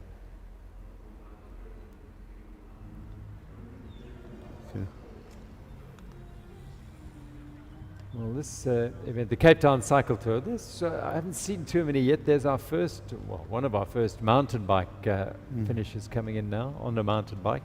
Doesn't mean that this rider is any less strong than any others, but normally the first hour or so just road bikes, but here we go, a few mountain bikes coming in. So the Western Cape laying on an event that is of huge significance to the city of Cape Town and the Western Cape. And let's hear a little bit about the impact it has on the province from a sporting and recreational perspective from Henry Roux, who is the Minister of Sport and Recreation in the province. We're here for the largest cycle tour in the world.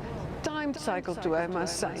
And our department and I are so happy to have 22,500 riders this weekend on Sunday, and I hope the weather will play along. And it's just exciting to have everyone up and about and cycling and in person. And you know, it's just wonderful. Now, what it means for us is not only the economic injection, it's also the social spin-off afterwards. And I think that's all that it's about, you know, because this cycle tour, you know, they've did some clinics, they do ECD centers, and I think that for what they give back to the community, I think that's the most awesome of everything. And it's just wonderful to be in a relationship and have a good relationship with Dave Bell-East and his team. You know, the city of Cape Town and the province, you know, we are the, I don't want to say the Mecca, but we are the destination of choice.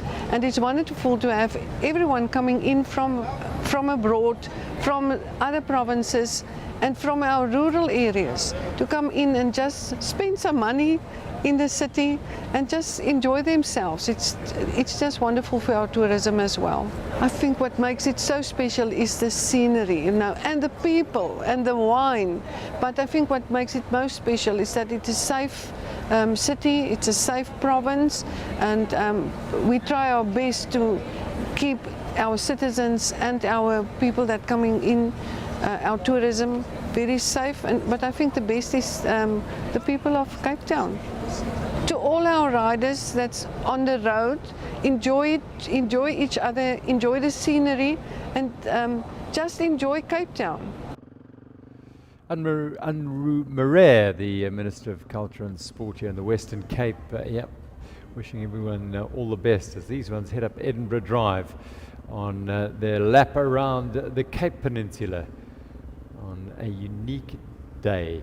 I say unique, it happens once a year, every year, so it's not that unique, but it's a special day, isn't it? It really is a special day for South Africans, and you feel that you would want to afford every South African an opportunity to have this experience of riding around the Western Cape's jewel, Cape Town.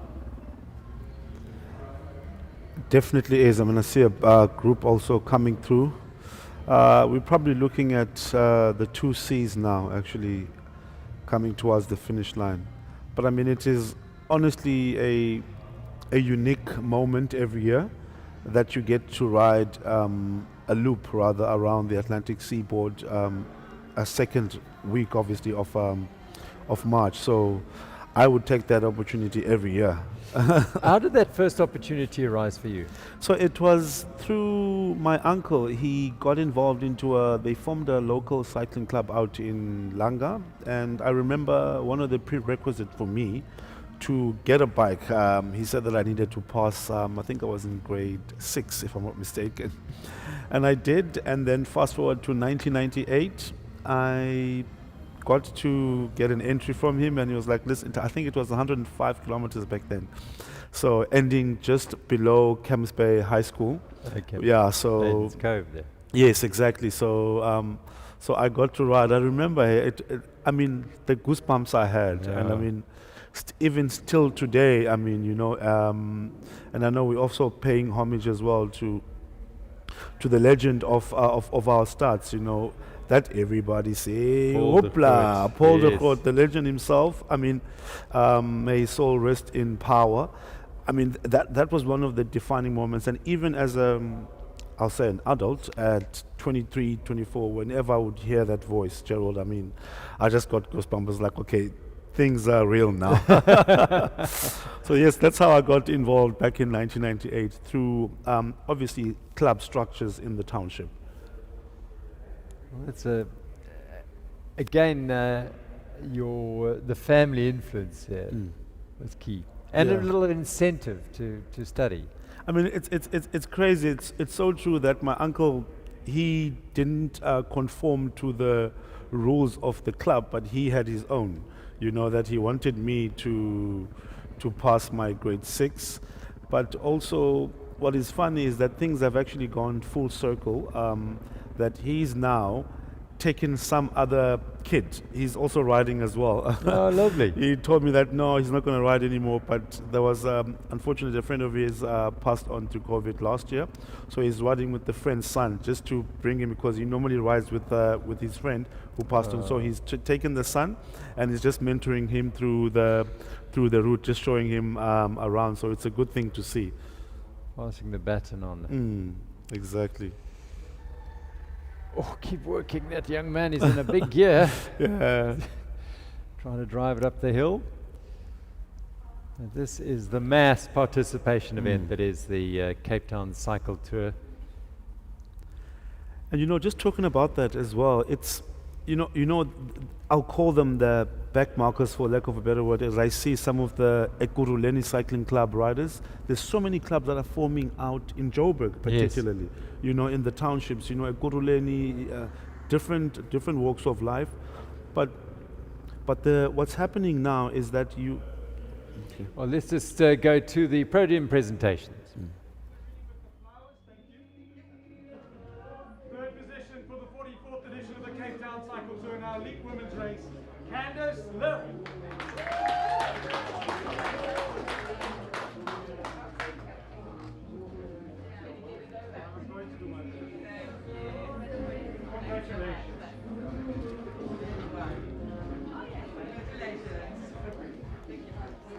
Second position today, Hayley Breen.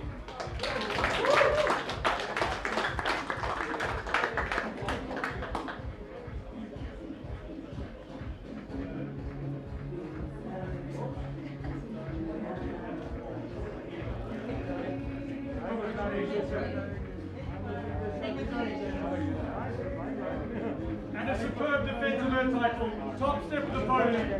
Your Cape Town Cycle Tour Women's Champion, Kim Lecourt de Billon. Taking a step right onto the very top step is Kim Lecourt. Infinity Galileo Insure. And she wins her second in a row as the former Mauritian champion. Hayley Breen and Candice Hill alongside her and delivering a fantastic race. Look at that beautiful Carol Boyers trophy. Beautiful indeed. As she lifts it up for the second time, back to back, as you've said. Yeah, fantastic. So, and Hayley second for another year. Her time will come, I'm sure. Yeah. Maybe third time lucky. Yeah. So the podium presentation of the women's race. Meanwhile, out on the route. Look at the smiles here. And it's great to see, as we were touching base on this, is that these guys, their focus is not on the times, but rather than getting that medal.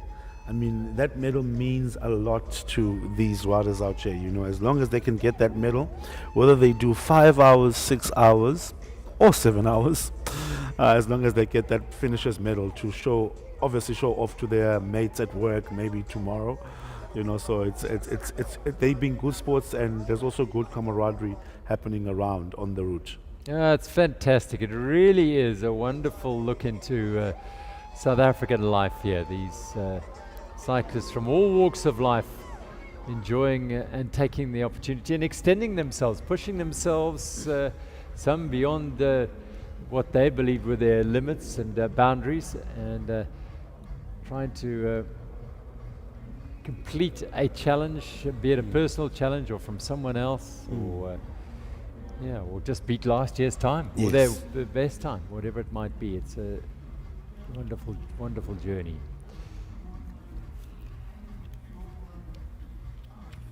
So the presentation of the winners, the medals and trophy for our top men in the elites races taking place as well down at the finish. Let's go across there.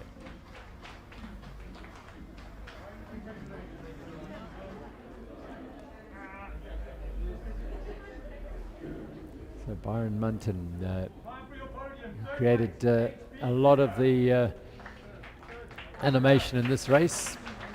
Harbier Kruger, we've spoken about, a real versatile rider from riding now for Valley Electrical Titan Racing. predominantly a mountain bike team, but Harbia is, as I said, versatile with a track background. He's done plenty of racing on the road. Focus is, well, for a lot of riders, if you want to ride regularly and in a semi-professional manner, you've got to be able to ride mountain bikes because there's so many events. Sascha Weber, the German.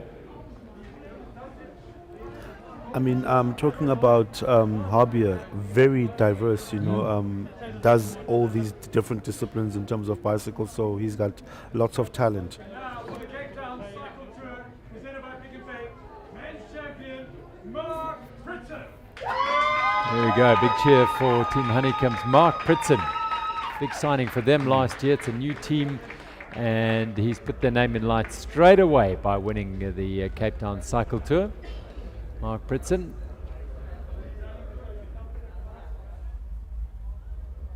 And it was those four who brought it to the line, with Pritson having enough on a long drag to the line to take the win and collect the sizable trophy from Peter Byrne, from the CEO of Pick and Pay.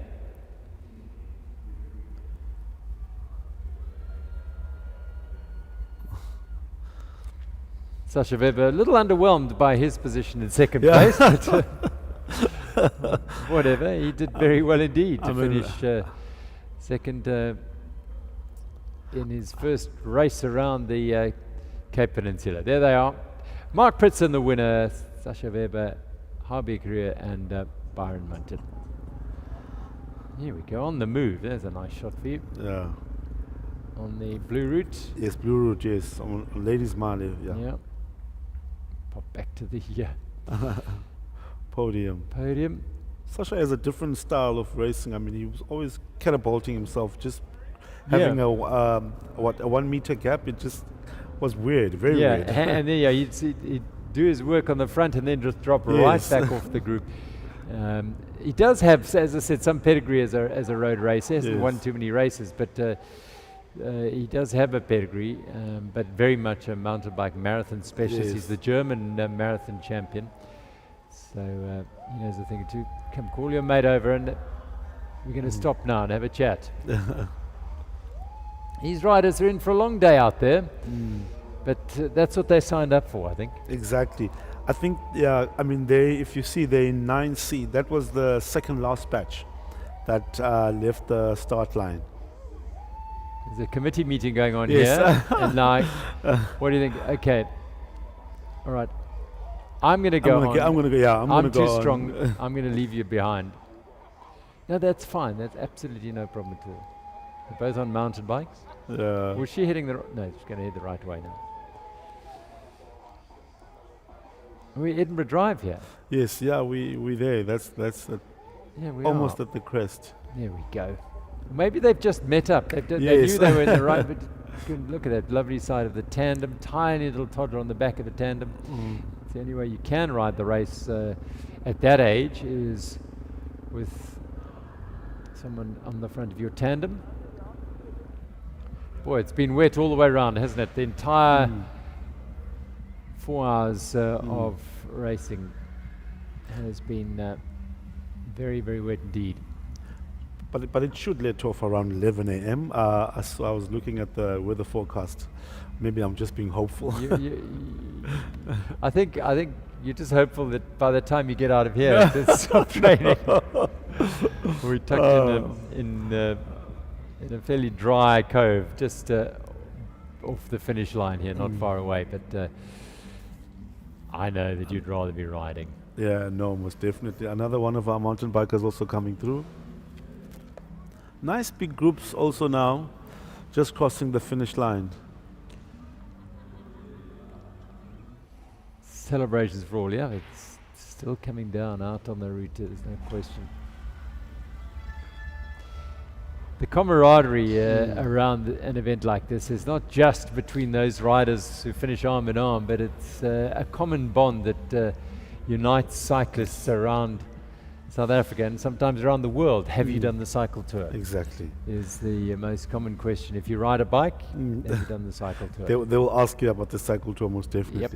And I think that's where, some of the friendships are actually Yeah. developed, you know, on the bike.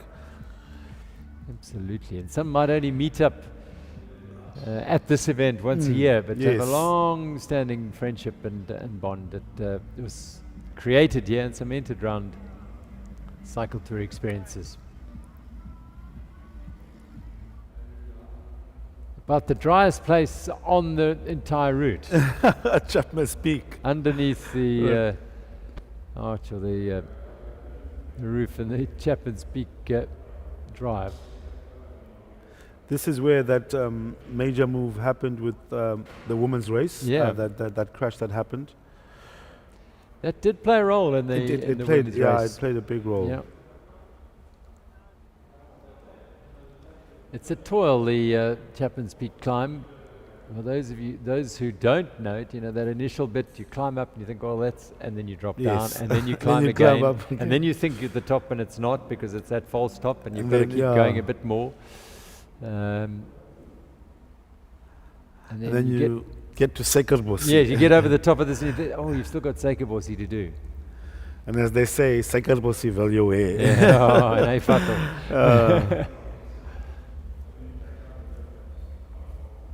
I mean, Sekerbossi is not that hard, but what happens is that it's at the tail end after you've having expended a lot of Yes, energy, yeah.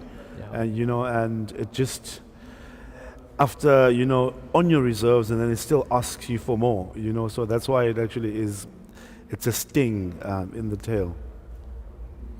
Absolutely, it's no gimme this Cape Town cycle tour, that is for sure. It tests you up Smithswinkel and then Red Hill and then up Chapman's Peak and Sekerbossi. The last half of this race does test training and mental strength, which is what so much of this is about, is just getting your mind around the weather and how you're going to cope with the conditions.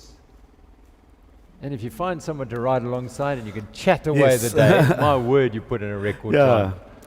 I mean, you eat away at the kilometers as well, Yeah. you know, I mean. Absolutely. As you talk, the next thing you know, you're through one of the 13, 14 water points. And you're never more than 4 to 5 kilometers away from a water point. Exactly.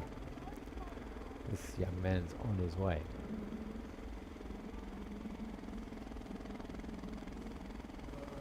Keep a steady tempo. Those are mountain bikers with slicks, and those have decided to just forgo that and just ride on the knobblies. There they go.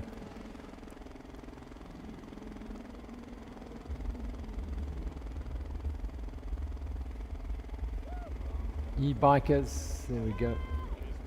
One thing that also, I mean, some cyclists will do, oh, we got a mechanical over there, forget to actually eat and drink.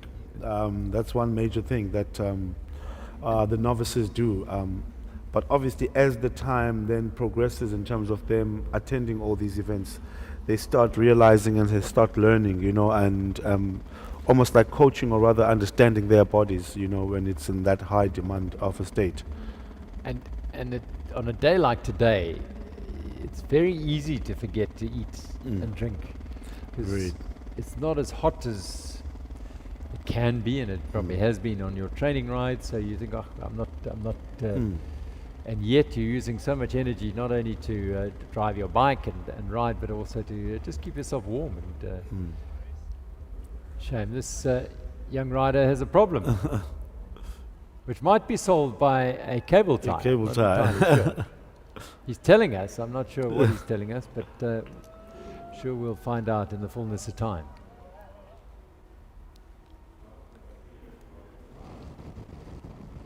Give him wings. There we go. A very fast ferry edit.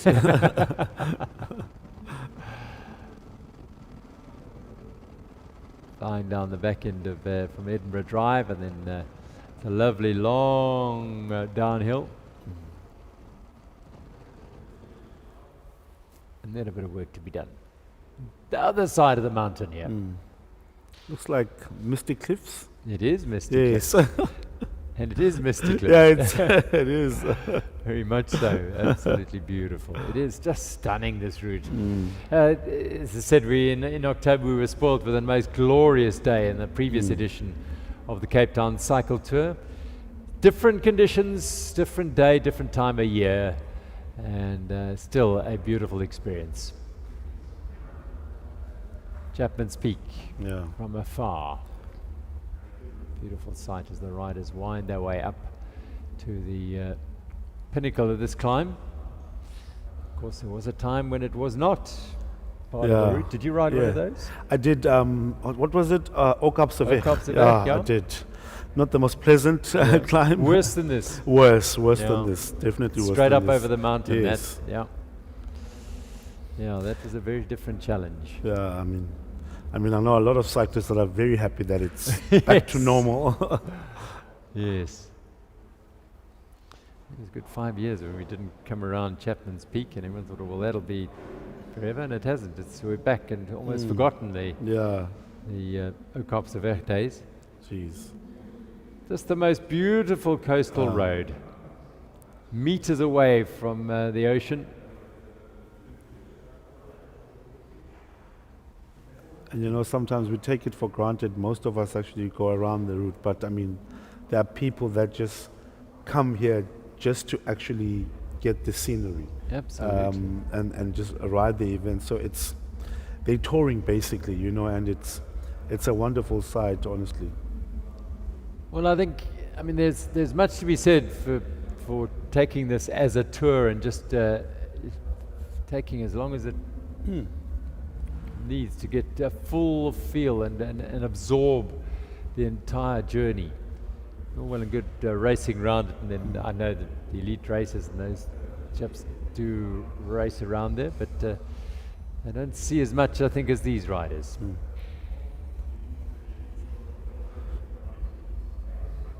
Right, we haven't heard from today. Liesel van der Westhuizen is with us, part of the team. Let's hear from her. She's out on the route. Let's hear who she's talking to.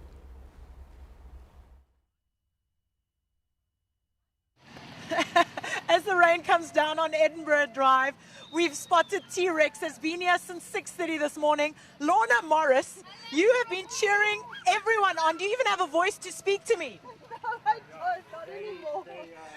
Every cyclist that comes past, you've really been giving it your all. Why did you dress up as a dinosaur today? Can I zip you out to get my mic in there? Yes. Here we go. Just because it's a fun way to just cheer the cyclists on. Well, I'm going to leave you to carry on. Zip you up so you don't lose your air, so you can keep cheering on. This is the fun and the gees from the Cape Town Cycle Tour. This is what this event is all about. And we're going to head out on the route, and maybe we spot some more dinosaurs and anyone else like Lorna that's supporting our cyclists out there and keeping them safe.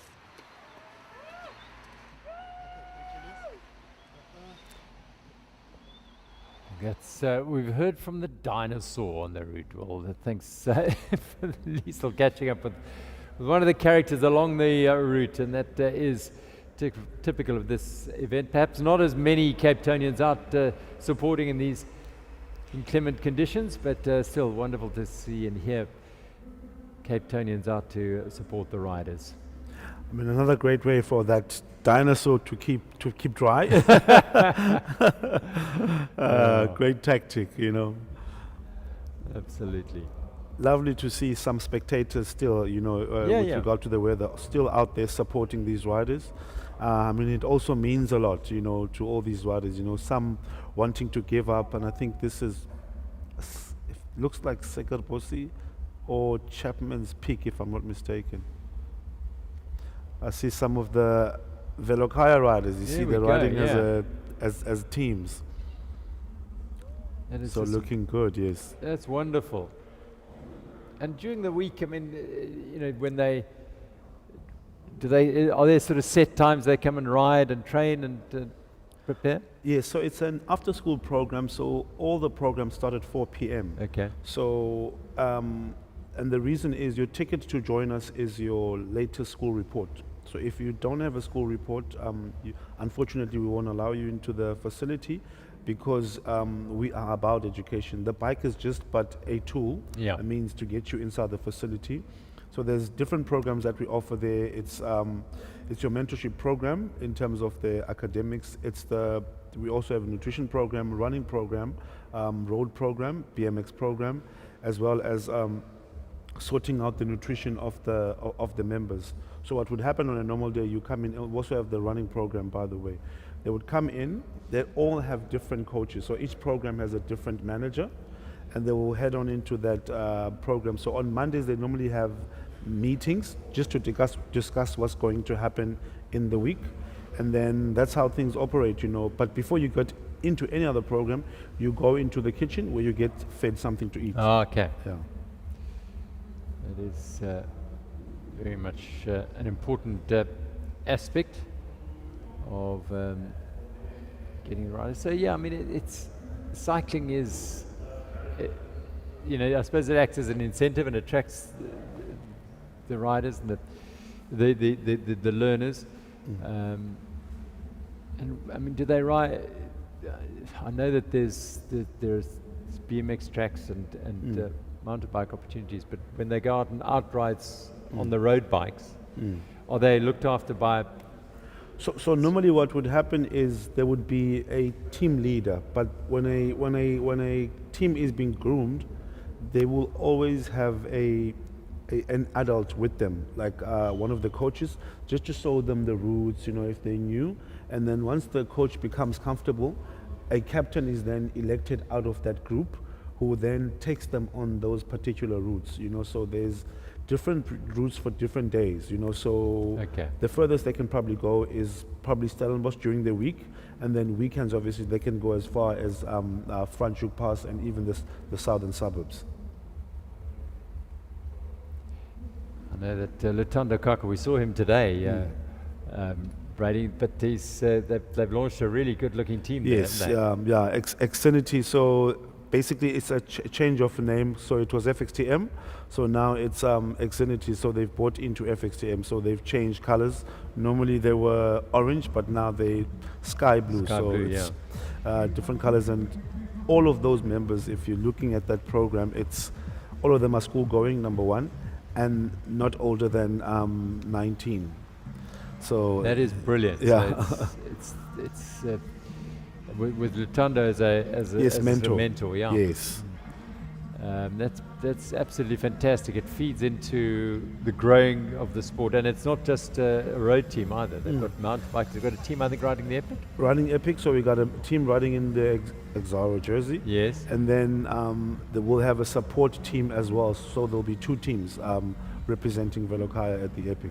And a couple of BMXs. Exactly. Not so at the Epic, but yeah. So they have the elite champ, a national champ, elite in the BMX, and then by the name of Wanga Moshani, he's also actually riding in today. Okay.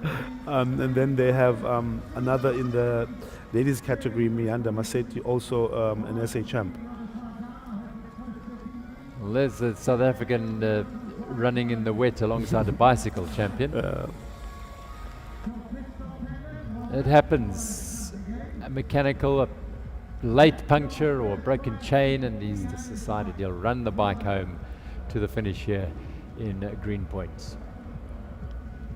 Delight for every one of these riders. They'll have some goal in mind, whether it's just to finish, whether to finish faster than mother, father, brother, sister or colleague, or whether to beat their own time. There's always an incentive for these riders just to complete the journey. The journey up on the other side of the mountain is Chapman's Peak Drive, so meticulously repaired and rehabilitated to ensure that cars and cyclists can use this beautiful pass again. Magnificent piece of road building, and the rehab after the rock falls it's made it just such a wonderful journey. I mean, these back groups now, what you will probably see at the top of Chappies, these are the guys that will probably take pictures, although it's not as panoramic as would be, but they would be taking pictures, some of them not from Cape Town, so we're making sure that they soak in the fun and obviously have memories to take back home. Perhaps not the international participation numbers we've had in the past, but certainly still a good few international riders, but really an influx from around the country, as always. Gauteng hugely supportive of the Cape Town Cycle Tour presented by Pick and Pay. So let's hear from another wonderful supporter of the Cape Town Cycle Tour. They provide plenty of very, very important energy drink along the route. Powerade, let's hear from them. Well, we're lucky enough to be a partner and to hydrate those cyclists that go out there and take on the 109 kilometers every year. So we basically put all the operations together, from the hydration, the logistics, tables, chairs, gazebos, trucks, vehicles, and then all the staff that go and activate that on race day, making sure that all the cyclists stay hydrated and get to that end point, which is very important. Well, it's a build-up. It's over a couple of months. We plan and prep. So the Powerade that we make for Cycle Tour, the production happens today and tomorrow. That goes in 1,000-litre containers, and there's 50,000 litres of Powerade, 100,000 litres of Coke no sugar, and 100,000 litres of water. And that all been put on a vehicle and then obviously go en route and set up at the point where the sponsors assist us in making sure that we hydrate those cyclists on every point. There's 12 points plus the end point, and then 100 tons of ice. And that makes sure that everyone gets an ice cold product, and very importantly to be hydrated, because that's the important part that people forget. They either overhydrate or underhydrate, and we want to make sure that cyclists know, make sure that you know what you need to drink, make sure that when you stop you take what you need, and make sure that you hydrate enough to get to that end point. Yeah, it's a very important part of who we are and what we do, especially the difference that we can make together with them, Rotary, and every single cyclist that enter the race. That money that goes into the communities, the money much needed for people to stay alive and make a well-being, and that for us is really making a difference that matters where we operate and live, all of us. So we're actually changing the environment that we live and operate in, which is very important. So we're trying to look after the people that support our business, support Cycle Tour, and support the rest of the economy in the Western Cape. And I think that's why it's an important part of this whole exercise, is to have a partnership with the City of Cape Town, national government, Rotary, and all the other partners to put back in what we much need in the Western Cape. Yeah, for us as Coca-Cola Peninsula Beverages, the most important part is to keep our doors open, and we were fortunate enough to do that, where we could still support communities, businesses, by delivering product to them where they could sell and make a living. But going back, the economy really needs the events industry. The amount of money it brings into tourism, hotel industries, and just your local restaurants. If you think about it, when a guy comes, he lands on the plane, he drinks something, and someone makes money from that. When he lands in his the rental car, he has to buy a product to drive to his hotel, where he has to buy a product. When he goes out for supper, he needs to drink something, and that all eat and drink something, and making sure that those guys support the economy, and obviously that goes back into our entire livelihood. Yeah, vital component of any event, but Powerade, great supporters of this Cape Town Cycle Tour. How cool is that? Very, very cool indeed. Little chipmunks. I mean, just listening to Dan from Powerade, the numbers that he's throwing there, I mean, it really takes a lot, in terms of logistics, to be able to put all of those out on the course. I mean, with all the 12 water points that we have, and the finish line being the 13th. So it is great to have supporters like that supporting this wonderful event. No, I mean, a logistical behemoth this it really is, and the way it is rolled out every year is extraordinary. How the Cape Town Cycle Tour Trust and all their partners do an incredible job in laying it on in really, really difficult circumstances. And you consider that up until 4 o'clock this morning, pretty much the roads were open to the public, and then it's shut down and get everything in place and rebuild or build or whatever you need to do, and get the water points all in place. and by 7, 8 o'clock tonight, it's all done. Done. It's extraordinary. Amazing, amazing. And I was looking at the, I think it was Strand Street yesterday, around about probably 8 o'clock. They started closing off the roads sections by sections, and then they closed off the start line, you know, just making sure that it's prepared, it's pristine, so that riders don't, you know, come into a very clean area. So I'm pretty impressed at what the guys do, you know, in terms of making sure that they put on a world-class event. Fishhook, main road in Fishhook, as the riders stream through, and they'll head left and head on to their next border call, and the water point in Simonstown, which is always Jubilee Square, quite a vibe down there. Yeah, definitely a vibe out there. I mean, you know, you've got the different, you know, obviously with the Navy being there, and lots of activities happening, and the locals, coffee shops as well. Yeah. You know, mechanics works there, and so there's a lot of activity there, you know. Have you ever done one of those rides? Stop along the way? Not You're really. a racing slug, that's what you are. This is Noordhoek Beach. How beautiful is this? Absolutely stunning. Flying low across the vast expanse of the sands of Noordhoek Beach. Stunning part of the world. If you live in that part of the world, you are truly blessed and very fortunate. It is spectacular. And then up onto Chapman's Peak Drive, which is just above. Wonderful to have our helicopter up and flying. We weren't able to make use of it earlier, unfortunately, due to the weather, but it's fantastic to have these images coming to you from along the route.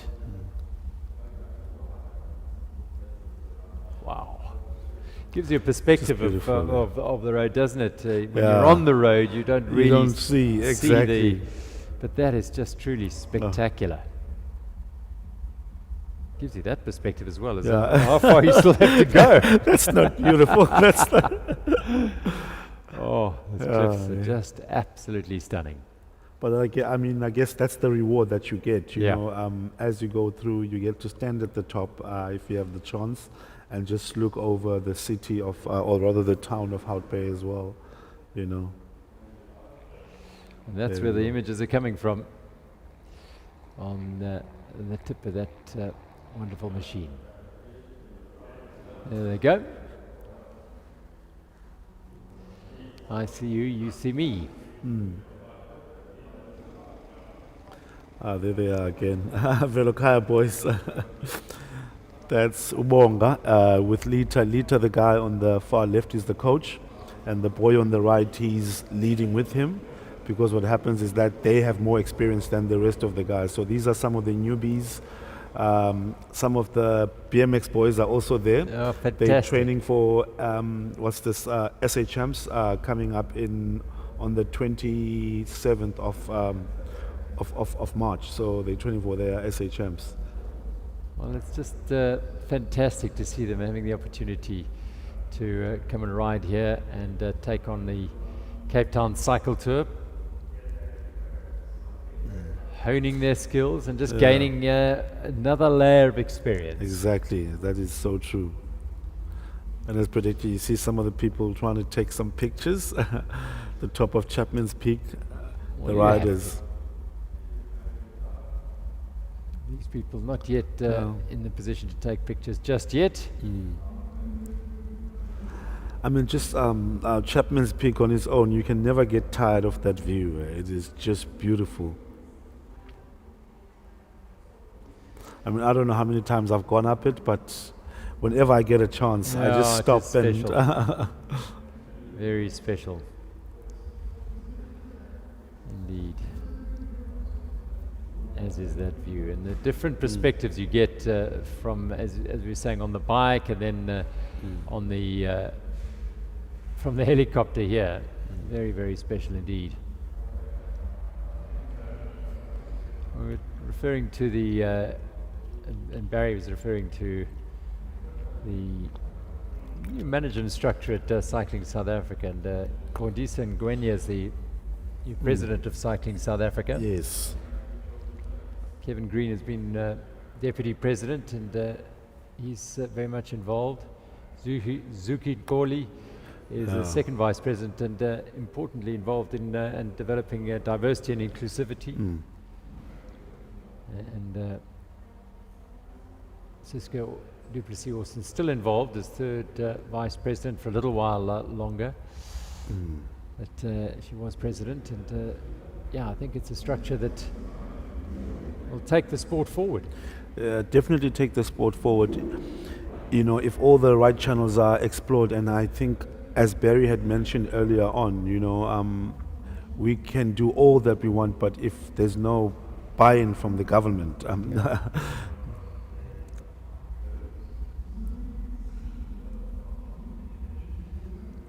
It's a beautiful view of the riders coming up Chapman's Peak Drive with the ocean in the background. Just truly spectacular. Well, these images wouldn't be possible, I suppose, without communication. Comtel Communications involved as well. Let's hear from the CEO of Comtel Communications, Dave Coves.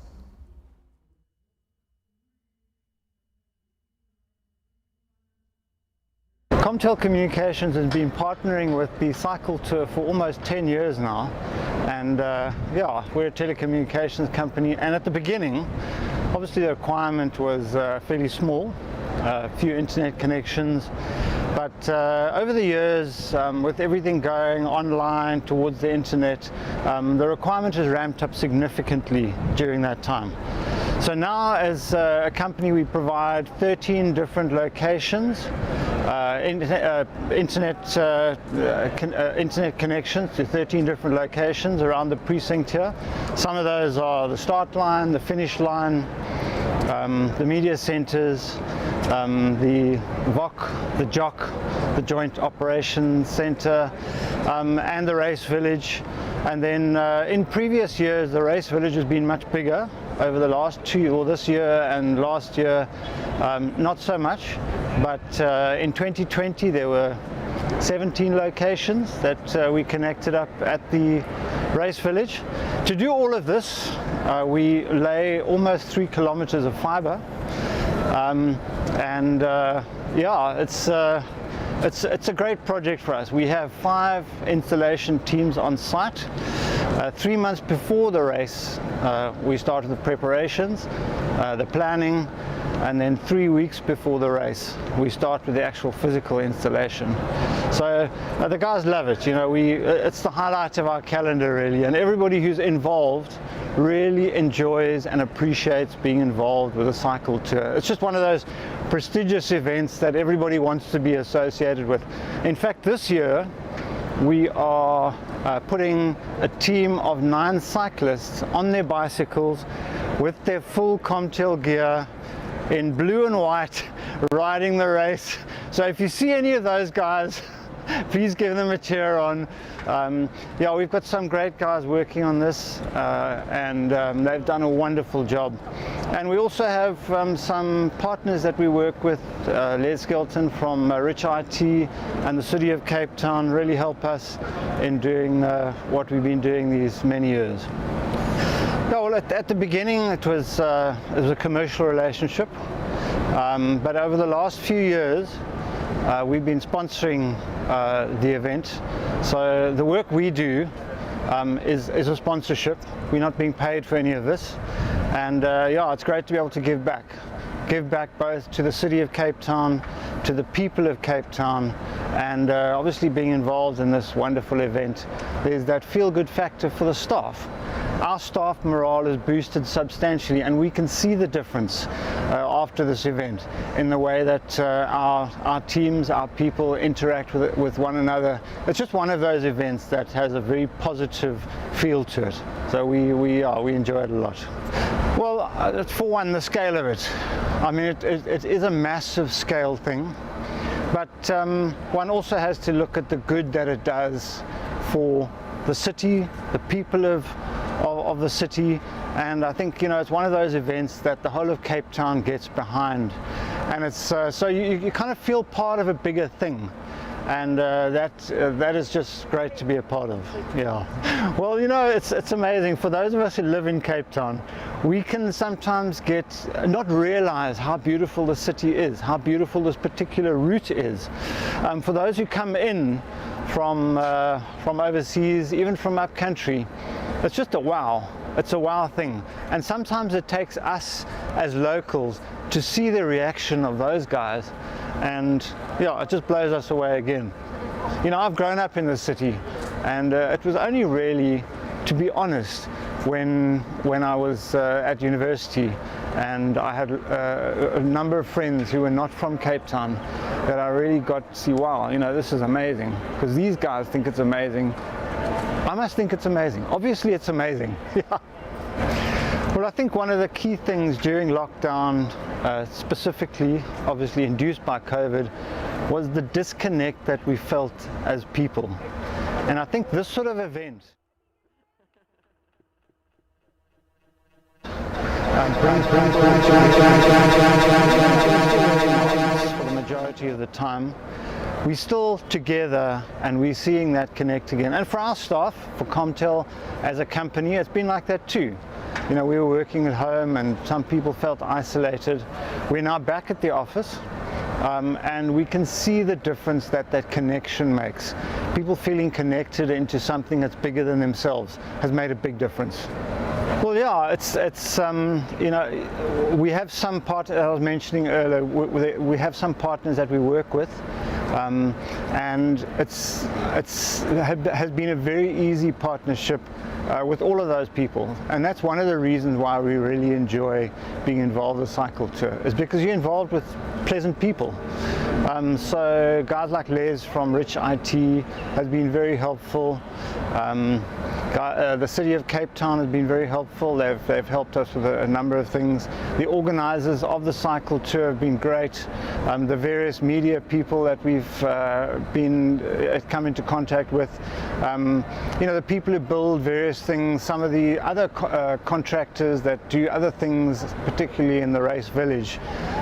Everybody just seems to be pleasant. So I think other people are also you know, feeling the spirit, and it makes things a lot easier. So just from our side, I want to say thank you to all of those partners for yeah, making it easy and making it efficient and enjoyable to do what we do here. Well, thanks to Dave Coves, and he's the CEO of Comtel Communications, involved, as he said, for about 10 years here at the Cycle Tour, and increasingly more and more involved in getting us connected, which is, well, just a most wonderful thing in what has been the last couple of years of disconnect. We're slowly but surely reconnecting again.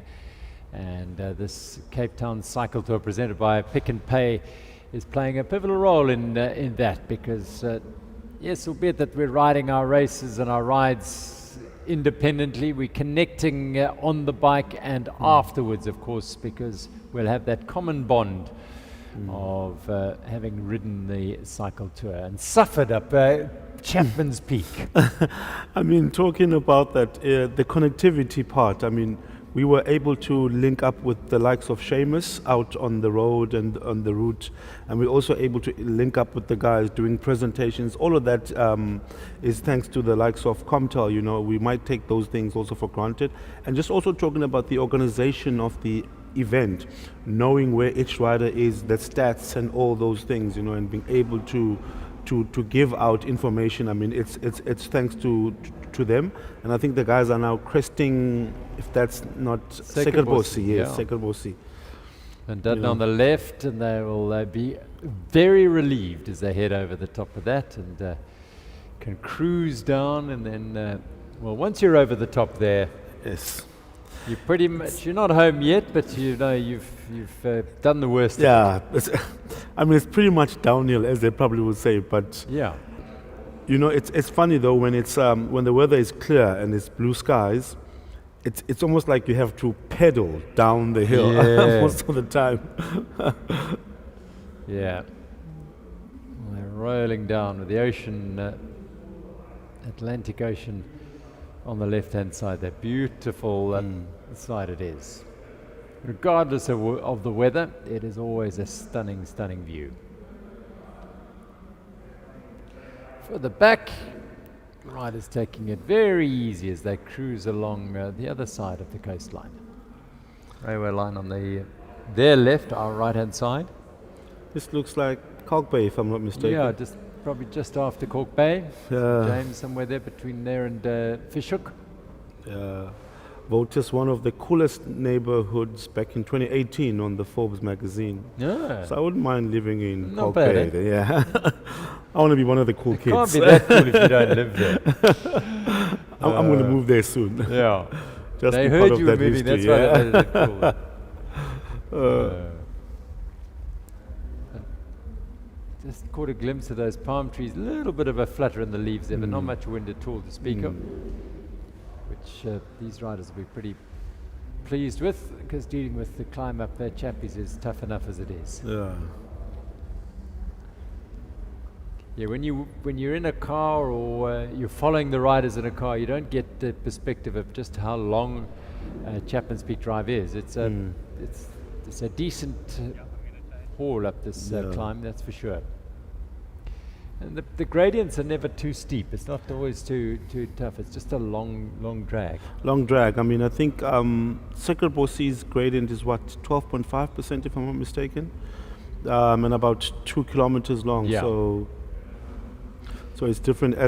Whereas this one is also undulating. You know, it gives you a little bit of a respite as well. You know, a breather to be able to just gather some more energy and also just keep on going again as they hit that 12 kilometer 12 to go. 12 Ks to go, you can see there as they head into the drop down after Sacred Bossy. So they're loving that. No, definitely. I mean, 12 Ks to go, it's the home stretch. Flying through this beautiful 12 Apostles on their right-hand side. Ocean to the left on a beautiful day in the Cape. Yeah. It's a fantastic day. I mean, look at the Any number day of on the bike cyclists. is a beautiful day.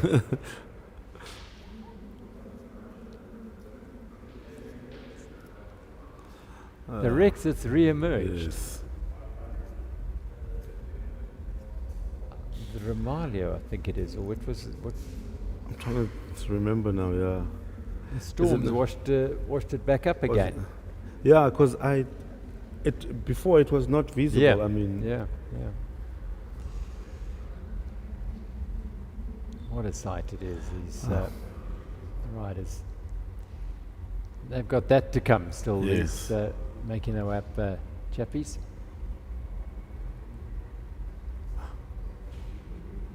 And one other thing that the riders from the back that I won't say forget, it's just due to experience, is choosing the right gear.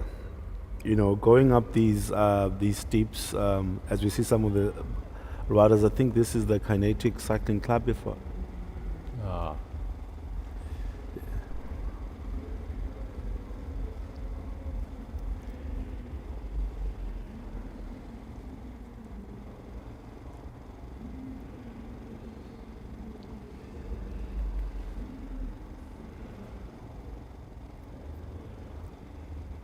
This is a beautiful sight, these riders doing smoothly along in these conditions. Yep, chance to greet us as an e-biker. Got to manage that battery carefully. Yes, definitely, because they don't come cheap. Well, let's hear now, it's of course Table Mountain National Park. SA National Park's very much part and parcel of this great journey around the Cape Peninsula. Dr. Anderson Koch is a marine biologist with SA National Parks. Let's hear from him. So there's so many special areas in the marine realm. You know, a lot of it can be seen above the surface, but of course most of it is below the surface. and hopefully the cyclists have opportunity while they're here to spend a little bit of time on the beach or on the rocky shore. There's so many diverse habitats, from these little secret beaches to the penguins at boulders. The area is incredibly important for endangered seabirds, which the cyclists will see a lot of. Bank cormorants, Cape cormorants, African penguins. They really rely on the marine protected area to provide them a safe space to nest, but also for food availability. So the marine protected area protects their food source as well. People might see beautiful vistas across the peninsula. The marine diversity is incredibly different between the two sides of the peninsula.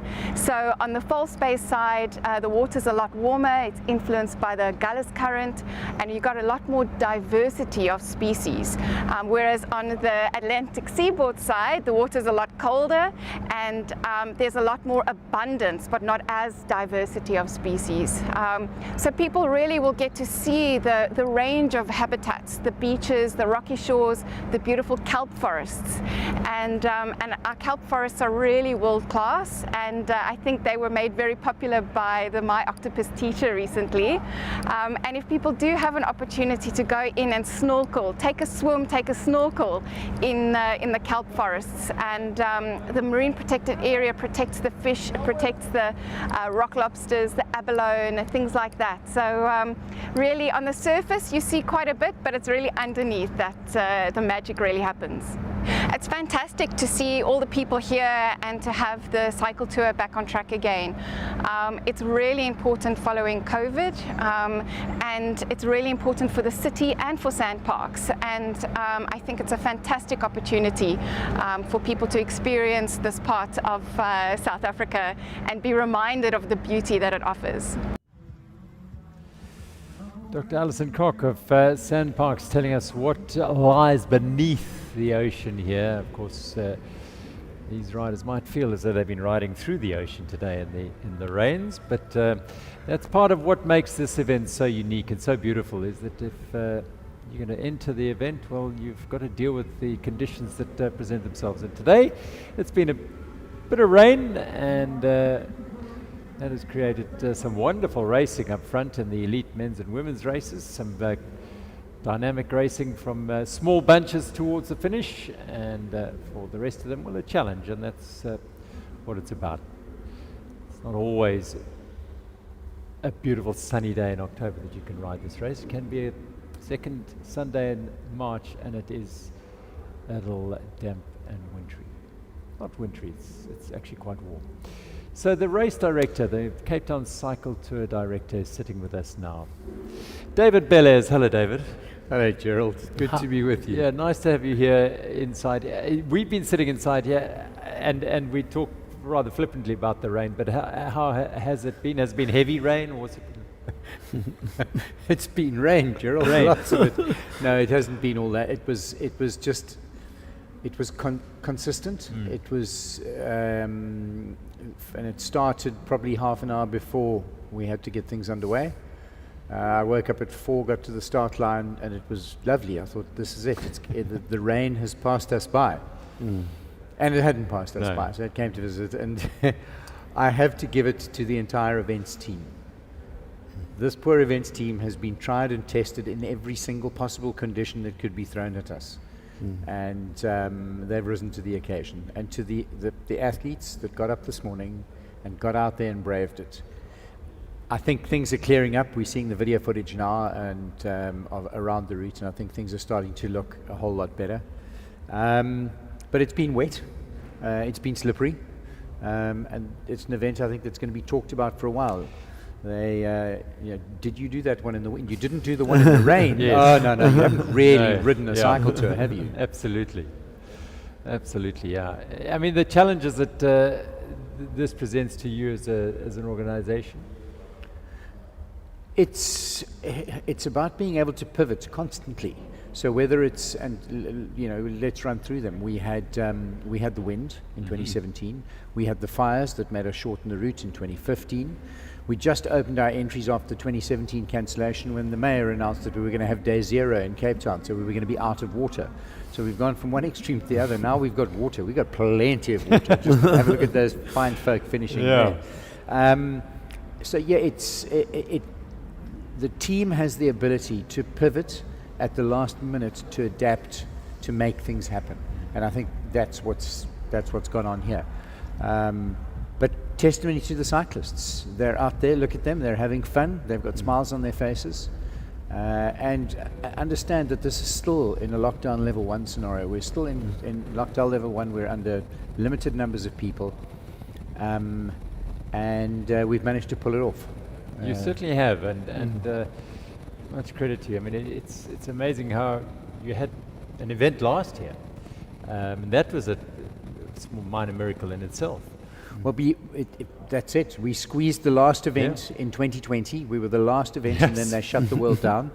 And we were the opening mass participation event in 2021 in October, a week before Cape Town Marathon and then Cape Epic.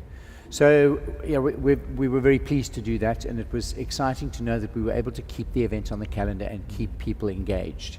And we're hopeful that as we head back into 2023, things will start to get back to normal, and we'll start to increase. There's a lot of talk around keeping the numbers down because the experience people are having out on the road has been phenomenal. That they talk about not having the angst of these big bunches, and they're enjoying the ride.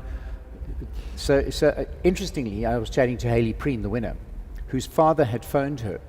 He's riding from Olympia Cafe in Cork Bay, where he'd stopped for a cappuccino and a croissant. So people are engaging in this race in a very different way now. My own partner had stopped in Simonstown, where they were ordering chocolate croissants and a hot chocolate. So you sure Mark was actually having a coffee? I'm not sure what Mark has been in that coffee. Might be Irish. Great renown. But it's the way people are deciding to engage. You couldn't. I mean, if you were going for a fast time today, today was not the time to do it. So why not go out and just have fun? So you talk about keeping the numbers low, but still you've got a considerable number of cyclists out there.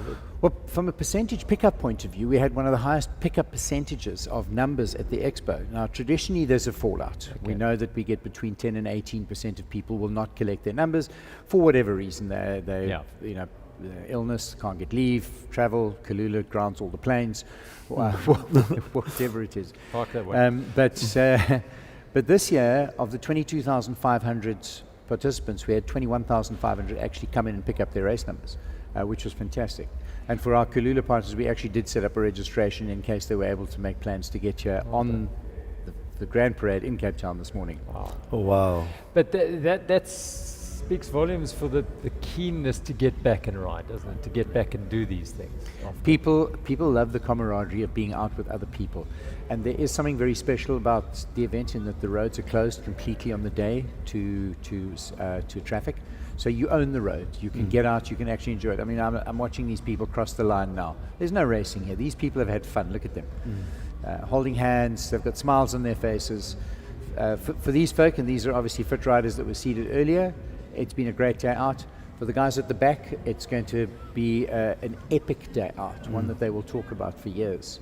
And hopefully it'll bring them back. But as you say, there's been a massive upsurge. I think people have missed the opportunity to feel free to go out and do this kind of thing. And I think where they've taken it for granted a lot in the past, there's a lot of value put to it now. And they really do appreciate it. I mean, I was chatting to the CEO of the Cape Town Stadium, and he said it was just so wonderful to see people flocking into the stadium again, albeit for an expo. But there they were, flowing through the stadium. Do you have an idea of how many first-timers there were? Gerald, you're asking me difficult questions. I should know the answer to that. I should know the answer to that. There was a higher, I can tell you there was a higher percentage of first-timers this year than in the last 5 or 6 years, definitely. What that actual percentage is, I can't tell you. I know we spoke about it, but I would be lying to you if I shot the figure off the top of my head. That's a good sign, though, as we've known. But you know, what has been amazing is that the cooperation from the authorities, from the likes of disaster management, SAPS, traffic, the entire team from the events office at the City of Cape Town, this is not about our events team. This is about a greater events team. An event of this nature doesn't just happen. There were guys up at 3 o'clock. I mean, in fact, the message came through that the start had been signed off at midnight last night by Andre Okamp from Disaster Management. That means he was up the whole of last night, and he was at the jock this morning at 3, 4 o'clock when the jock fired up to make sure that we were off on time. And he doesn't work for the cycle tour, he works for the city of Cape Town. So really an incredible effort from the entire team. The event itself, not many people know, is run from the Provincial Joint Operations Centre out at the Tygerberg Jock. So our head of our event director per se is out there with the SAPS commander and traffic, Metro Police, SAPS, Mediclinic, EMS services. It is a major affair. It really is a significant. Yeah, I mean, thing. just hear you talk about how special the event is, and kudos to your team as well for making sure you pull this through. But it's such an amazing and special event that hearing you talk about, it was actually the last event of 2020 March, and it was the last event of 2021 October. So it just goes to show you that, you know, it's, in a way, it is blessed. And here we are now, and I think a lot of cyclists are obviously looking forward to riding, whether the weather is not the sunniest of all that we've had. So a big congrats to you and your team. You know, it's interesting because we didn't sit back and wait to be told how to run an event under COVID. We sat down with Cycling South Africa, with the likes of the Cape Epic, with the guys from Faces at the 94.7, and we strategized. We came up with plans to present to government, and that went on and on for 8-9 months. As a unified... We're not competitors in this space. Yeah. We actually complement each other, and it was in our interest to work together and understanding it's not government's job to turn around and tell us how to run events. We need to come up with the solutions that we can offer to them that we believe will work. They can then evaluate those, and that was working with our city officials, our provincial officials, provincial health department, and there was a very proactive approach taken towards getting events back on the calendar, which is why, I mean, our message to cyclists that are finishing now, a lot of them want to hang around at the finish, but we're still in lockdown level 1. There's a limit on the gathering, so you need to finish, get your medal, grab your Coke, and as we've sent a message out to finishers now, get home, get dry, get warm, and start to celebrate with your friends and loved ones. Absolutely, absolutely. It's. I mean, I'm watching the video footage on screen now. I'm seeing the weather starting to clear up. It looks like some blue sky in the vague distance. And I see no more umbrellas here as we pass through. This is Hout Bay. Hout Bay, Yeah. No, it's a, it's a remarkable, incredible South African story. It really is. It's. You see, Gerald, I'm watching these folk come across the line. Okay, he doesn't look very, he looks like he's in pain. But there are a lot of very happy people. Yeah. And I think that's what gives our entire team a massive buzz. You're seeing people that have achieved personal bests, have simply taken on the challenge, finished, and we'll be talking about it for years to come. This is a medal that you will cherish. I rode that one in the pouring rain. That one in the rain, yeah. And there hasn't, I mean, I think 2006 might have been the last? Or? No, we haven't had rain like this since 1987. Good heavens. Wow, okay. So, I mean, there's all this talk of why don't you move the event to a different date? Now, if you were in Cape Town for the last week, you'll know that we've had the most sublime weather for the entire week. Yes. Saturday was gorgeous. Yeah. I went out for a ride with the Laureus group on Saturday morning early. My word, what a glorious ride out towards Seikabosi.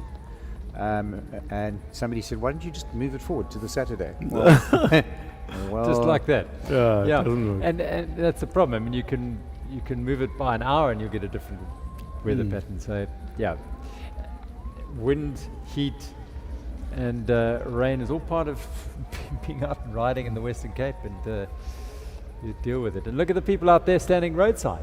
The people of Cape Town, amazing. Well, I think, as somebody said earlier, the weather today was our COVID compliance officer to make sure that not too many people came out on the route to shout and scream. That's a good one. The rain moved in and kept only the hardcore out there cheering. But it is wonderful to see the residents of Cape Town and how they embrace this event. And I think it's important to remember that the event is not a commercial entity. The event is a charitable trust. Pedal Power and Rotary putting a huge amount of money over the last 40 years back into community and cycling development. I mean, I know Sipo, you're involved with the Velokaya program, which has had over the years a number of inputs from PPA, and then the number of charities that are participating in this event and raising money for their own causes. So the event as a whole will put money back into community. The people participating are raising money for their own causes. There's the economic benefits, there's the job creation. We're working with it more and more and more. It's about working with the communities along the route. It's about getting them involved. We're now starting to work with the neighborhood watchers of Masipumalele, of Ocean View, getting them involved as part of the team that actually delivers the event on the day. And that's so important. That I think we've got 30 ladies from Ocean View who started riding 3 years ago as a result of one of their community that had ridden the cycle tour. And they're all participating. I mean, what a lovely story. Absolutely, and that's a generational thing because it'll feed on and feed on to the next generation. There's a gentleman finishing in his barefoot, walking alongside his bicycle. Let's now go to Paul K. No, we're not going to go to Paul K right now because he's not quite ready. He's wandering around catching up with riders who have finished. Talking of which, the Premier was on the start line this morning. Is he still out there? Yes, he is indeed. It wouldn't surprise me if he'd stopped to do some canvassing along the way. Our Premier is a beacon of hope and light here in the province. He really is. I think Alan will do a credible time. He's fit. He's been. He tells everybody he's working too hard to train, but he's one of these guys that gets up really early in the morning, heads out. May not be riding 100 k's a day, but he'll do 20 k's on his bike. And it's fantastic to see. So it'll be interesting. We do have a tracker on him, so I know that they're keeping tabs on where he is, and hopefully he's beating Victor Matfield. Is that the big challenge? No, it wasn't a challenge, but they started in the same. I think there may be some testosterone going down. Yes. And it's lovely to see the number of South African celebs that embrace us. We had old David Higgs this morning. On the start line. He was supposed to be riding with Chris Forrest, the comedian, who unfortunately had booked his ticket with Kalula.com. And is stuck up in Johannesburg.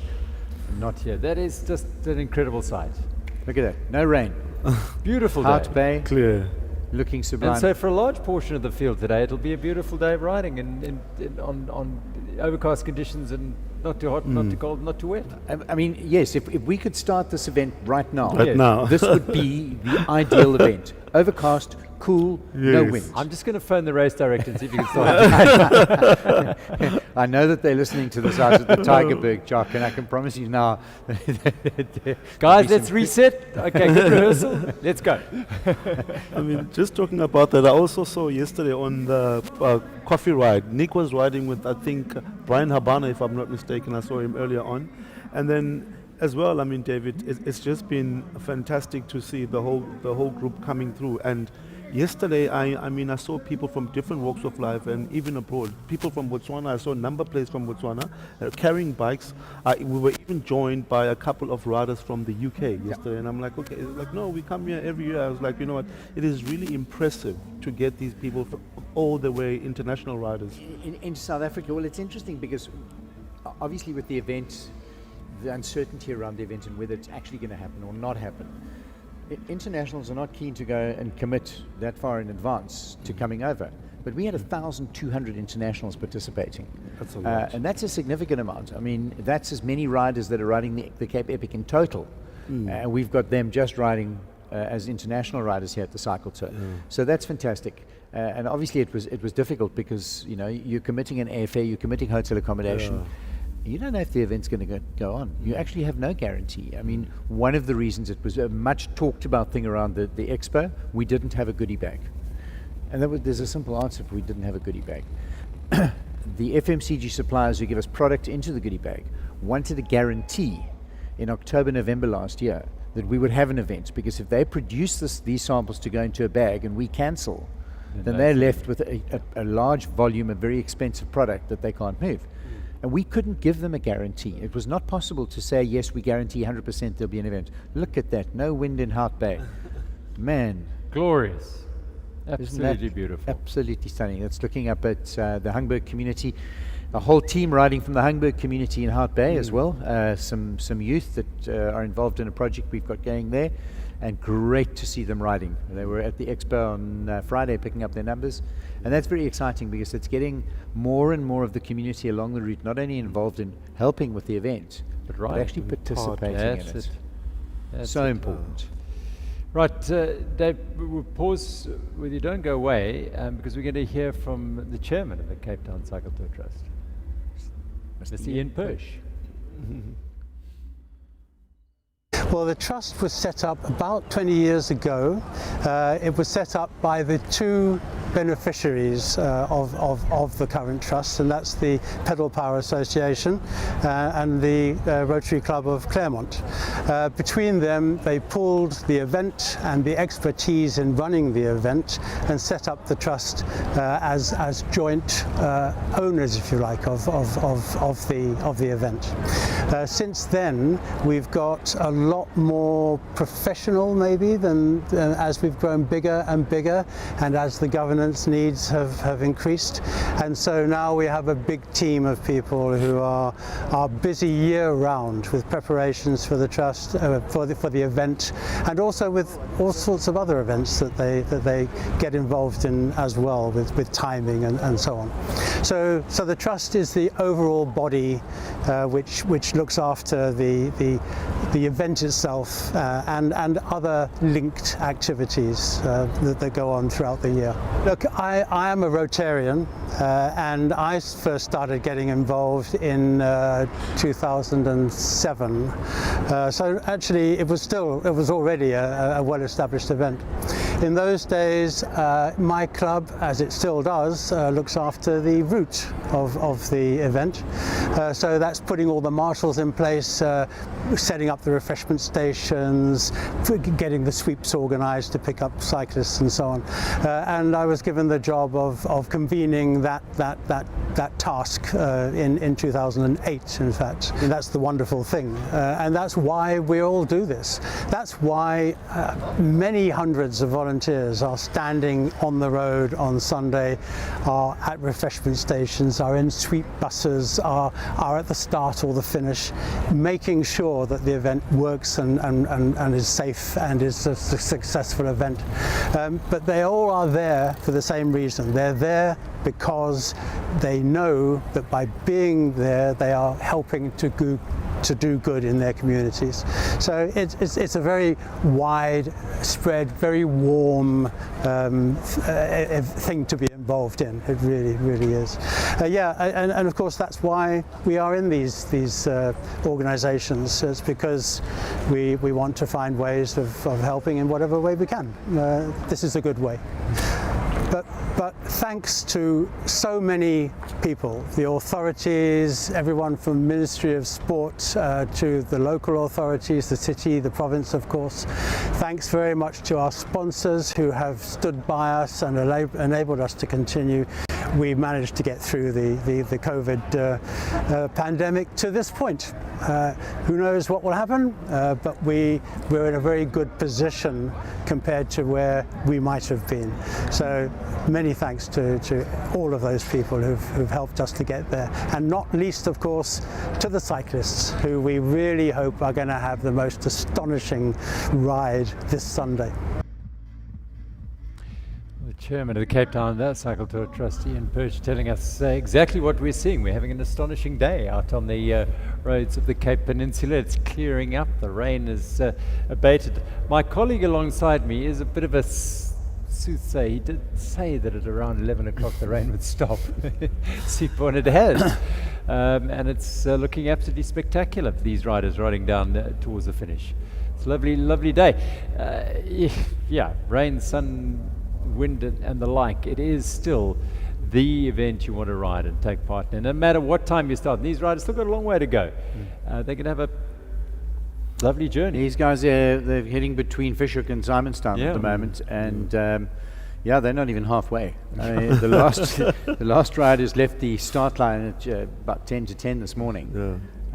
which means that we'll finish off just shortly before 5 o'clock this afternoon. So, yep, they've got another 5.5 hours. So it's going to be a long day out there, but it's cool. Yeah. And you'll look at those trees.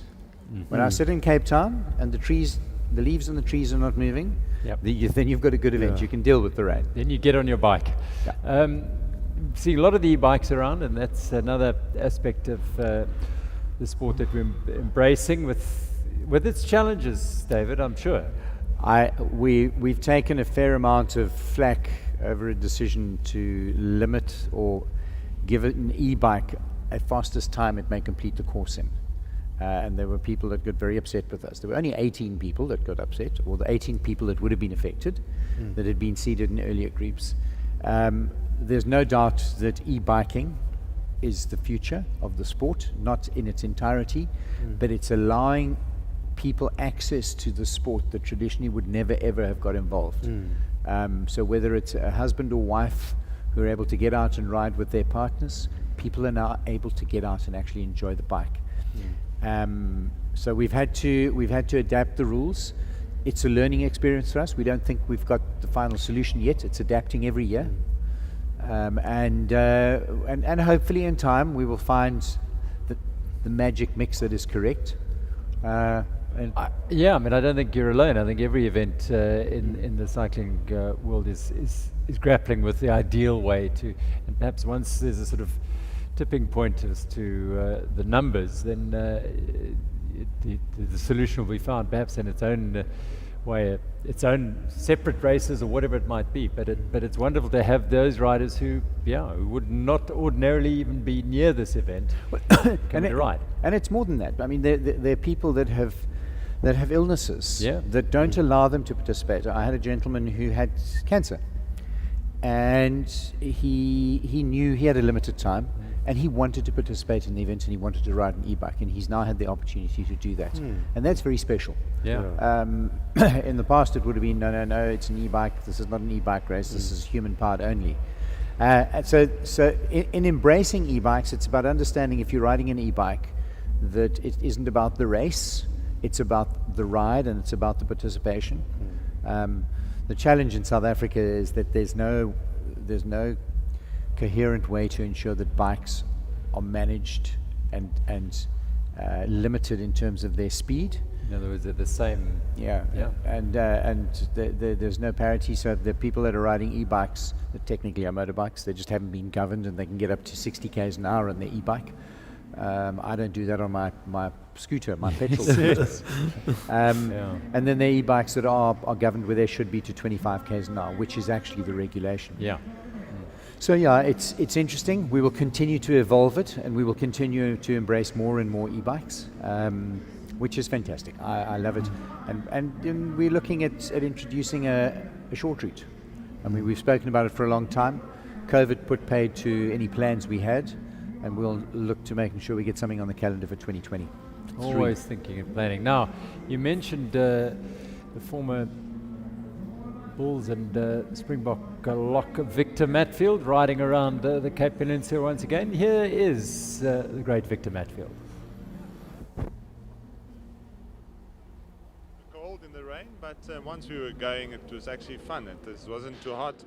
It was a good ride. There wasn't too many guys in accidents as well. I thought, it might be a bit difficult out there, but yeah, it was pretty good. It seems a lot of ex-rugby players choose the bicycle as a way to keep fit. I mean, Butch is out there. I saw Cornet riding as well. You know, we got Smith riding the Epic, etc. What does the bicycle do for you? Yeah, I think we all like to try and keep fit somehow, and most of us got dodgy knees as well, so we can't run anymore. So the bicycle is actually a great thing to keep fit, and also to do with your mates. I love golf as well, but cycling is almost like golf. Get on the bike, you go with your mates, and you have fun. And fortunately, I've got my wife also riding with me, so the two of us did it together. So it's great spending time with her as well. Obviously, it was a little bit damp out there today, but still, it felt like on the start line, at the very least, there was a lekker gees. No, there's always a lekker gees. I mean, after COVID and no one getting together, it's just great being at an event like this. It's nice that the tents are up again. You can have a few drinks afterwards. You can share your stories. So a great spirit out there. Thank you very much, Victor Manfield. You need a warm shower and a big glass of Cape Town's best red wine. No, that's for sure. Cheers, cheers. Thank you. There we go. We'll be bringing you more of impressions from the racecourse shortly. It's a giant of a man is Paul Kay and Victor Matfield. Finishing, and he embraced the sport of cycling, as they talked about. There are lots of others are riding. Butch James, Corne Krieger, John Smith and the like, all taking it on in various different guises and strengths and weaknesses. Here, these riders rolling across the line and celebrating, and no matter how many times you finish, there is a sense of achievement, a sense of celebration crossing the finish line, and it'll be special. I'll tell you what we're seeing at the finish line there, and on the route, as I look at cyclists now, is these constant stream of cyclists. It isn't these big bunches that you would traditionally see in a year when everybody started off in big bunches and is sent off, and there's this frenetic race around the Cape Peninsula in a bunch. People actually going out and riding and simply riding, not chasing. And I'm seeing a kind of a constant stream of people finishing. This is on the forecourt in front of the stadium, where people have now come through. They've collected their coke a little bit earlier, and they're now collecting their medal, and where they'll now head off to go, as I said earlier, go and get dry, get warm, and celebrate properly. And we've seen this year for the first time in a while, the corporate hospitality is back in a very limited format, obviously. That's coming into shot right now, in fact. And then next year we hope that will expand. And we'll look to make space for cycling clubs to set up gazebos and to be able to celebrate, as we are allowed to then start gathering again in the open air. Yeah, I mean, I think over the years gone by, those fields would be packed with gazebos, marquees and tents, and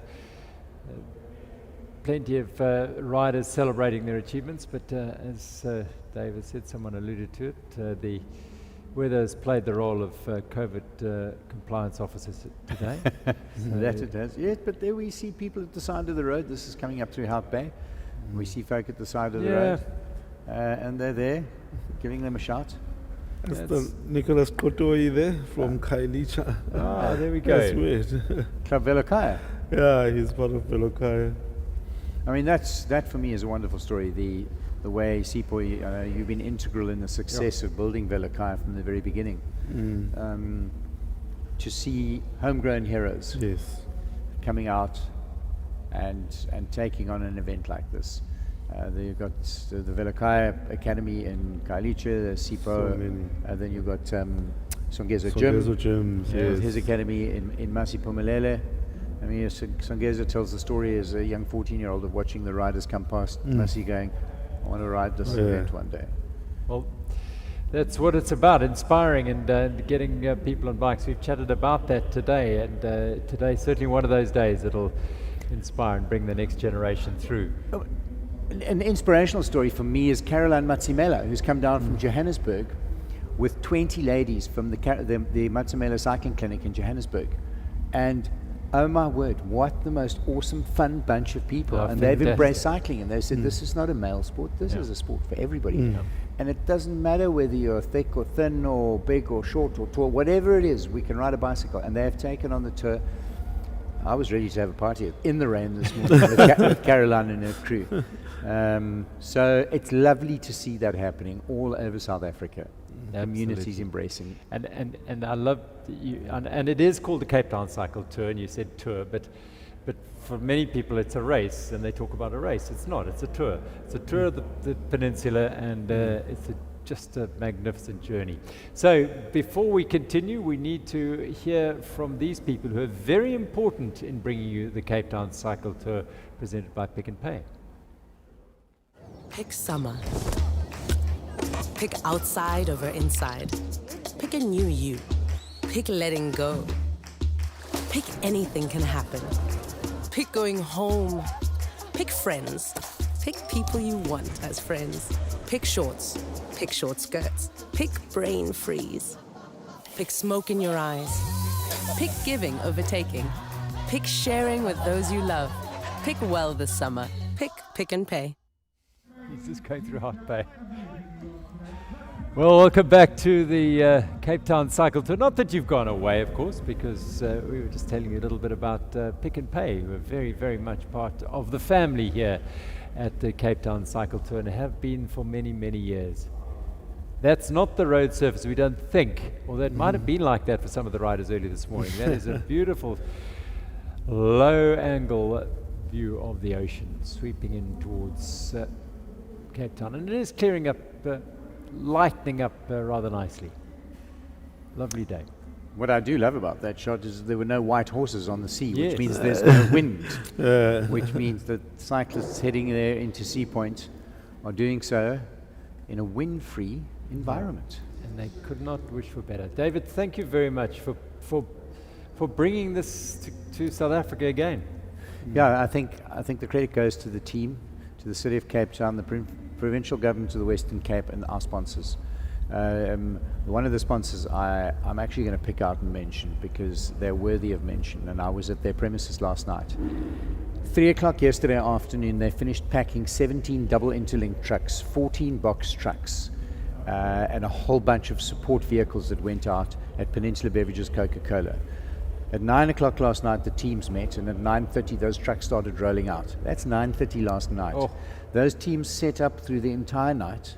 They run those water stations, and they will be the last to leave every point on the route. One cannot begin to underestimate the value of what they put into this event. Their commitment, the product, and the vibe. I said to them last night, Coke and Powerade are simply a product. What they bring to the party is the spirit and the gees of Coca-Cola Powerade. And it was moving. It was very, very special. It was goosebump stuff when you listen to those big double interlinks start up and head out of the yard onto the route. It makes you realize the magnitude of this event. And looking at the picture on screen now, Ocean View, I think. Ocean View it is Yep. indeed. The home of Mastura Esterhazen and her team of 30 ladies participating in this year's event. Wonderful, wonderful sight. David, thank you very much indeed. David Velez, Director of the Cape Town Cycle Tour. Back to work, please. Indeed. I'm going to go and see if everybody else is working. I'm the one doing the talking here. Gerald, Enjoy thanks very the much. Ship Thanks, man. sailing Thank beautifully. you. Well done, No, Dave. most Thanks very definitely. much Well indeed, done. Dave Velez, All the best. with us here in the studio at the finish of the Cape Town Cycle Tour. Good luck, Dave. Thank you. Sure, man. Well See done. you Good soon. job. Look forward to seeing you both on a bicycle soon. Huh? No, definitely. One of these days. I'm up. All right. So these weaving and bobbing away round. Here they go. As you see, one of the sweeps as well, getting ready. Yeah, lurking for those unfortunate riders who may be not able to finish the Cape Town Cycle Tour. It happens to the best of us. Yes. Your hopes and dreams don't quite materialize and things might go wrong, but that's the way it is. You know, there are a group of riders riding beautiful wooden bikes as well around this sector. 8 of them riding for Project Flamingo. Wow, that's Yeah, nice. I it's mean, yeah.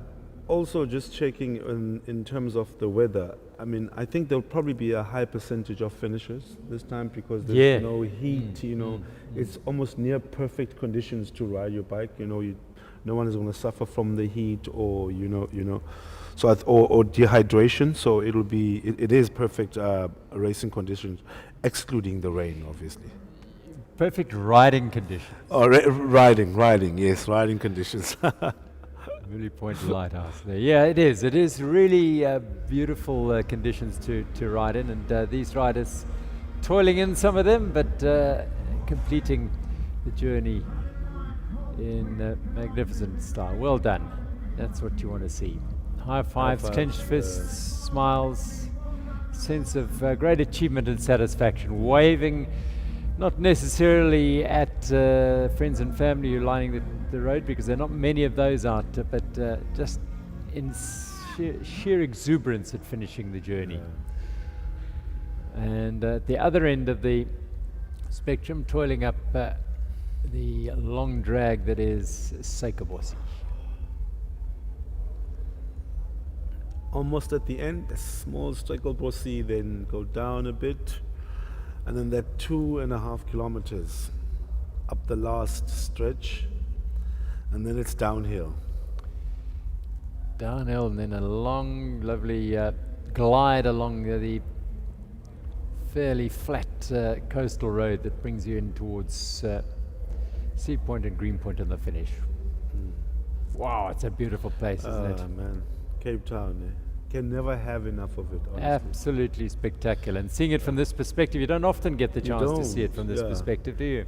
Because I started thinking, I mean, where are these places? And I'm looking at that, it's actually Camps Bay. So...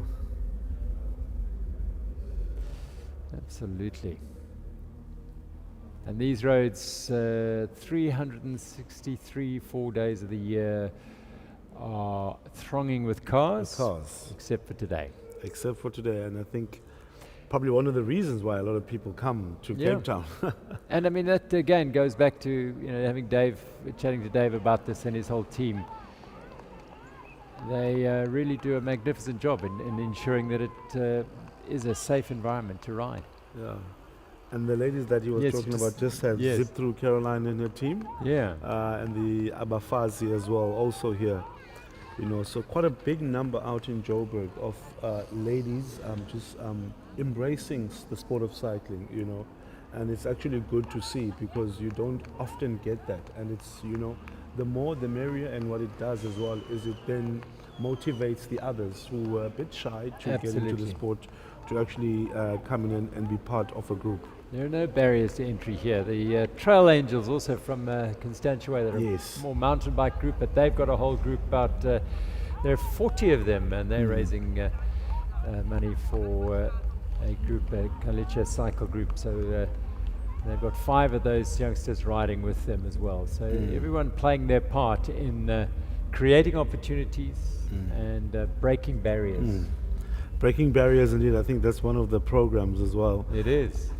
I mean, with the Trail Angels, I mean, I saw them at one of the mountain biking events, Once to Wells, if I'm not mistaken. Yeah. So, I mean, a great bunch of ladies, I mean, they're not professional cyclists, but they're there to enjoy the sport.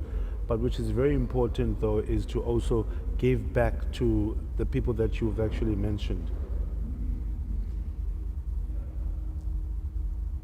Oh, this is just stunning images, and really wonderful to have all these riders taking part for whatever reason they are here. One of the things that they're doing is, of course, creating a great financial boost and boon to the Western Cape, and that's, of course, a vital component of, it's a byproduct, of course, of having such a fantastic event. You attract more and more people to it, and so the province does benefit. Well, let's hear from Monica Ewell from Westgrow on some of that and a little more on how this event impacts the Western Cape.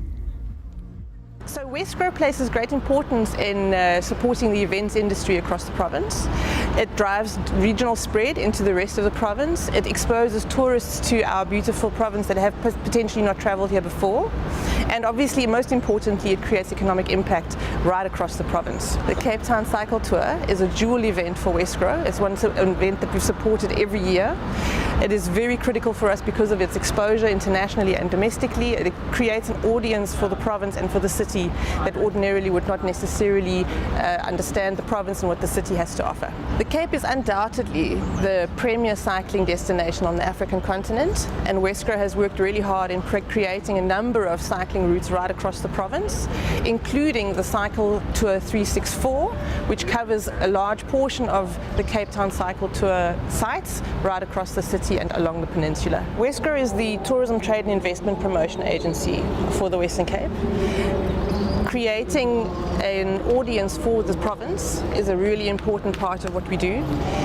The Cape of Great Events is a massive undertaking that we're taking together with the Department of Cultural Affairs and Sport, as well as with our funders DDAT, which really helps position the Western Cape Province as the place for the great event, whether it's a massive sporting event like the Cape Town Cycle Tour or a small patat feast somewhere in the regions. It's a really, really massive economic driver for the province, and as I mentioned before, allows us to expose the province to an audience that potentially didn't consider us before. Well, I mean, it's undoubted that the Cape is one of the most scenically beautiful places in the world, and who wouldn't want to ride along those beautiful coastal routes and through the town of Cape Town and see Table Mountain as a backdrop when you do one of these epic races. And of course it is an epic race, you know, it is one of the longest races, and it is one that sportsmen really like to undertake every year as a challenge to themselves. Yeah, big impact this event makes on the Western Cape, and the Western Cape makes a big impact on all those who visit, I think, through this event, no question about it. Cruising along, going beautifully. And with all the smiles, and look at that, I think. Oh. Ah, the Look vibe. at Now that's the that. crew that Dave Bellows was talking about. The Yes. Peninsula Beverages crew out early, in fact late last night to set up, and they are still creating the vibe out on the route. How cool is that? Really, really cool. It looks like it's Sekerbosi. I could be wrong. Yeah, but I it will be. mean, with the vibe, definitely on point. Absolutely fantastic. Really, really good to see. It'll refuel and refill, and we're off. Well done, sir. There we go. And back to Ocean View. I mean, if you're looking at those little ones just Yeah. waving around, in the next 10 years, they could be part of the event. You know, participants. Yeah, the journey from there to there, it's a meter or two, but it's a long and hard, difficult, potentially difficult journey. Yes. And it's that sort of inspiration, as you were talking about earlier, word of mouth, and a little bit of an opportunity, sacrifice here or there, or just giving someone a helping hand. I mean, that's how also Songezo got involved, as much as he joined us, but it was going past his township, Yes. Masiphumelele, and he wanted to participate, and he wanted a medium to participate at the event, or rather in the sport of cycling. And luckily, Velokaya was there for him to help him realize his dream. So how's that synergy work? So we had a satellite base at Masiphumelele back in the days, but since everything now has moved all to Khayelitsha. Yeah. So that's where he would actually go for training and everything. But during weekends, he would then ride to Khayelitsha to train with the guys. So he would get more bang for his buck. That guy's flying up the hill there, man. It's a second lapper maybe. But yeah, that's the opportunities and the will to contribute and make a difference as well. I mean, look at him now. He's changed and started his own And academy, that's, yeah, you know, that's, which is... Yeah. That's the key. This is on the early parts of Chapman's Peak.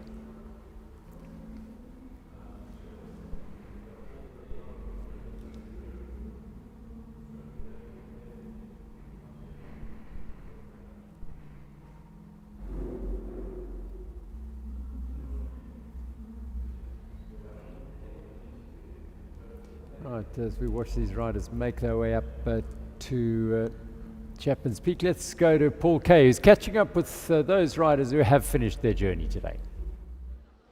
How's that Coke? Very nice, eh? No, it's very tasty. I mean, this is what I need after this long 105 k's. It was rain, it was terrible. Well, most people did 109. Oh, well, 109 then. Yeah, how was your 109? Tough. I felt, I feel it towards Smithswinkel, and thereafter I felt okay. But I So was, you're I was just a bit scared of the crowd and the bunching, man, you know. Riding with carbon wheels, you can't brake so well. I think when you're over 60 like us, then, you know, things become a little bit more of a challenge. Maybe he's over 60, but not you. So tell me, how was the rain? No, the rain was tough, because I mean you're in the rain and it's in your eyes. You know, I don't have sunglasses on, so it's really a challenge. You know, your eyes actually start to burn because the rain is hitting your eyes all the time. But I mean, I reckon, guys. I know he's talking to his 7 girlfriends. I hope your wife's not watching though. But I reckon this is a tour you're not going to forget. No, definitely not. And if it happens next year, I'll do it again. Most definitely as well. Last words from you. Well, this is the first time in the rain like this, and I'm normally a runner, and I run in the rain as well, but this was something different, totally. But I really enjoyed it. Where are you from? I'm from Cape Town. Yeah, but like specifically? I'm in Elsie's River. Elsie's? I'm in Crawford, yeah. Crawford, yeah. All right, so what is your advice to people watching the live stream now who are thinking, sure, that rain, if it rains next year, I'm not interested, because the rain just makes it more memorable. Yes, definitely. It's like when we ran the 2 oceans, we could finish off in that mud. I remember that, We also remember that because I also did it as well. But no, I mean, look, the rain, I mean, it's on the day. If you train and you say it's raining, you don't want to ride, that's wrong. When it rains, you must go out and train because this is what you get, you know, and then your training pays off because you've trained in the rain. So, no, it was fantastic, I think. That's my feeling. Train in the rain to race in the rain. Absolutely. Simple. Yeah, characters out there enjoying the journey around the Cape Peninsula, regardless of the weather. It doesn't really matter. We just have a beautiful ride. Robben Island, what a sight. As our aerial view of the aerial tour of the Cape Peninsula continues. Spectacular, hasn't it been? We've been fortunate enough to have our chopper up for the last probably hour and a half, and it's given us the most beautiful images of the Western Cape. Very, very fortunate. I mean, one thing I took out from that one gentleman is that even if it rains next year, he's still going to participate. Exactly. That's what we want to hear. Absolutely. Look at this lot. They're flying along, no problem at all, through Ocean View. So we've been joined by a man who's done a few of these in his time. A few, yeah. Michael Finch. How you doing? How are you, Mike? Not too bad, thanks. Ah, we can't hear you. Nothing to do with you. We apologize. And there is, for those of you who were doubting that we were actually in Cape Town because you hadn't seen Table Mountain, we've decided to put this picture up for you. It might or might not be from today. No, it is definitely from today. From Robben Island into Table Mountain. What an incredible view that is. It's a rare view, that, because it's not often you can get an aerial of Robben Island onto Table Mountain. Quite a spectacular sight that is. Beautiful. Michael Finch, as I said earlier, introduce you again. Hello, Mike. Hello, gentlemen. Thanks for joining us. Thanks very much. Yeah. What sort of day have you had? Not been riding. You haven't been riding. I haven't been riding, sadly, and I must admit it is sad. In the previous times that I've done this, I've been on the back of the lead motorbike when the conditions have been good, but doing the live social media on Twitter. But this year, because it's quite difficult to type when your phone is full of water, we decided to stay in the tent and rather do it off the fantastic TV coverage we've had today. So we couldn't do it live on the bike, but we were able to do it off some of the pictures and get some insights. So it's been great. What you've been out there as well since, and what's the general consensus, the feeling? Yeah, I think what normally happens on a tour like this is when you wake up in the morning and you know you have to do this and the rain's coming down, everybody's kind of, well, I'm not sure I want to do this. But as we go later in the day, that certainly the conditions have improved, and the worst of the conditions was actually this morning when it was dark, which makes it more and more miserable. But I think once you're out there on the bike, you've warmed up, you've got going, you know, you kind of forget about the conditions and you just get on with it, because the power of the pack kind of takes you through it. So, and I mean, it certainly didn't prevent any great racing from the elite bunches. I mean, they're two of the best races I've seen on cycle tour for many, many years. So it was fantastic racing. It has been. I mean, it was brilliant to see the 3 riders in the women's elite race bring it to the line, and then 4 men and it was just a fascinating battle. The women had a trio not far behind them, so there was that dynamic involved. Terrific racing. Yeah, I think what happens on a day like this is that you do get those unusual things that happen. Because when we look in the past, it's always that sort of the sprint train comes through, the big teams come through, and you look at the team that people like Nolan Hoffman had today, the chance of getting away from that group was quite difficult. Yeah. But they got away in that break really, really early, and I think that's what made the difference. I don't think the peloton thought they would get such a big gap, and by the time they realised it was too late on both accounts, both the men's and the women's races. Worthy winners both. Kim LaCourte in the women's race and Mark Pritson winning the men's race, the former South African champion. Now, Paul Kay's been busy rounding up riders who have completed their cycle tours this year. Let's hear from them. Are we rolling already? Oh my goodness, we're live to the world. I noticed that it says Dubai, and things are a little bit warmer in Dubai. Normally they're a lot warmer, yeah, a little bit warmer than what it is here this morning. Wow, well done, and thank you, Cape Town. This is a warm welcome. You know, it's the 44th edition of the Cape Town Cycle Tour, and we've had races cancelled because of wind, we've had shortened races because of fire. We haven't had a huge amount of rain, and it changes the dynamic completely. Oh, absolutely. I think this is my 12th Cape Town Cycle Tour, and it's the first one I've done in this much rain. You've got to take it good with the bad. So how do you mentally go, okay, I was going to go super fast this year, now it's a bit raining, it might be a bit slippy.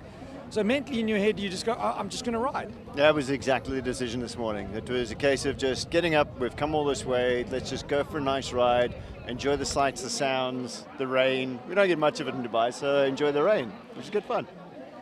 What is the standout feature for you about the Cape Town Cycle Tour of all the tours you've done? What makes you keep coming back?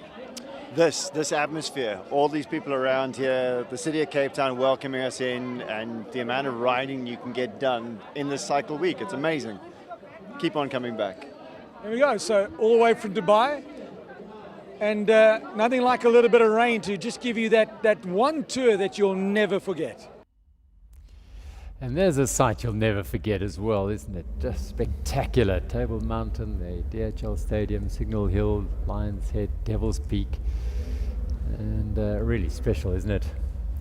Yeah, I mean, for those of us who live in Cape Town and we experience these roads on a sort of weekly basis, there's no doubt that you don't let that go to take that for granted. It really is fantastic. And even on a day like this, you know, last year we had absolutely perfect conditions on the ride. I don't think we've had a better day in Cape Town Cycle Tour history. There might have been, but I don't remember any of them.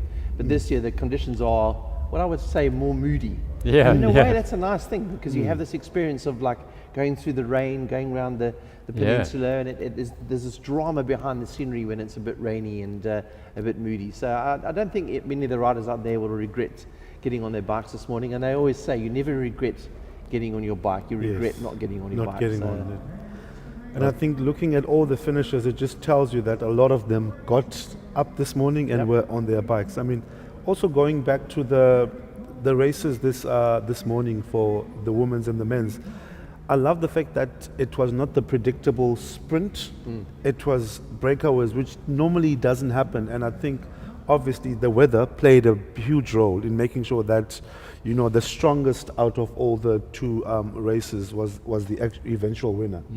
What was very interesting, and Mark Pritson, we were talking to him after his win today, and we were saying, you know, what sort of gave him the edge today compared to other races that he's done. And he's won SA Champs. He won SA Champs in 2021. He's won 94.7. So he's got a very good set of palmares. But I think what he said was very interesting. He said when he saw the rain this morning, he actually revels in the rainy conditions. So when he woke up, saw it was raining, and thought, if I was going to win the cycle tour, this was the day to do it. He saw this as his chance to do it. And it was the same thing with Nick Lamini, who we spoke to building up to this race. He wanted bad conditions because he thought that, you know, it would help him actually have a better performance today. And it negates the threat, perhaps, to a degree of the sprinters, the likes of Hoffman and Rainy Enzo van Rensburg and the like, and Travis Barrett. As it did, they weren't able to make it stick today, but it was fantastic to see the race that those men, the elite men, brought to today. It really was a terrific race. And rolling across the line. The fact that they got away so early on, you know, literally on the M3, barely 12 kilometers into the race, they were clear, and Mark Pritson was in that break. And we saw some of the big contenders in there, which was unusual. The same with the women. Barrett was in that early break absolutely. as well. So incredible to see them taking those chances. But I think when you've got good legs, Kim LaCourte was saying to us as well. I said to her, why did you go with the early break with Candice Lewis? She said, well, I had good legs. I didn't want it to be a boring race. And she felt if I make it hard, I might not succeed. But if I make it hard, maybe I will succeed. And in the end of the day, she did succeed today. So it's interesting seeing the favourites being in the early break, which doesn't happen often. They often sit there waiting for the sprint. Yes. Yeah. Well, there's where the post-ride dissection takes place. Meanwhile, these ones heading towards that in a little while. Nice to see the roads looking nice and dry now as we have done some of the descents, and you can see the vigour in the legs of the riders as they go down the hills. I'm always quite amused by the fact that you have the guys just cruising gently down the hills, and always on the right hand side there's always one or two riders down on the bars trying to be super aero, just giving themselves every chance of getting some speed. It's free speed you see downhill. Absolutely. So I'm one of those guys that gets on the bars and gets as much speed at downhill because I'm so bad at the uphills. It's surfers are out now, that's for sure, and then lovely conditions. No white caps, just and that's what a blessing that is. No rain. Let's see him go. No, not that one really. Well done, finished. No, and that's the sort of joy, the celebration. They, many of these riders may well have finished their 25th, 34th, and there's no lesser degree of excitement and enjoyment for these riders. Recorded that forever. I think what people maybe, and what we for Cycle 2 actually forget, is that it is a challenge, 109 kilometres. I think sometimes people believe that the Cycle 2 is the sort of fun ride that anybody can do it. Yes. And for those of you out there who haven't trained, you know how tough 109 kilometres is. So, there's no doubt that riding this distance is something that you have to train for, that you have to prepare for, that you have to probably taper for most people. And it is an achievement to achieve it. And I think, it is fun for sure, but it's not just a walk around the block. It's something that requires a bit of effort. Well, it is for some as a walk around the block. I have a 16-year-old who will remind me, no doubt, that he didn't need to train for it because he's about to finish and he will be absolutely shattered. But it is. You have to train for it and you have to prepare. If you are, if you don't want to suffer too much. Yeah, I mean, certainly for anybody with a reasonable sense of fitness, you can probably finish. I would agree with that. But I think that it's very tough to be out there for 5-6 hours plus if you're not trained. And I think that if you are attempting and you're watching this broadcast and thinking next year I'm going to do it, I really would advise you to train because I tell you, going up Sekabossi after 90 kilometers, it hurts. It really does if you're not fit. I mean, it's different people with different capabilities as well. So, the easiest way to make sure that you at least have a chance to make through is to train, as you've mentioned, Mike.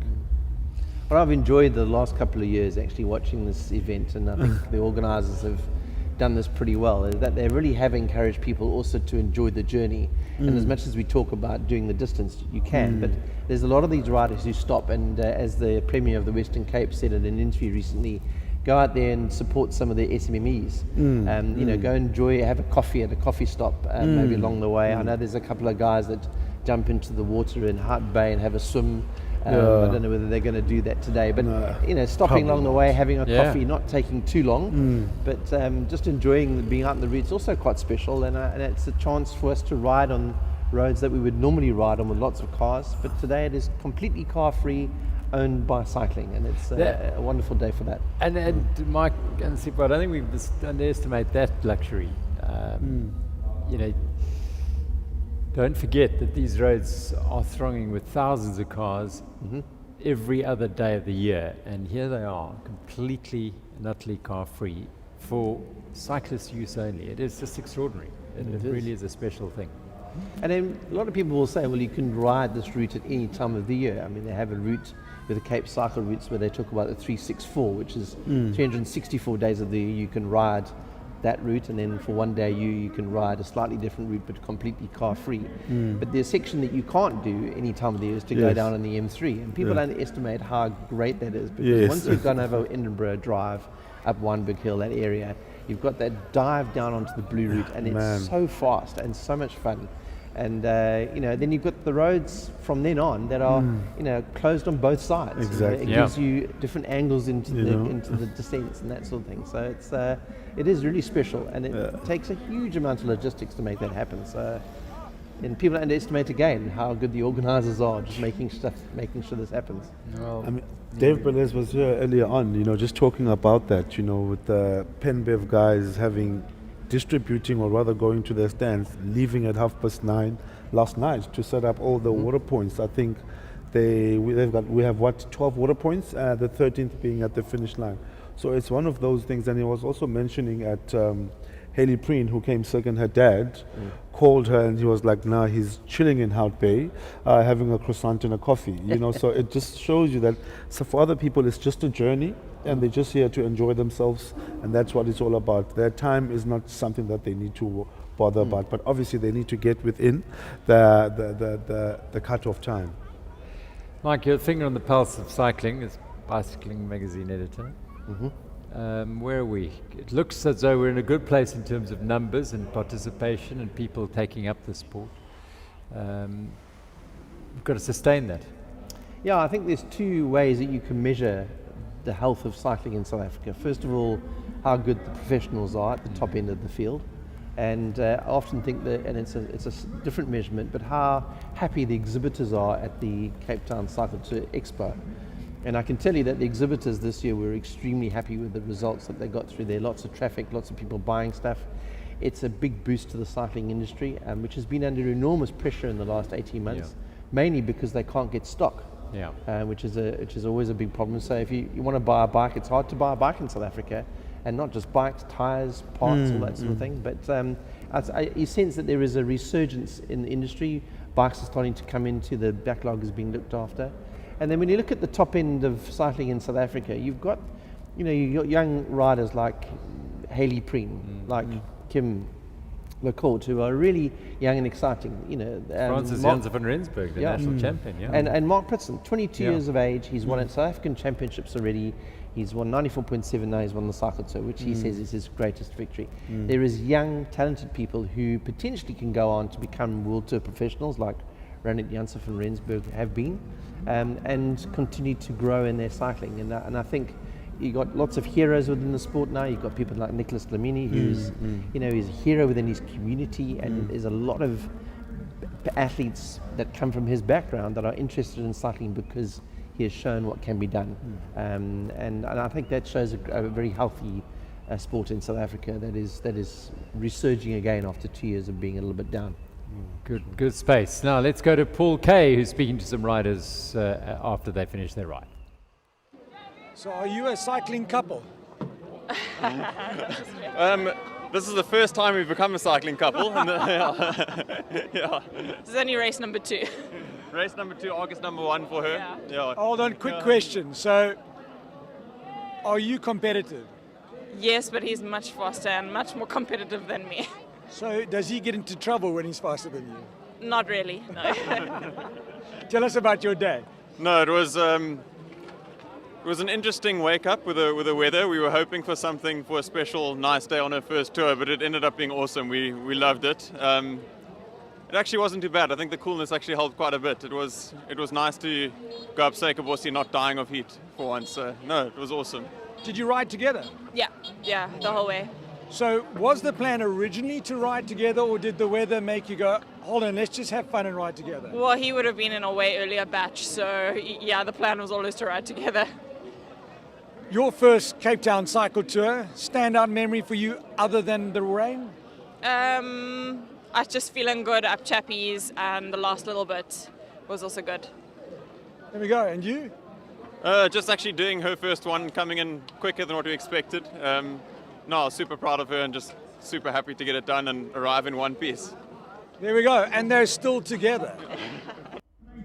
Thanks, Paul. And yeah, another happy couple finishing. And another aspect of this event is that family vibe and that family inclusion. Mum's, granddad's done it, dad's done it. Now I'm doing it, and your kids are doing it, and it's just incredible.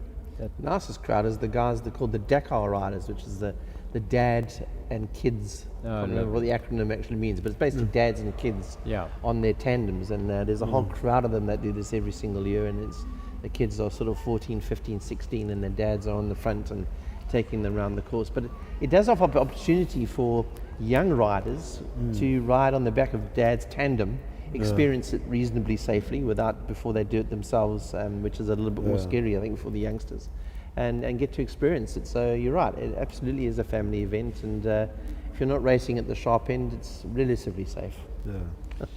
Absolutely. Look at that beautiful sight. It's a few drops of moisture on the camera, but I think the rain is baited for now, and these riders rolling in on dry roads here at the Cape Town Cycle Tour in 2022, which is a great sight after the rain earlier today. So in fact, the back end of the field probably started the very back groups might have been dry when they started, so they would have had a very different experience to those starting at 6:20 this morning. Yeah, I've got a good friend of mine who's doing his first cycle tour this year, and he's on his mountain bike. He's put his slicks on this morning. He was one of the guys who started quite late in the day today, and he messaged me from the start saying, "What rain?" Yeah. So he won't experience any rain today, hopefully, but he's going to have some reasonably nice good conditions. And you can see from the flags on the side of the Camps Bay Strip that the wind's not too bad. Very gentle, isn't very it? Very gentle, and it's ideal conditions because it's nice and cool as well. So I'm sure all the riders finishing now will not be complaining at all about the conditions. And a few people out supporting the riders rolling through Camps Bay. The adrenaline will be pumping now. Yes, it's nearly done for these riders. They'll be chuffed as anything. Absolutely fantastic. It's always funny to see the guys, the dress-ups that happen on the day as well. I've seen a couple of pictures from our amazing photographers who've been out there, guys dressed up as horses and cows, and I think the cows actually go around on their bikes when they're actually hitting their cowbells along the way. And I know every year there's all the 6 or 7 ladies who always dress up. There's a dress up person right there on our screens at the moment. Even if it's just a unicorn with a unicorn hat, that's perfectly fine. But it does show the sort of the fun part of it, because a lot of people enjoy the dress up, and some people every single year, if they don't dress up, they feel like they're missing something in their ride, because that's part of what they do. They like to dress up and do something clever. Some might say that, in fact, when you decide to ride a bicycle in an event like this, you are dressing up. It's interesting there, we just saw an e-bike, I mean, that's an interesting development, because it's controversial when it first came out. A lot of traditional cyclists, I think it's more accepted now than it ever has been, but certainly controversial, people believing that. But it's in terms of where how they are accommodated, e-bikes are accommodated in a race environment, and that won't always be a problem, because I think at some stage there'll be sufficient numbers to have their own race. But therein lies another whole conundrum about battery sizes and motor sizes and governors and all that sort of thing. But it is an absolute boon to the sport of cycling, because we talk about those who move from normally aspirated bicycles to e-bikes, but what about those who start on an e-bike? And yes, there will be those who will then go to a normal bike and say, hang on, I want to do this and ride a normal bike. Smiles all round as they finish. Well done. I mean, just going back to the e-bikes, though, I think if you are new to the sport and you are relatively unhealthy or unfit rather, it is a great way to start. But once you get used to it, getting fitter and stronger, then some of them obviously migrate back to normal bikes, so. But it is very inclusive. That's what I like about e-bikes. It is very inclusive. I mean, you can ride with your partner if they are unfit and still finish the ride. Yeah, I think the spirit of e-bikes is that if you're riding the cycle tour on an e-bike, the spirit of it is you're not there to race, you're not there to go fast, you're there to finish it. And it's for people who potentially would not be able to finish it on a normal bike. They want to ride an e-bike because they, for some other reason, whether it's fitness or disability or whatever, or just simple age, and that they won't be able to do it on a normal bike. Now they've got the opportunity to do that, and that's why there's controversially, because the e-bikers don't necessarily all agree with this, but if you do faster than 3 hours and 50 minutes at the cycle tour, you get disqualified if you're on an e-bike, because they don't want those e-bikes to race. They want them to understand that it's about participation and not racing. So they're not racing through the field, overtaking all the normal riders and both annoying them and maybe being a little bit dangerous. So there are rules that allow for that spirit of e-bikes to happen, and I think that is a very important thing that they've done, and I think that's how you do keep that spirit going, that it's not about winning. And I don't actually see them ever having an e-bike race, to be honest, because I don't think it's about that, and as you say, there's so many different configurations of e-bikes, it's impossible to control. But certainly for those of the 500 odd riders riding e-bikes, it's an opportunity that they might not have had if it hadn't been for a little bit of assistance. Understood. Well, there we go. Another proud finishing group rolling across the finish line here in Greenpoint. What a delight. Let's now go back to Paul Kay to bring us up to date with some of those reactions from the riders. What's very, very important when you do a Cape Town cycle tour, or generally just when you're cycling, is how good you look. You need to look good. Look, they've all had haircuts. Look, special headband. Look at this. He didn't even get dirty. Still beautifully. Hold on. Did you ride? 109 kilometers in the bag. I was ready. Did he ride? Bro, you got medals. Come on. You're not even dirty, bro.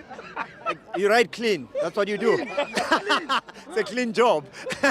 Trained for it, ready for it, and I took it on. Where are you guys from? Joburg, eh? All of you? Joburg. Joburg? Yes. So let me guess. We'll come to you soon. Joburg. You got to admit, Cape Town rocks. Oh, absolutely. Beautiful. The weather is a bit shaky, but... Oh, come on! Look, it's the most beautiful race in the world. But unfortunately, today is crappiest weather. But nonetheless, absolute gem of a race. How many have you done? This is the second one. Which one was your first? Last year. And the differences between the two, other than the weather? No, look, it will always be beautiful. So same as last year, it was just as beautiful. The only thing really is just the weather, and more people.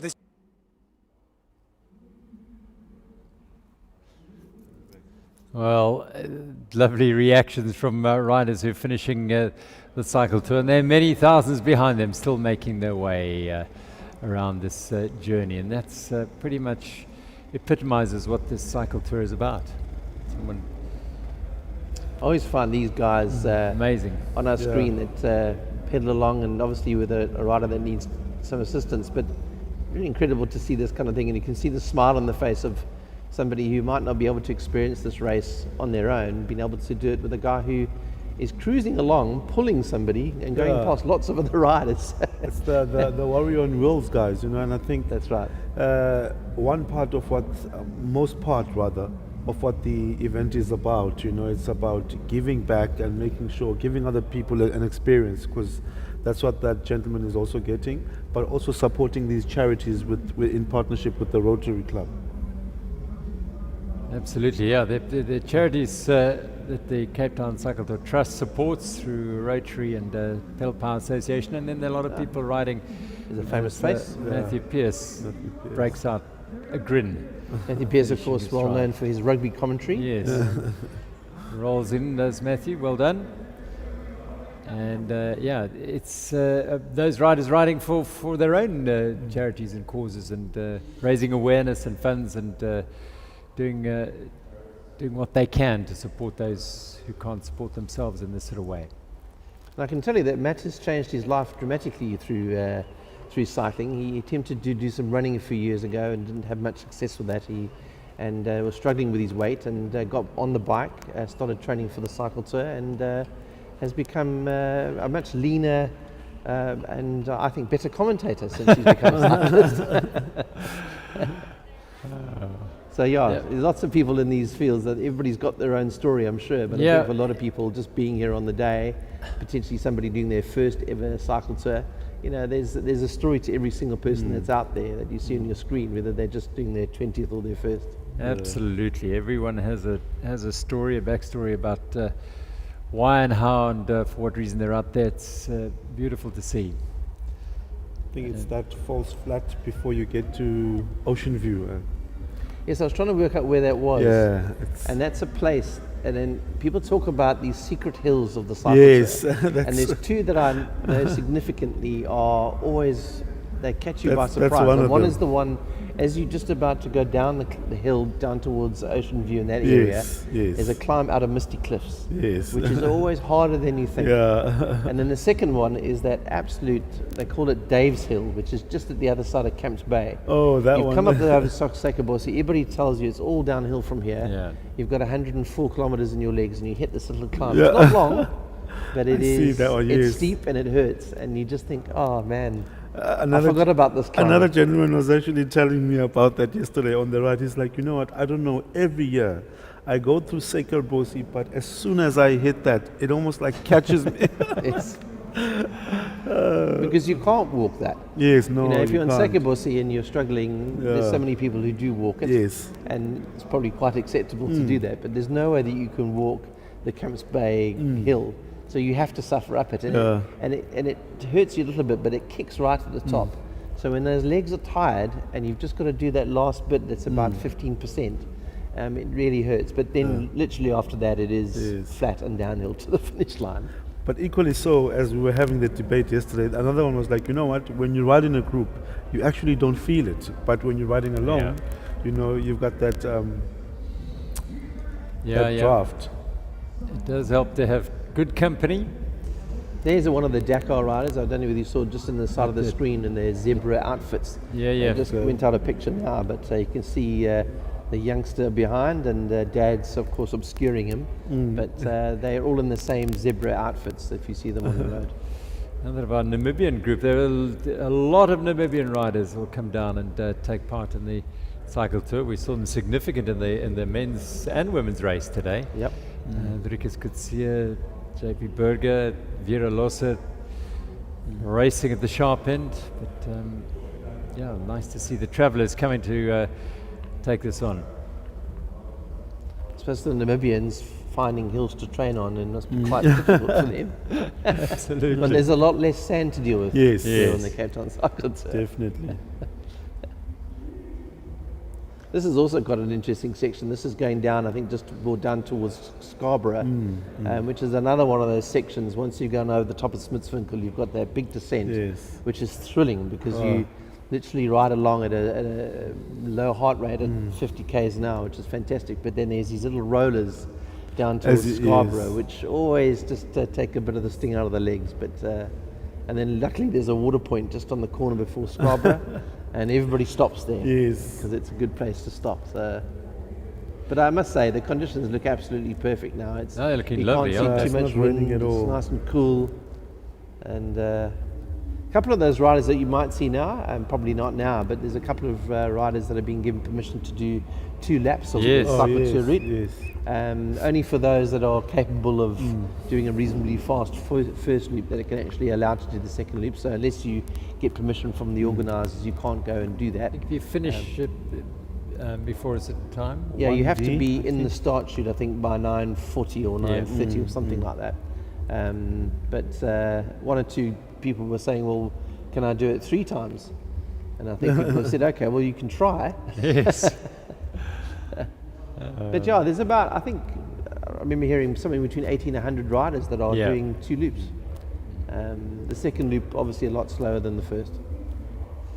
Well, I know a good friend and man in the bike industry, son of Linus van Onswijk, Leonardo, he's a racer, and then he was coming to the finish and jumping on a tandem with his wife to do it for the first time. His wife hasn't ridden it before, doing it on a tandem. So doubling up and doubling up on the bike as well. Yeah. That's amazing. That's a great story, that. That's the way you celebrate. Right, let's go to Paul Kay down at the finish. A young man has just finished there. Well done. Paul, it's all yours. Carolina, Yeah, where are you from? I'm from Brits.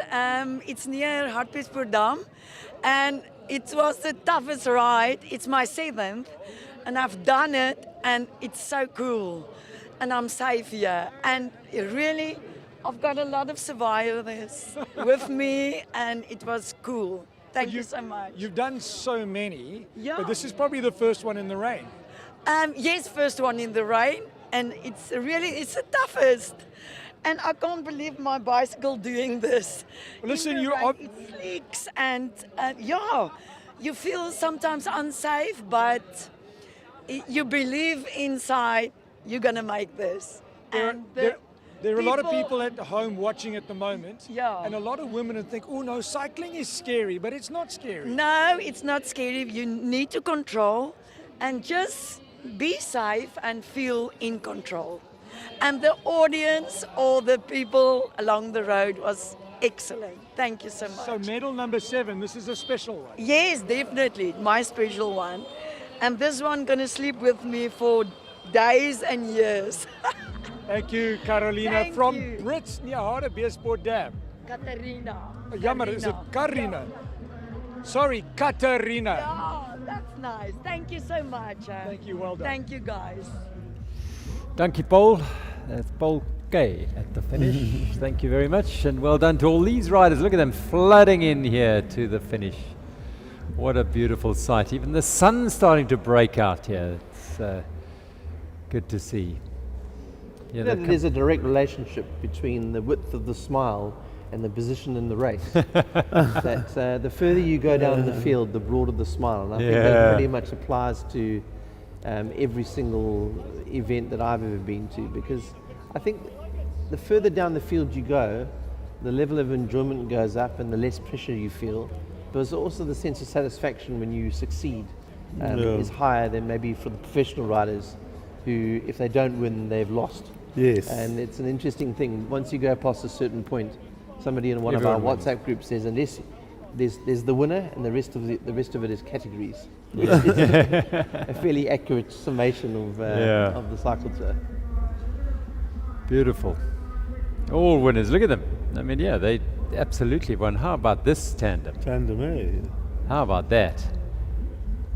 Fantastic. That's an old one, a classic. And there is That's a another classic. thing. You can spend hundreds of thousands of rand on your bicycle, and you can spend 3,000 rand on your bicycle. You'll get the same broad smile and the sense of That is satisfaction so at the true. end. And there will be guys on this race today, and there are a couple of guys riding some unique bikes.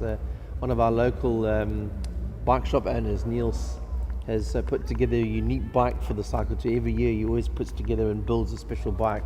And the one he's got this year is this sort of BMX style with this massive front chainring, which is a 58 tooth that he built. So there's this huge tooth bike so you can keep up on the flats. And then you have the guys who ride this on single speeds. You think, well, how do they do that? Well, they train on the single speeds throughout the year. And you can buy a single speed bike, and a good one, for a couple of thousand rand, even second hand from a shop, and make it into a single speed. So even somebody, as Gerald's pointing out on his phone, riding a wooden bike. Yeah, there's a group of 8 of them riding for Project Flamingo on a wooden bikes. They're absolutely extraordinary bikes. So yeah, all sorts. Let's go to Paul K one more time. We're closing in about 8 minutes. Here's Paul K. Here we are. It's the Coke medals area at the end of the race. I'm going to chat to, what is your name? Dikuzo. Dikuzo, tell me about your ride today. No, it was a good ride, though it was too wet, but I enjoyed it a lot, yeah. Too wet, but you don't even have to shower this evening. But I might get cold, I might get flu, so yeah. But it was a good race, yeah. I see the Vukani team. Tell us about your team. Yeah, it's a team that is from Joburg. So yeah, they accommodate everyone and also the licensed riders, and yeah, it's mostly in the East Rand, yeah. And how many riders did you bring down to the cycle tour this year? I think it was about 20 to 30 people, yeah. So I want to ask you a question. If you can just pan down here, look at the deep section rims. Yeah. Did you regret those today? I thought I would, but the wind wasn't as bad as the rain was. So it was a risk that I took, and yeah. But at the end of the day, it's a risk that it worked out. It worked out in my favor. So, quick question for you. Yeah. we could see in the weather forecast that it was going to be a little bit damp. Yeah. And then you probably woke up this morning and you saw, oh, it's a little bit damp. It is a little bit damp, yeah. But you didn't stay in bed. No, I didn't. I was determined to finish the race, and I certainly did that. How many have you done? No, this is my first one, actually. Yep. If you can see the number there, this is my first one. Yeah. So this is going to be a race that you will never forget. No, it's definitely a race I'll never forget because you know what, the conditions weren't great, but I still managed to finish it. You know, a lot of people say the time's irrelevant, but what was your time today? My time today was 3:34. First timer, 3:34 in the rain. So I'm hoping one day I'll get that sub 3. So hold on, does that mean next year you're starting with the elites at 6:15? Hopefully. So I've got a few of my friends already in the racing elite, so I might just join them next year. Your advice to people who don't ride a bike and haven't done the cycle tour? Just start. That's all. Just start, and one day you'll do the cycle tour as well. There you go, shot. Thank you for that. See, just start, and one day you will do a 3:34 as well. So great excitement at finishing a first time at 3.5 hours. Not a bad effort, that young man. And another group of 20-odd riders coming from Joburg making the trip here. We heard from David. There's a good, in these circumstances, a good international entry. But South Africa again supporting the Cape Town Cycle Tour big time. And specifically as well, Johannesburg. Yeah. Always have a huge number of cyclists coming out of Johannesburg. So it's great to see. Slowly does it, making their way towards the finish of the Cape Town Cycle Tour, the bulk of the field. And it's beautiful conditions now. They could not wish for anything better. I think dry roads, no wind, not too much heat, and just perfect way to finish the ride. Interesting thing about the Gautengers is that when they get down to Cape Town, living at a high altitude for most of their lives, it's very difficult for us Cape Townians to go up and do their races because we run out of oxygen very easily. But when they come down here, there's plenty of oxygen, and I'm sure they feel absolutely fantastic. So when they come down here to visit, they think, wow, I just feel better in Cape Town because their lungs are used to very little oxygen. So there we go. There's the Minister, Alan Windy, the Premier of the Western Cape, riding along with his friend Nick Clement.